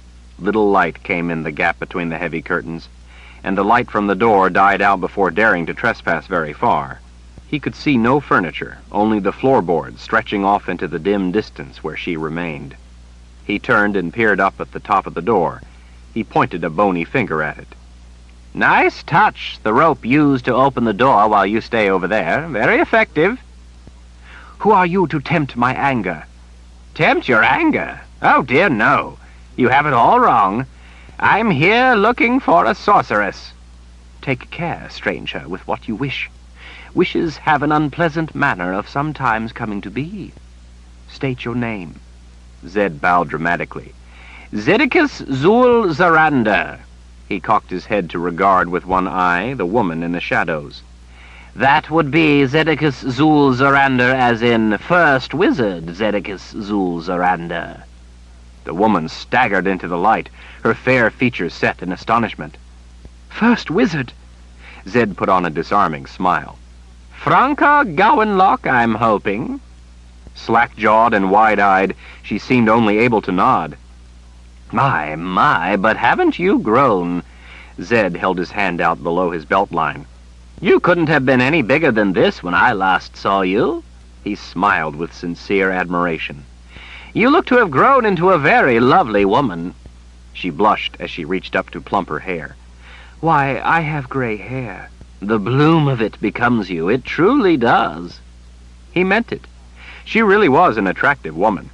Her nearly shoulder-length hair swept back to display proud features in a most appealing manner. The kiss of gray at her temples only enhanced her mature beauty. "And you?" "Yes," he said with a sigh. "I know I'm not exactly sure when it was that it happened, but I've grown into an old man." A grin growing on her face, she stepped up and curtsied, holding out the skirts of her simple brown dress as she dipped. "I am honored to have you in my humble home, First Wizard." Zed waggled a hand. "None of that now. We're old acquaintances. Just Zed would do fine by me." She rose. "Zed, then. I can hardly believe the Creator has answered my prayer in so direct a manner. Oh, but how I wish my mother was still alive to see you again." "She, too, was a lovely woman. May the good spirits watch over her kind soul." Beaming, Franca took his face in both hands. "And you are as handsome as I remember." "Really?"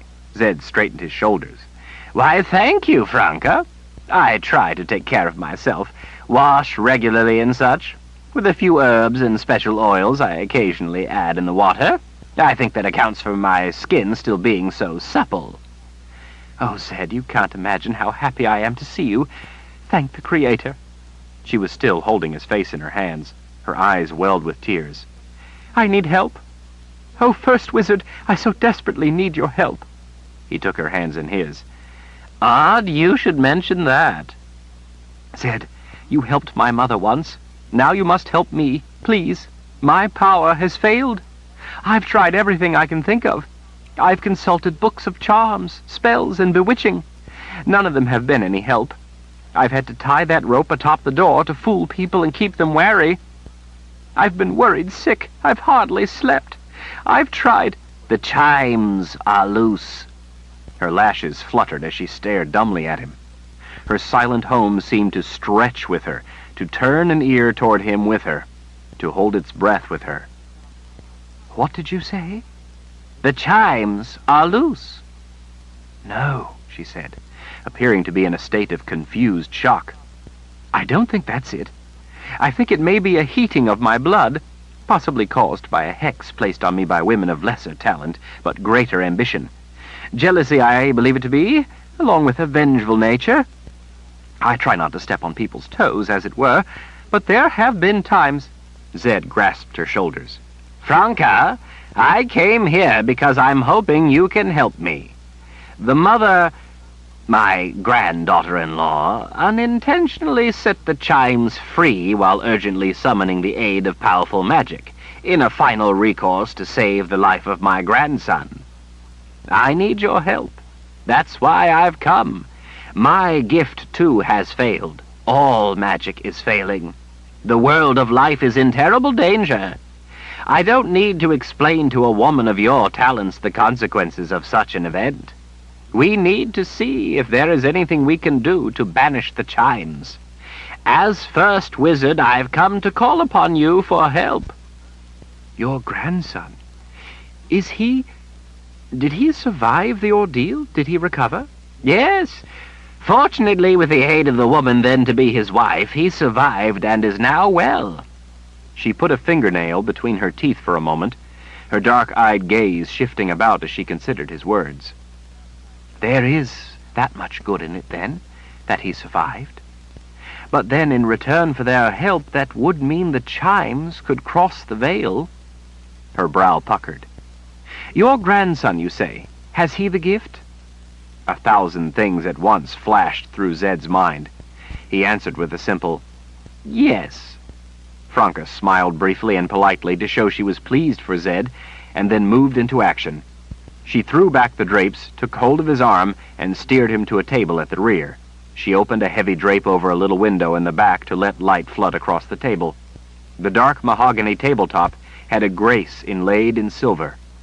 Franca graciously gestured for him to sit. While he did, she retrieved 2 cups. After pouring tea from a pot hung over the glowing embers in the hearth, she set one before him and then sank into a chair across from him. She dithered before saying, "I suspect there must be more to it." Zed sighed. "There is a great deal more, but time is running short." "Mind hitting a few of the high spots for me?" "Well, all right, then." Zed took a sip of tea first. "Do you recall Dahara?" Her hand with the teacup paused on its way to her lips. "And how could one not recall Dahara?" "Yes, well, the thing is, my daughter was that's my grandson, Richard. My daughter was Richard's mother. He was fathered through a cruel act of rape." "I'm so sorry," she said with sincere sympathy. "But what does that have to do with Dahara?" "The man who fathered him was Darken Rahl of Dahara." Her hands took on a decided tremble. She had not yet managed to get the tea to her mouth. With care, Franca set down her full cup, lest she spill her tea before ever tasting it. "Do you mean to tell me that this grandson of yours is the progeny of 2 lines of wizards? And is the very same Lord Rahl demanding the surrender of all lands to the Midlands?" Well, yes, that would be him." "And that this grandson of yours, the Lord Rahl himself, is the same one who is going to be wedded to the Mother Confessor herself?" "It was a lovely ceremony," Zed said. "Quite lovely. Rather exclusive it was, but still stylish." Franca put her forehead in her hand. "Dear spirits, that is a lump to swallow." "Oh, yes. He's also a war wizard. I forgot, sorry. He was born with both sides of the gift. Her head came up. What? You know, both sides. Subtractive magic as well as the usual additive. Both sides. I know what both sides means. Oh, Franca swallowed. Wait just a minute. The chimes. You mean it was the Mother Confessor who called them? Well, The woman rose in a rush, her chair scraping against the floor. It's Lord Rahl who... Dear spirits, the Mother Confessor herself pledged the soul of Lord Rahl, a war wizard with both sides of the gift, to the chimes? It's not as bad as all that. She had no knowledge of the spell. She didn't do it intentionally. She's a good person and would never deliberately do such a thing. Deliberate or not, if the chimes get a hold of him... I've sent them both off to a safe place, to where the chimes can't get to him. We have no need to fear that part of it. She sighed with relief. Thank the Creator for that much. Zed took another sip. But that still leaves us without our power, and the world without magic, and possibly on the brink of ruin. Like I said, I need some help. Franca finally sank back into her chair when Zed nodded toward it. He smiled and told her the tea was excellent, and that she should have some herself.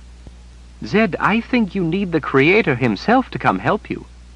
What do you think I can possibly do? I'm just an obscure, middling, unremarkable sorceress in a far-flung land. Why would you come to me? Zed squinted. He pointed. What are you hiding with that neckband? Her fingers brushed her throat. A scar. You remember the blood of the fold? Zed nodded that he did. Well, most every place has men like that. Men who hate magic. Men who think those with magic are responsible for every miserable thing that happens in their lives. Yes, every place has its zealots. Here, zealotry went by the name Seren Rajak. He's the usual type, vicious and vengeful. He's talented at expressing his delusions in a way that whips up the emotions of others and pulls them into his wicked ways. So his idea of ridding the world of evil was killing you? Me and those like me. She briefly pulled down the neckband to reveal a scar. He hanged me by my neck while he and his followers started to build a fire under me. He's rather fond of burning, thinks it purges the world of the person's magic, keeps it from lingering after death. Zed sighed. It never ends. So apparently you convinced him to leave you be. She smiled. Cost him an eye, what he did to me. Can't say I blame you. It was a long time ago. Zed sought to change the subject. I presume you've heard about the war with the old world? Of course. We've had representatives from the Imperial Order here to discuss the matter with our people. Zed sat up straighter. What? The Order has people here? That's what I'm telling you. Certain people in the government listen closely to what the Imperial Order has to say. I fear the Order is making offers to high officials, and has been doing so for quite some time. She watched him over the rim of her cup as she took a sip. She seemed to decide to tell him more. Some people have been considering sending a secret message to the Mother Confessor to ask that she come and investigate. With the chimes loose, she will be without her power, the same as you and I. Until the chimes are banished, she can be no help with anything like that. Franca sighed. Yes, I see what you mean. It would be best if we could see the chimes banished. In the meantime, perhaps people here should investigate the matter. She set down her cup. Who is going to question the Minister of Culture's office? The directors, Zed offered. She turned her cup around and around on the tabletop. Maybe, was all she said. When Zed didn't say anything, she sought to fill the silence. In Anderith, you do what you must to get along. There are always those who will. Zed slouched back in his chair. It will end up being irrelevant anyway. Anderith is going to have to surrender to Richard and the new Daharan Empire he is gathering to resist the invasion of the Imperial Order. Zed took another sip. Did I mention he is also the Seeker of Truth? Franca looked up. No, you neglected to mention it. Richard won't allow Anderith to carry on in the manner they seem to be doing, to have corrupt officials colluding with the Order. He and the Mother Confessor will put an end to such dangerous clandestine scheming. That's one of the reasons he's been forced to seize power. He means to consolidate rule under fair and open law. Fair law, she mused, as if it were a child's wish. We are a prosperous land, Zed. Anders have a good life. If it were the Hakons listening to the Imperial Order, I could understand it. They could be said to have cause. But Anders are the ones listening, and they are the ones already with power.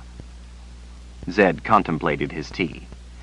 Nothing nettles some people more than other people being free. In much the same way that Seren Rajak fellow hates those who have magic, the ruling elite, or those who would be, despise freedom. They find joy only in perpetuating misery. Zed sought to take the frost off the chill subject. So, Franca, do you have a husband? Or do the handsome men of the world still have a chance to court you? Franca smiled to herself for a time before she spoke. My heart belongs to someone. Zed reached across the table and patted her hand. Good for you!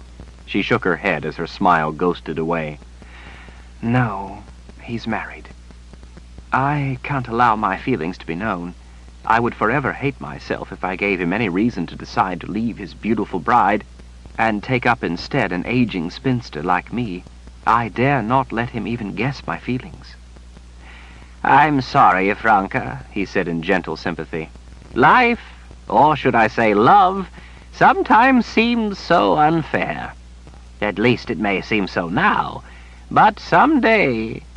Franca dismissed the matter with a gesture. More for herself than for him, he thought. She met his gaze again. Zed, I'm flattered you would come to me. For that matter, that you would even remember my name. But why would you think I can help you? You have more power than I, or at least you did. To be quite honest, I didn't come for the purpose of seeking your help in the way you might think. I came here because as a young wizard I learned this to be the place where the chimes were entombed, in Toskla, or Anderith as it's now called. Really? I never knew that. Where in Anderith are they entombed? Zed spread his hands. I was hoping you might know.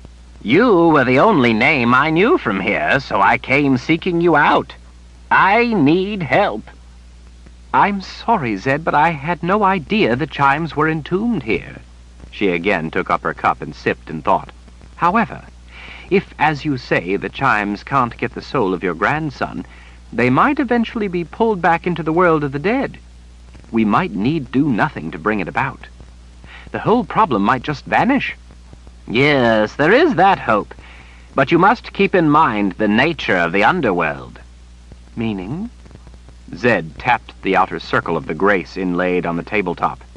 Here begins the underworld, where life crosses over.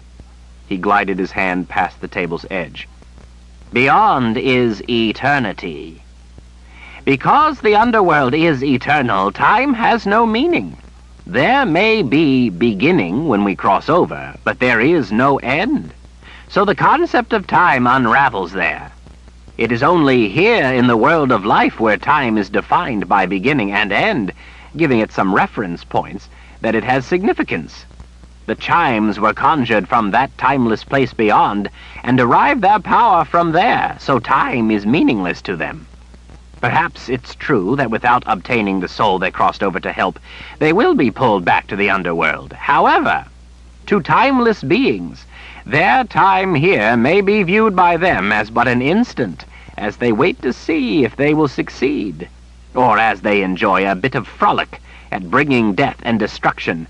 Except that instant to them could be a millennium to this world. It could be 10 millennia, and still be but a meaningless twinkle in time to them, especially since they have no souls and can't really experience life. She had been hanging on every word, seeming to be starved for conversation of things few but the gifted could comprehend. Yes, I see your point. She raised a finger. But by the same token, they could be gone today, vanish as we speak, feeling endless frustration in a world with time. Once they begin to find they must function within the alien confines of time and a schedule. The soul they seek, after all, has only so much time in this world. They must pursue and capture his soul while he lives. Well put, and a worthy consideration, but how long shall we wait? At some point, it will be too late for things of magic to recover. Some surely now lie ailing with the fading of magic. How long until they die out forever? I see your stargazers wilting out on the path to your home. Zed lifted an eyebrow. But much worse, how long until magic such as that of the gambit moth fails? What if the crops now growing are soon tainted? Her face, creased with concern, turned away. Not knowing her well, Zed didn't bring it up, but without magic, Jagang and the Imperial Order were only that much more powerful. Without magic to aid them, many more would die fighting him, and it very well could be blood spilled to no good end. Franca, as guardians of the Veil, protectors of helpless creatures of magic, and as stewards of magic's promise to mankind, we must act with all due haste. We know not where the line lies that makes meaningful aid too late. She nodded thoughtfully. Yes, you are right, of course. Why do you need to know where the chimes are entombed? What will that help you accomplish? Their ancient banishment in order to nullify the original conjuring that brought them here would have by necessity had to again breach the veil. Such a counterspell would itself have had to be balanced with an ancillary spell to allow their return to the world of life. Such a return spell could have been exceedingly narrow in terms, invocation of threes and all that. But it wouldn't matter. The mere existence of a return mechanism was all the balance the banishment spell would have required. Zed slowly ran his finger around the rim of his teacup. From what I know of the matter, I believe the nature of their existence dictates that the chimes can only return to the world of life once the narrow requirements of the balancing mechanism are met through the gateway of their banishment. That's why I've had to come here. She stared off in reflection. Yes, that makes sense. The gateway, whatever it is, would be open. Being as you don't know where the chimes are entombed, perhaps you can be my guide. Her gaze came back to him. Where could we look? Do you have in mind a place to start? After another sip, Zed set down his cup. My idea was you might be able to help me get into the library. The Library of Culture? At the Minister of Culture's estate? That's the one. They have ancient texts there. At least they used to. Since the chimes were banished here in Anderith, the library might contain records or other information so I could find where it took place and thus the gateway. They might even have other information of use. What are the names of the books you seek? Perhaps I know them. I don't know what books might be of help, if such books even exist, or if they do, that they are here. I will just have to start looking through those volumes in the library and see what we can find. She leaned forward. Zed, there are thousands of books there. I know.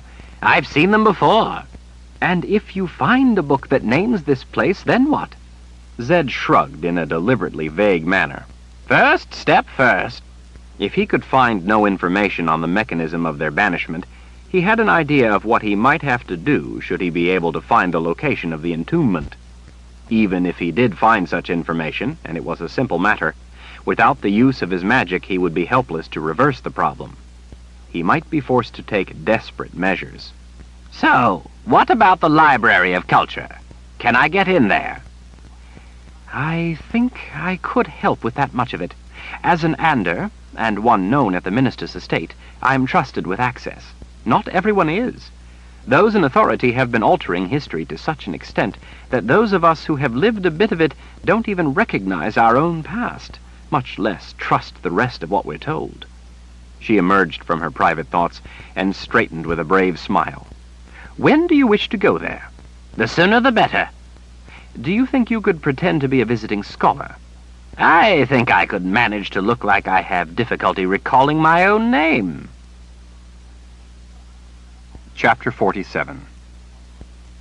Oh, how kind. Zed exclaimed in mock delight as the woman set down the heavy volume in the glow from the tall lamp. "I'm sure of it now. I've no doubt. You can be nothing other than a good spirit come to assist me, Mistress Firkin." The woman abruptly turned as shy as a teenage girl. Her cheeks reddened as she smiled. "It's my job, Master Ribnick." He leaned closer to her and lowered his voice to a playful whisper. "I prefer beautiful women call me Reuben." Zed, when circumstances required the use of an assumed name, favored the name Reuben Ribnick. He thought it a dashing name. Leading a simple life fostered the urge for occasional flamboyance. Zed considered light-hearted diversion essential to balance. Something as simple as using the name Reuben Ribnick satisfied that need. The woman blinked, not catching on to the flirtation. Surprising, he thought, considering she was nice enough looking that she would have to have had ardent suitors throughout her long life. Zed was forced to clarify himself. "Therefore, Mistress Firkin, I prefer you call me Reuben." She stared blankly, and then, as he saw in her dark brown eyes realizations making connections, a sudden giggle burst forth to echo through the long room. A few people down at other tables glanced up. He noticed the eyes of one of the guards turned their way. Mistress Firkin put the back of her hand to her grin as her face went scarlet. "Reuben." She giggled again with the mischievousness of using his first name. She glanced around before leaning toward him. "Vedetta." "Ah," Zed cooed. "Vedetta. What a lovely name." She tittered as she scurried off, her shuffling steps echoing softly through the huge room, the lower of 2 floors of the elegant Anderith Library. From his place at a table, Zed had long since watched through the windows as the sun set. The array of lamps lit with a warm glow the honey-colored oak of the room and provided illumination for those still more interested in devouring words than dinner. Zed dragged in front of himself the heavy volume Vedetta Firkin had found. A quick glance told him it was of no value. He opened it anyway, so as to appear he was reading it with earnest interest. He was not. The book he was really reading was to the upper right, but even with his head lowered, he could still turn his eyes up to the right and read the other, and any nosy person wandering past would be fooled. There were a few such people about. He had already created a sensation with his grand entrance when he stood at the head of the library and made sweeping proclamations of having a hypothesis of law involving the accountability of secondary suppliers of goods to the signatories in trade agreements nullified by clauses involving acts of creation not specifically specified in the subtext but implied by common law of ancient trading principles, and he knew he would be able to prove them out with the fine examples of rational law set forth in the examples found in the history of Anderith law. No one had been bold enough to dispute his claims. Everyone in the library was perfectly happy to let him do his research. It helped to have Franca escorting him, since she was known in the library. It was late, and the people running the library wanted to go home, but they feared incurring the wrath of anyone having such extraordinary command of law. Because he lingered, a few others did too. Zed didn't know if it was to take advantage of the extra time the library was open, or to keep him under observation. Franca sat across the table, but down a ways, to provide room for all the books spread out in front of the two of them. She pored through books, and occasionally brought to his attention items she thought he might need to see. Franca was smart, and pointed out things few others would grasp, things that could conceivably be significant. But so far he had seen nothing of any practical use. He wasn't sure exactly what it was he was searching for, but he was sure he hadn't seen it yet. Deep in concentration, Zed started when someone touched his shoulder. "Sorry," Vedetta whispered. Zed smiled at the shy lady. "Quite all right, my dear Vedetta." He lifted his eyebrows in question. "Oh." She reached into the pocket of her apron. She turned red again as her hand fished around. The hand paused. "Found it." "Found what?" Zed whispered. She leaned closer, lowered her voice yet more. Zed noticed Franca watching from across the table as her head was bowed to a book. "We aren't supposed to let just anyone see this. It's very precious and rare." Her face flushed red again. "But you are a special man, Reuben, so brilliant and all, and I've brought it out of the vault for you to see for just a minute." "Really, Vedetta? How extraordinarily kind of you. What is it, then?" "I don't rightly know, exactly. but it belonged to Joseph Ander himself. Really? Zed drawled. She nodded in earnest. The mountain. What? The mountain. That's what some of that time called him. When I don't have anything to do, I sometimes read the ancient texts of the time to learn more about our revered ancestor, Joseph Ander. Back then, as I gather, some called him the mountain. Zed was at full attention as he watched her draw the hand from her apron. She had something small. His heart sank because he thought it was too small to be a book. But then his heart felt as if it skipped a beat when he saw it was indeed a small black book. A journey book. It even had the stylus still in the spine. Zed wet his lips as she held it out in both hands before him. Zed put a finger to his lower lip. She had no intention of letting such a valuable piece out of her possession, even if he was a fancy scholar. Over near the vault door, 2 armed guards scanned the patrons, but paid Zed no particular attention. "May I see inside, Vedetta?" he asked in a strained whisper. Well, I guess it can't hurt." The woman carefully opened the cover. The journey book was in pristine condition, but then the one Anne had carried was just as old, and in just such good condition. Journey books were things possessed of magic, so that probably explained their being nearly as good as new despite their thousands of years of use. That and the care with which the sisters handled the valuable books. The people here used no less care. Zed froze in mid-breath. Mountain. He understood. Mountain's twin was the mate to this journey book. It all fell into place in his head. Mountain's twin had been destroyed, and along with it possibly the disposition of the chimes. But this book, Joseph Ander's journey book, would have the same words if they hadn't been wiped away with the stylus. He watched, spellbound, as Vedetta Firkin turned the first blank page over. A 3,000-year dead wizard was about to speak to him. Zed stared at the words there on the next page. He stared as hard as he could. They made no sense. A spell, he feared, to keep anyone from reading it. No, that wasn't it. Besides, the magic had failed. Such a spell wouldn't still work. As he studied the writing, he realized it was a language he didn't know. Then it came to him. It was in High Daharan. Zed's heart sank. Virtually no one knew High Daharan anymore. Richard had told him he'd learned it. Zed didn't doubt him, but Richard was off on his way to Aidendrill. Zed would never be able to find, much less catch him. Besides, the people in the library were not going to let him take this book, and Zed had no magic to do anything about it. "What a glorious thing to see," Zed whispered, as he watched the woman slowly turn the pages before his eyes. "Yes, isn't it?" she said with deep reverence. "I sometimes go in the vault and just sit and look at the things written by Joseph Ander, and imagine his fingers turning the pages. It gives me shivers," she confided. "Me too," Zed said. She seemed pleased to hear it. "It's too bad no one has ever been able to translate it. We don't even know what language it might be. Some of our scholars here suspect it to be an ancient code used by wizards." "Joseph Ander was a wizard," she confided in a hushed tone. "Not everyone knows it, but he was. He was such a great man." Zed wondered how they could possibly know he was great if they had no idea what he said. But then he realized that was precisely why they thought he was so great. "A wizard," Zed repeated. "One would think a wizard would want his words known." Vedetta giggled. "Oh, you don't know anything about wizards, Reuben. They're like that, mysterious and all."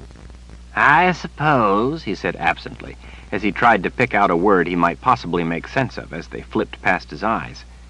None did.